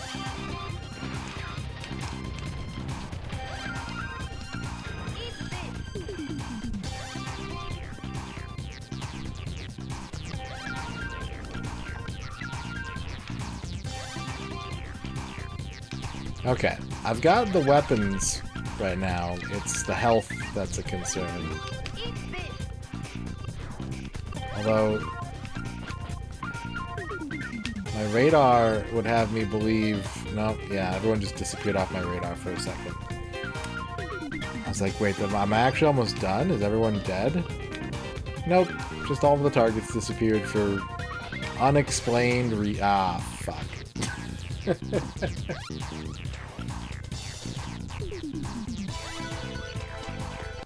Yeah, the far-off future of 2012. Am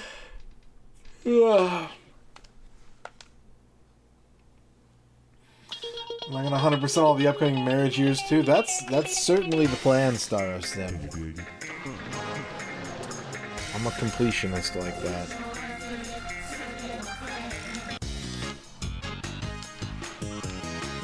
This level seems impossible. I have an email. Ah, here we are.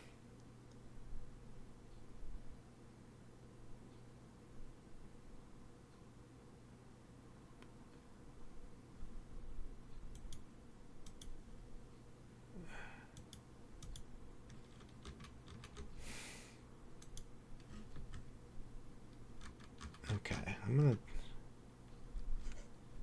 So, the ticket that I submitted about this pizza bounty, I was like, yeah, I can't get the key card for the... I can't get the key code for the gift card.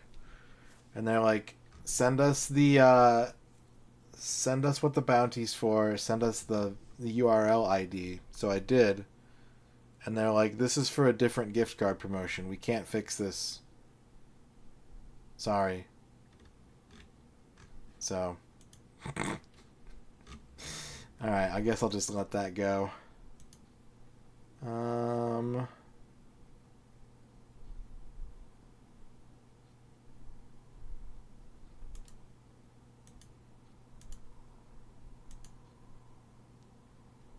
it just popped up again.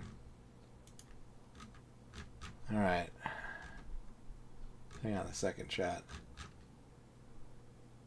Activate. Accept. Claim. Didn't work. Exact same thing happened. Okay. Cool. And it popped up again.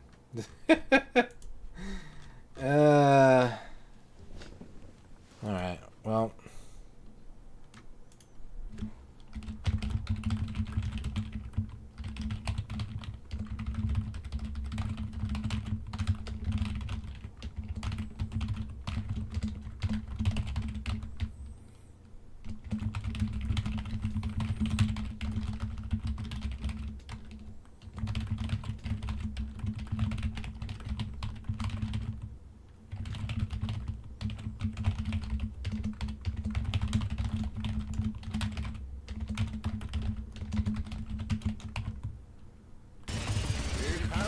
John Matrix.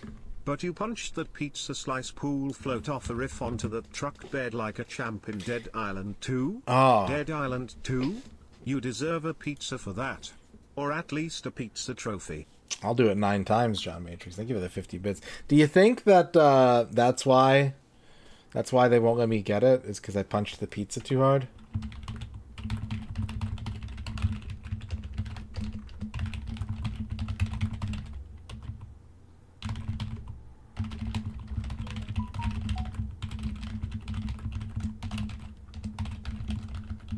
Alright.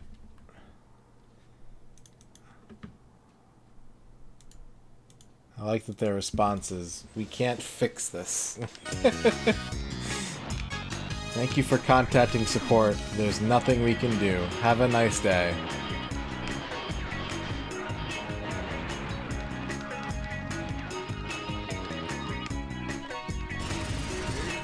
Duke Donuts. I like the way Brian said you deserve a pizza for that. I feel like it pairs with how he says well, you deserve a pizza for that. You deserve a pizza for that. Thank you for the 50 congratulatory Brian's, Duke Donuts.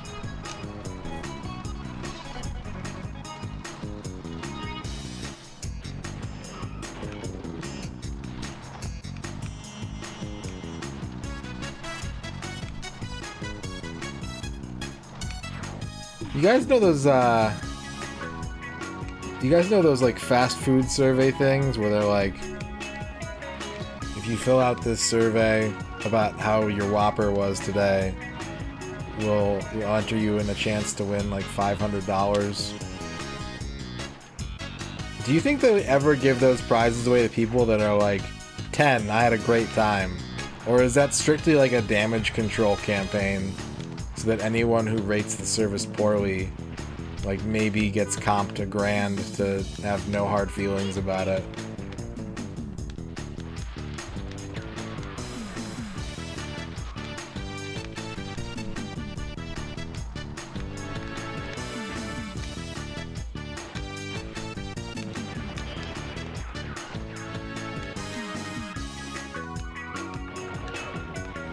My suspicion has always been that it's like a stealth, like a stealth customer retention thing.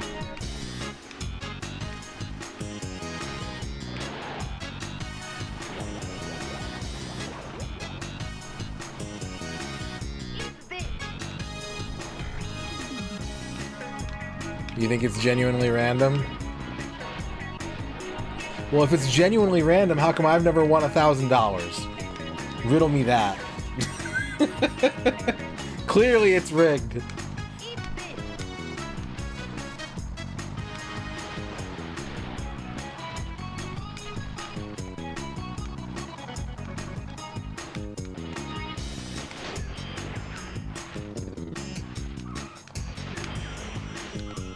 new character idea for a Batman villain.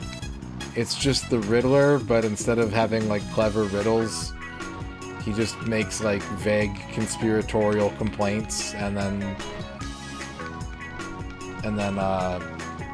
rhetoricizes them by saying, "Riddle me that."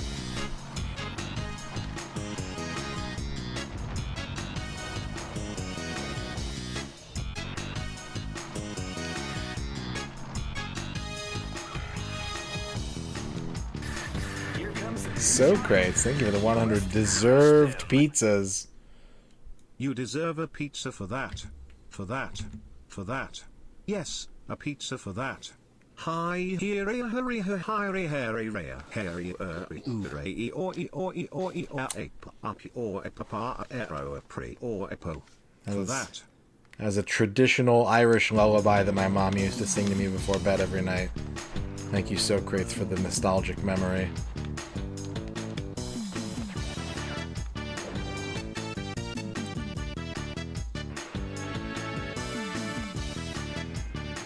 Oh, there's... Oh, I see.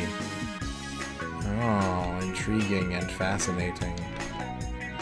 Both intriguing and fascinating. That would be a good, like, ad campaign. You deserve a pizza for that. They could maybe, like, do a thing where if you, like, read a lot of books, you get a free pizza. And you're like, you deserve a pizza for that. Keeping child literacy levels from reaching dangerous proportions? You deserve a pizza for that.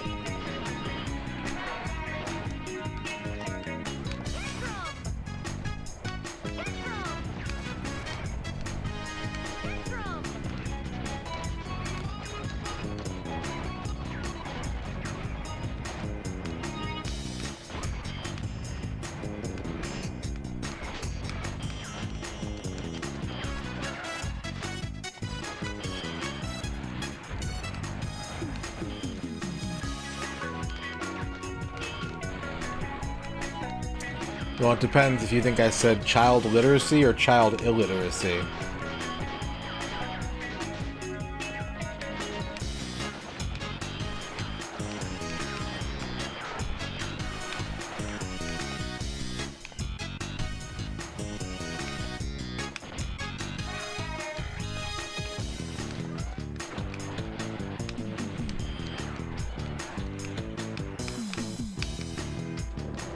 Alright, I blew up the Grubhub.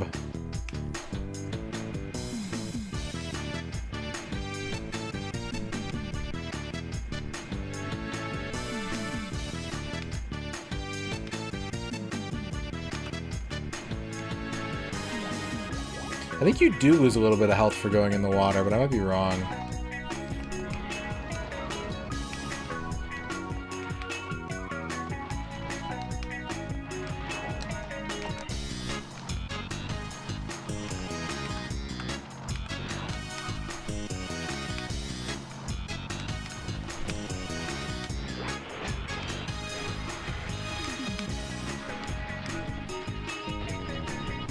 Ooh. What's up, Fuse? Fuse is playing Sonic Superstars. I was hanging out in Fuse's stream before this stream. I've repeatedly died on this level.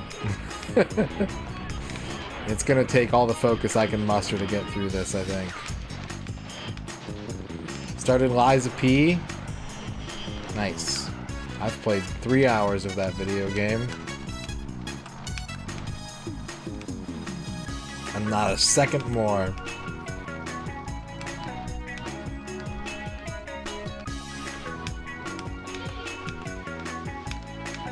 And you got all the Chaos Emeralds.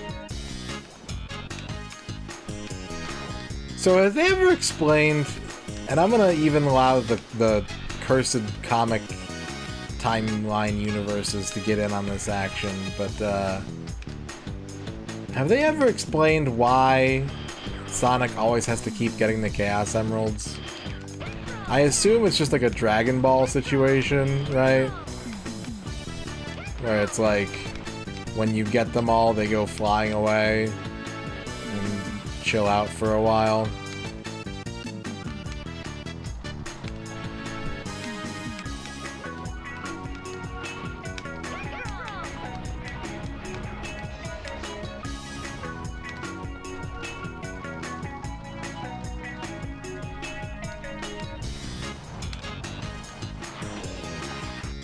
That's true, but also it's bullshit because he still has them from Sonic 2, and then he bumps into Knuckles and lose. He's fucking Super Sonic. Like,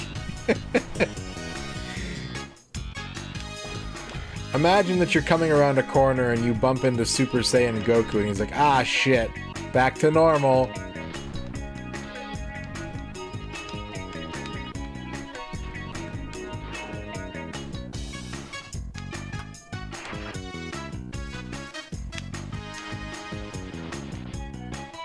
Also, it took me a upsettingly long amount of time to realize that Super Sonic was just a Dragon Ball parody kind of thing. It did not click for a very, very, very long time for me.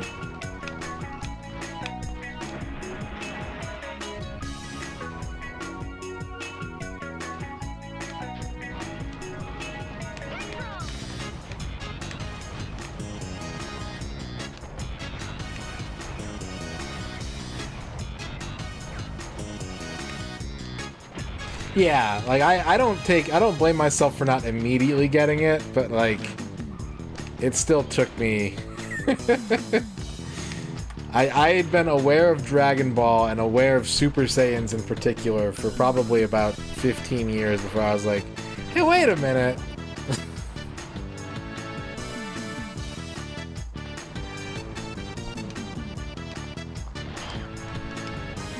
I got Miles per hour right away because there was a character from Mask that I think had the same name.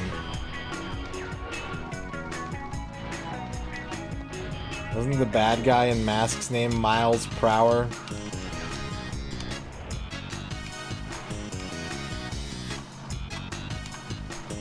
His base was inside of a gas station. That was Miles Mayhem? Ah, same thing.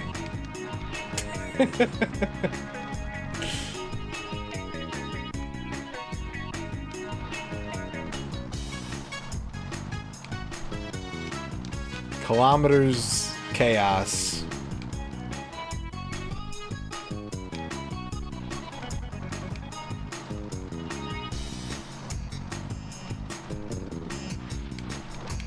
That's a good way to describe this game.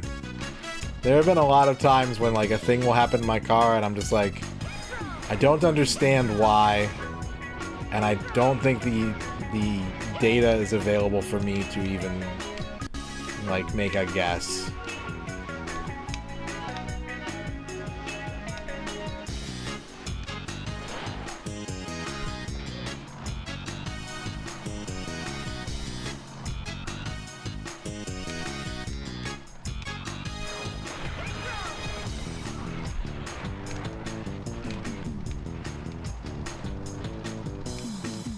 There's all that leaded gasoline.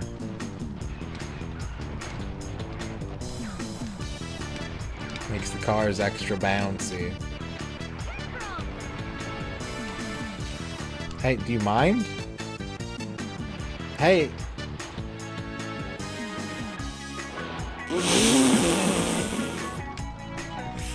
You were saying, Fuse?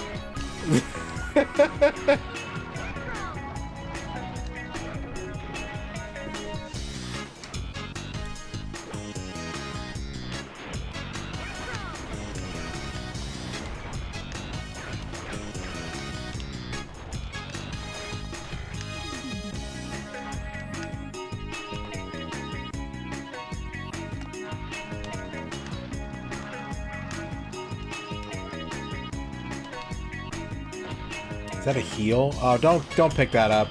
Don't pick that up. Get away from there. Okay, you didn't get it. Ow!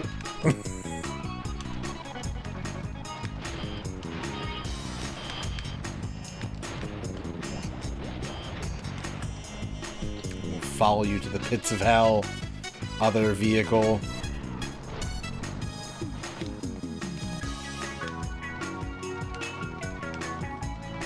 To the very house of Beelzebub himself. Long John Silver's.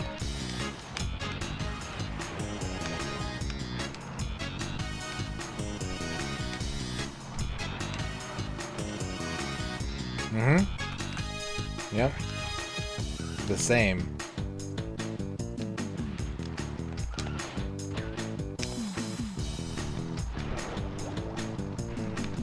I have no idea, Dan Highland. I genuinely don't know.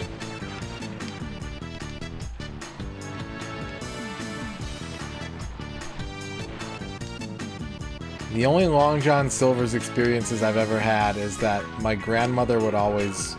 My grandmother was very... I always found this strange. Like, super Catholic woman absolutely despised celebrating Christmas in any way. And not because of, like, oh, it's disrespectful, like, it's the reason for the season. No, she just, like, fucking hated Christmas. And, but she would always, because of that, she would always get, like, a big Long John Silver's order for Christmas Eve. She never made Christmas dinner. If we went to her house, it was always Long John Silver's. Right? My only other Long John Silver's story also takes place on Christmas. Although I think this one might have been Christmas... It was either Christmas Day or Christmas Eve. I think it was Christmas Eve. Yeah, it was Christmas Eve. I'm dead. I got hit with the fucking garbage truck. I was walking through the city on Christmas Eve because I had ordered someone a Christmas present and the UPS was like, "Oops, you weren't home. Sorry, we took it with us." So I had to walk all the way across the city to get to the UPS like depot or whatever. And on my way there, I passed a Long John Silver's and it was like 3 p.m. on Christmas Eve. And there was just a guy with a cane walking through the drive-thru, and when he got to the drive-thru window, he just started banging his cane on the drive-thru window and screaming. And I was like, I'm gonna go. I don't want to be around for this. To the guy angrily trying to get through the Long John Silver's drive-thru.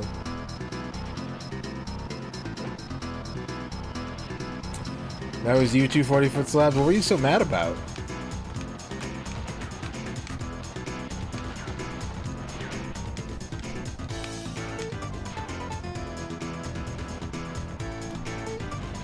I do imagine there are some restaurants where I just like, I don't ever think of young people ever eating there. Long John Silver's is pretty close to the top of that list for sure. Grandy's is at the very top of that list. Grandy's to me is like the ultimate old people restaurant chain.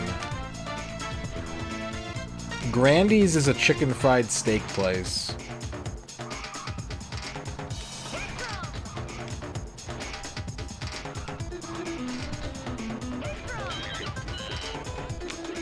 Yeah, Cracker Barrel. Cracker Barrel's up there.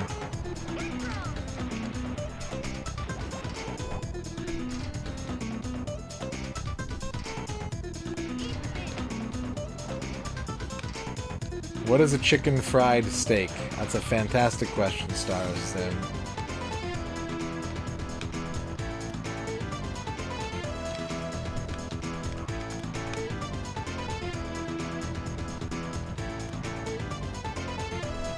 Tell me, a steak fried this chicken?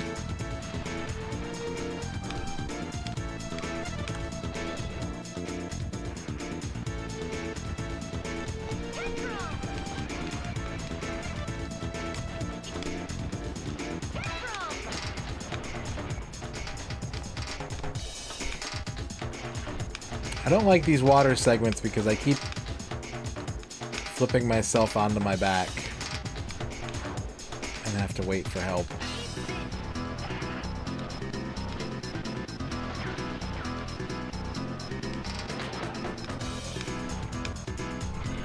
What's the best example of a completely awesome soundtrack that's a bit non-convergent with the gameplay genre? The best example. Tecmo Super Bowl?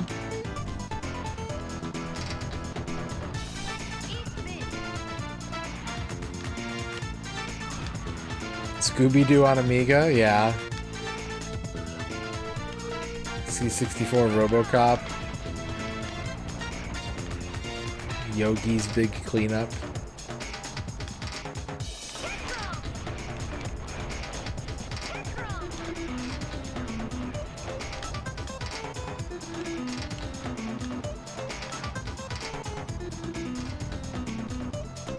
Pictionary is a good one.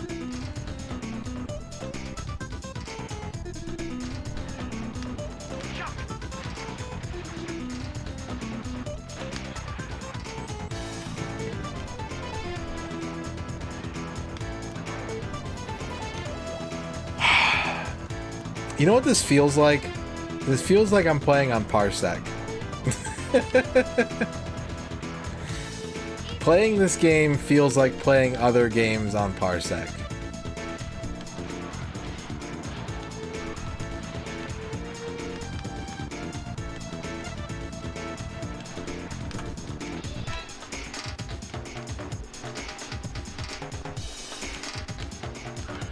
So the fund is actually, if you want to get into that debate, right? If you actually want to like see if it feels different or whatever, literally the only thing I need is a bigger desk. I have a CRT in my room that works great, good picture, nice color. I've got a powered splitter. I just don't have a desk big enough to put all of that stuff on it. That's what's holding me back. I have space. Yeah, as long as it's not like a giant, like, executive corner desk. Yeah, I have space for a desk. My current desk width. Oh, I'm not good at measurements. Hang on a second.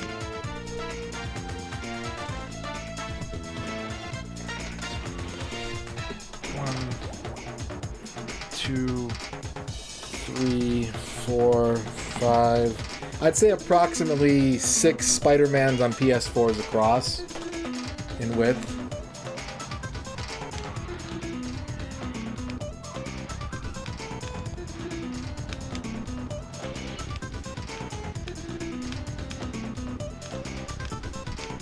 No, I don't have any Miles Morales in there. I don't use the metric system, Masumi.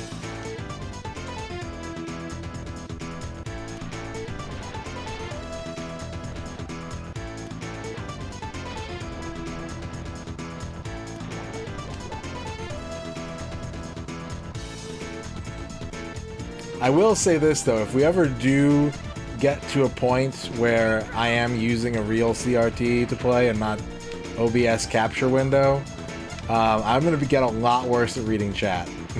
just be aware, part of the reason I'm so good at reading chat is because you're always right there next to the gameplay.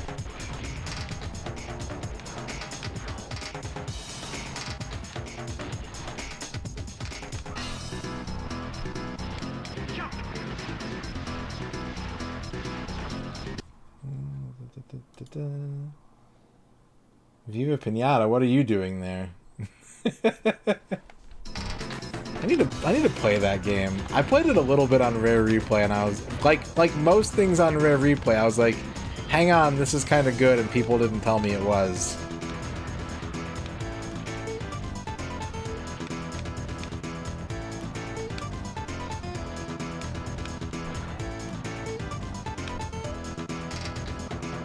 When I first moved out, I got like a gigantic fucking corner desk. Thing was huge.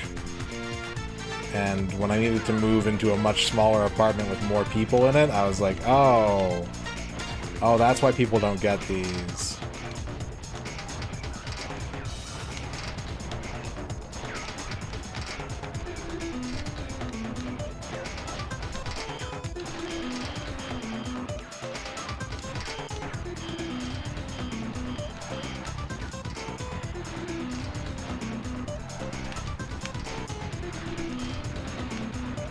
truck.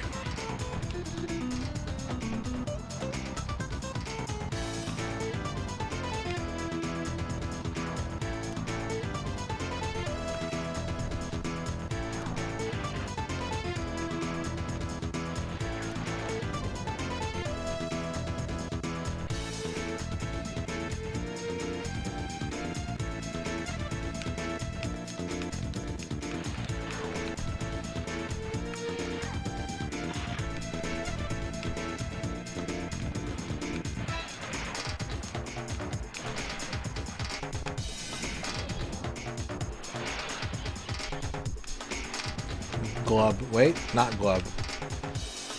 Glub avoided.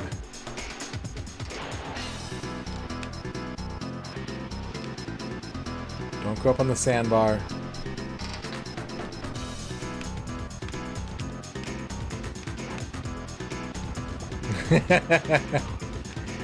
I'm glad people have been able to make their dreams come true with all these ridiculous Surugaya free shipping campaigns.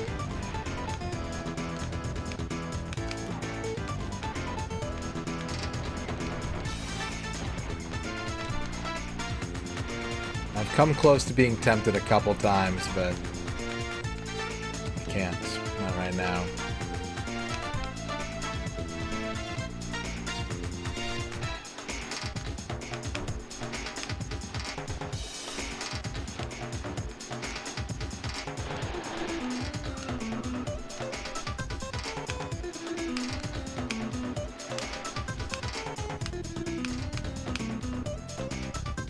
If I don't touch anything, what happens?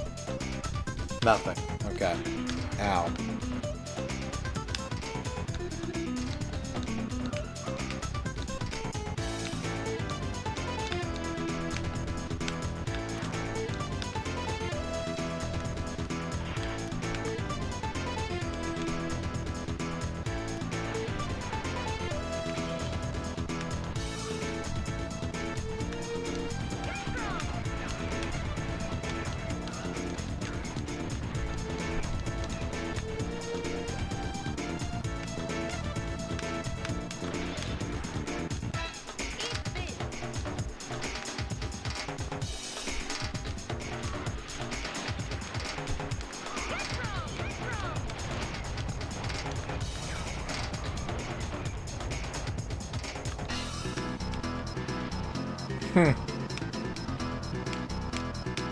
That's pretty cool.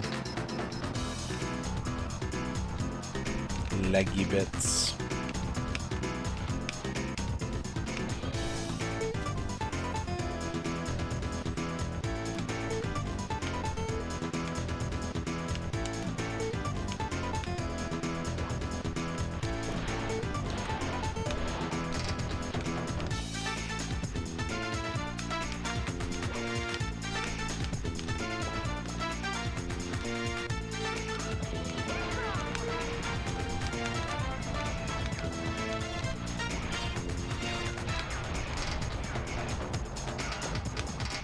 Bring me the head of the electric limousine.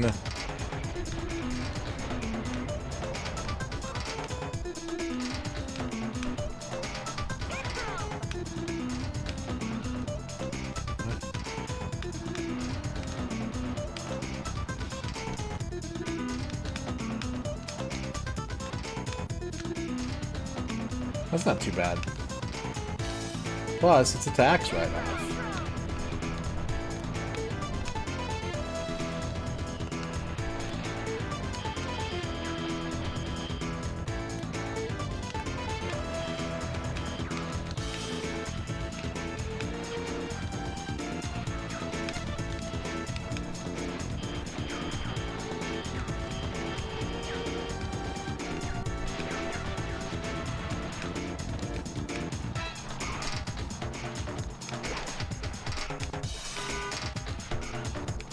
Okay.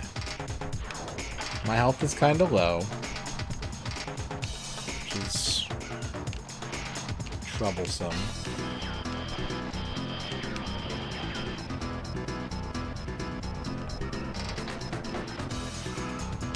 That's pretty cool. Furniture friend.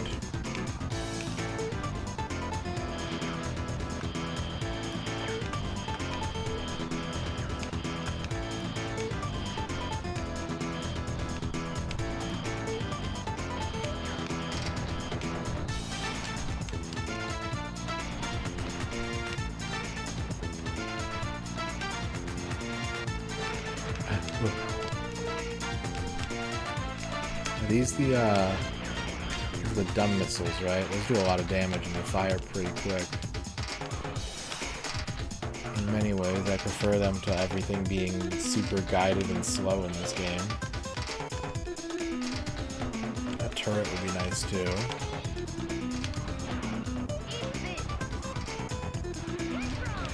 Ow. Where are you? Where are you? Where the freaking flip are you? Okay, so my conclusion is that going in the water does drain your health, but it does so like the instant that you touch the water. So you have to be paying attention to it when it happens. Fuck, man. This level sucks.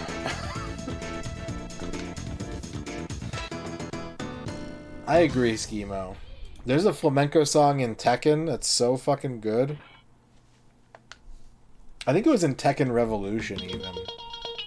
It's Tekken 6 or Tekken Revolution, I think. Maybe it was Tag 2. I've been destroyed.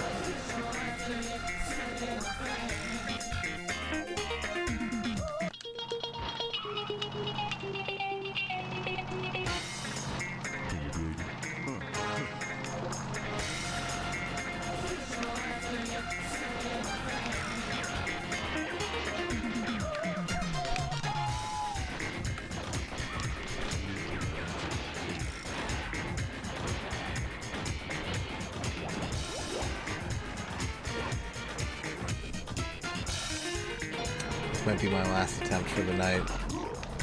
Again, distressing how little progress I've made in this stream. We can only hope it's gonna get easier the more I play it. That I'll find the sauce. Do you think I'm still on easy mode? Or do you think like maybe a setting got changed? That'd be funny. That'd be really funny.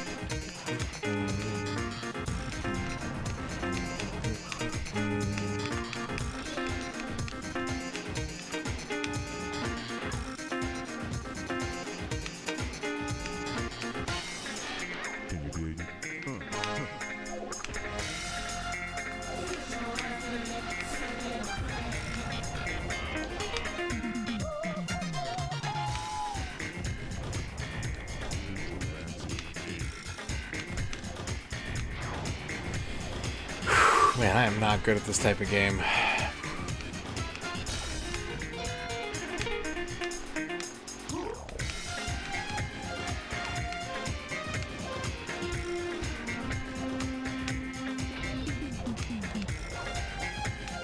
Who's even shooting at me? I'm so far away from everybody.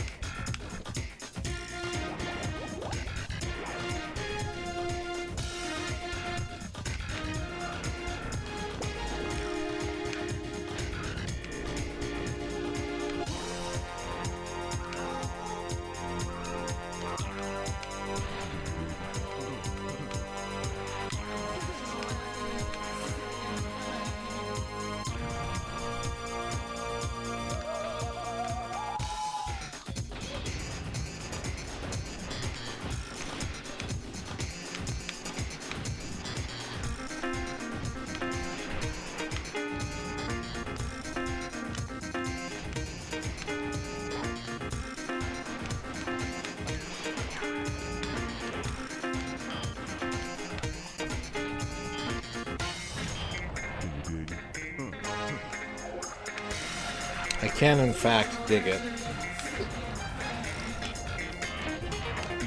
This is my promise to you.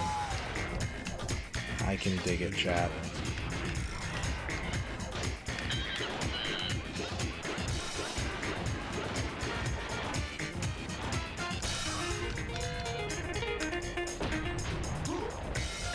Is that flamethrower? Ooh, ooh.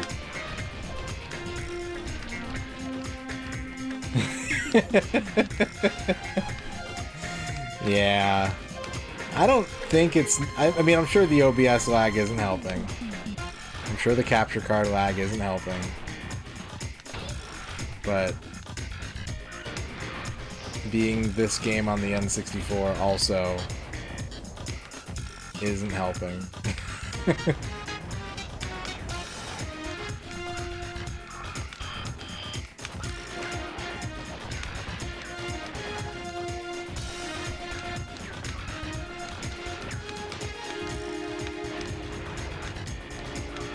Ah! Alright, I need to get health. The old health supplies are running low. That guy stole my special.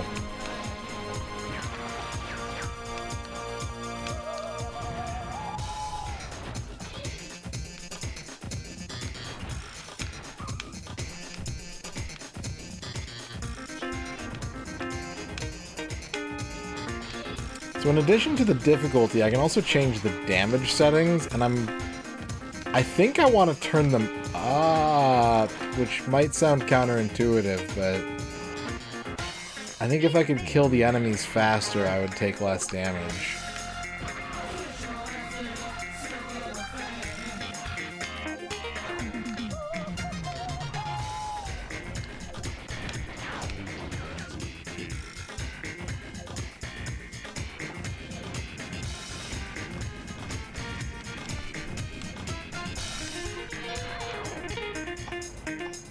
Oh, I got 2 specials and a flamethrower?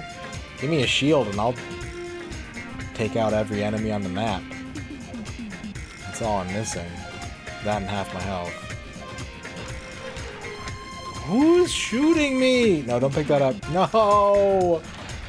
Oh, I picked up fucking landmines.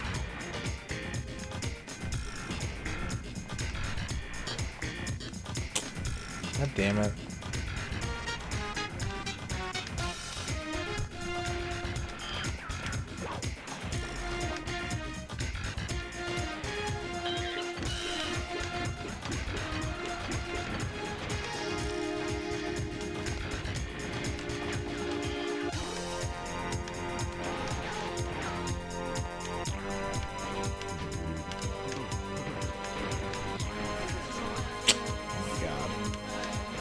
Oh my god, I just wasted all the flamethrower ammo on this stupid monkey.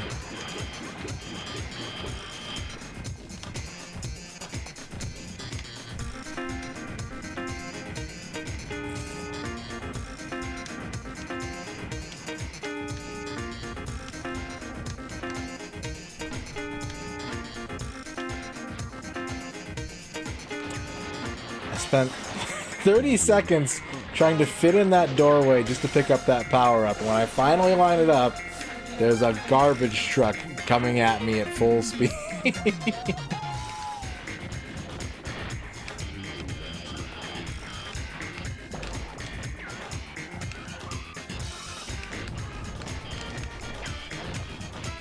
And he got a healing item. So I can't even kill him. I don't know what a whammy is. I assume it's a lot of damage.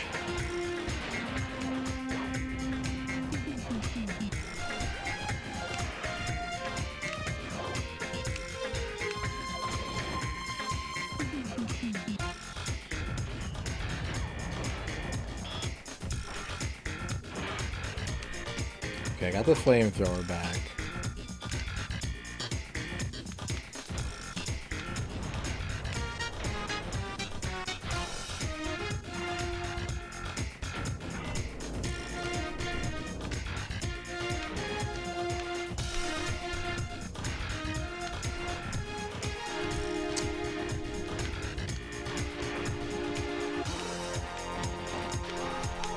Chat, do you like the Sega Dreamcast?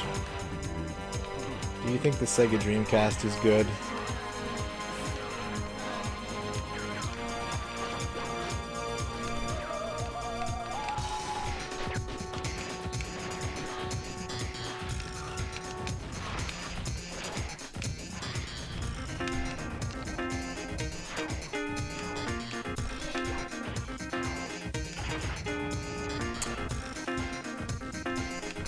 See, I kind of think that that might be part of the thing, Rachel.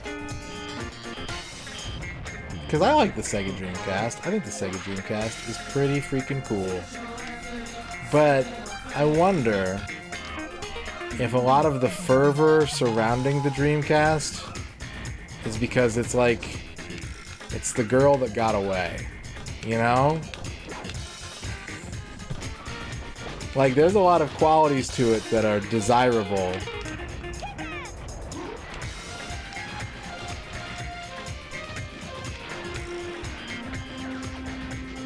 But do we romanticize it so much because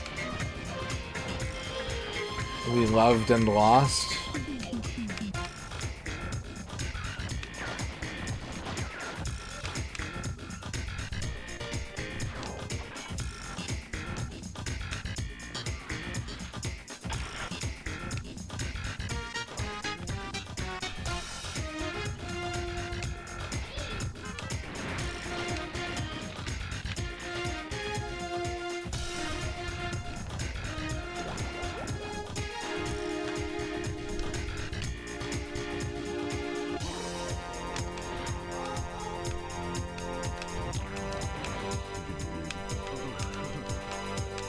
So, well, I was like, I'm doing good, but my health is low. I'm nervous. And then I got T-boned by a truck.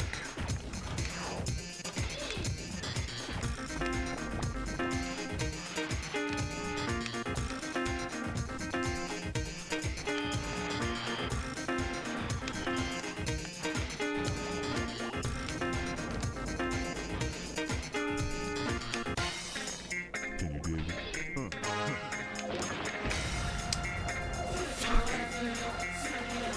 Fuck.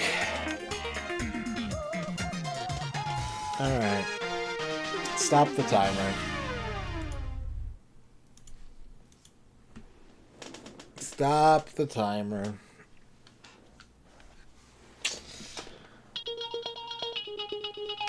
I love Cosmic Smash. Cosmic Smash is a great, great game. I'm horrible at it, but I love it.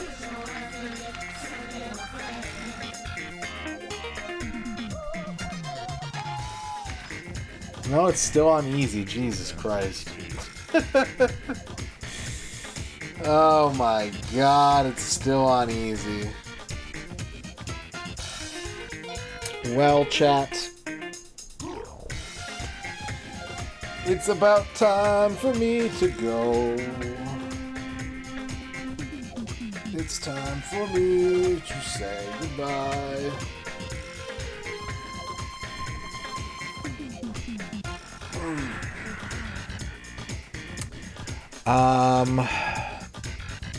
Yeah.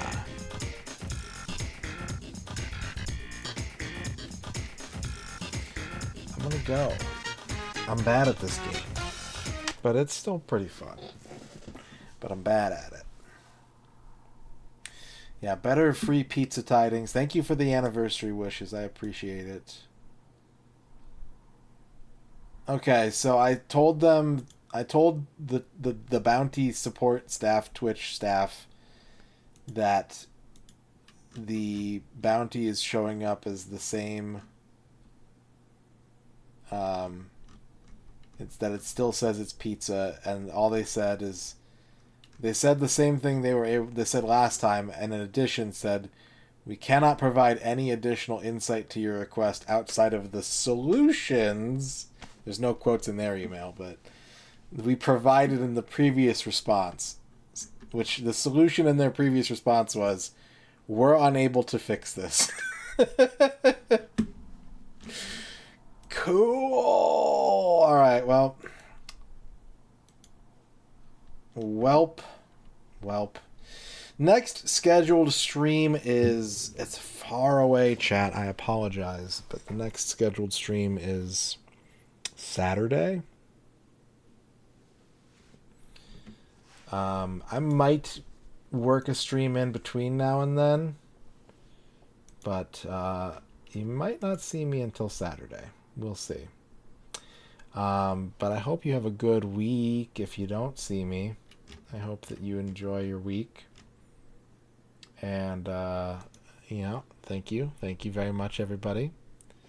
Thank you for watching me game. John Matrix, thank you for the 50 Velp. Velps. See you Saturday. Velp. Anus.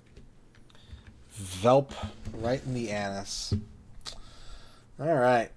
Let's find someone to raid tonight. Who is a streamer? Who is a streamer? Brian Lemons.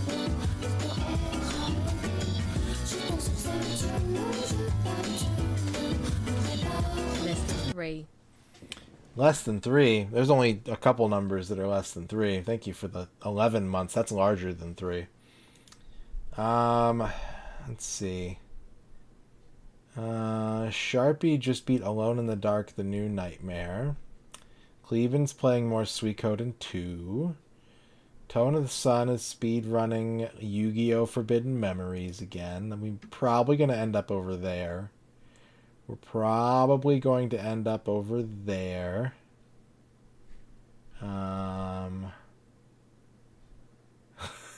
was confusing. Sonneville that says he's playing Echo Knight, but it looks like he's playing Paganitsu, which is a game I used to play a lot of. What's Solid Snack doing? Solid Snack is playing Soul of the Samurai.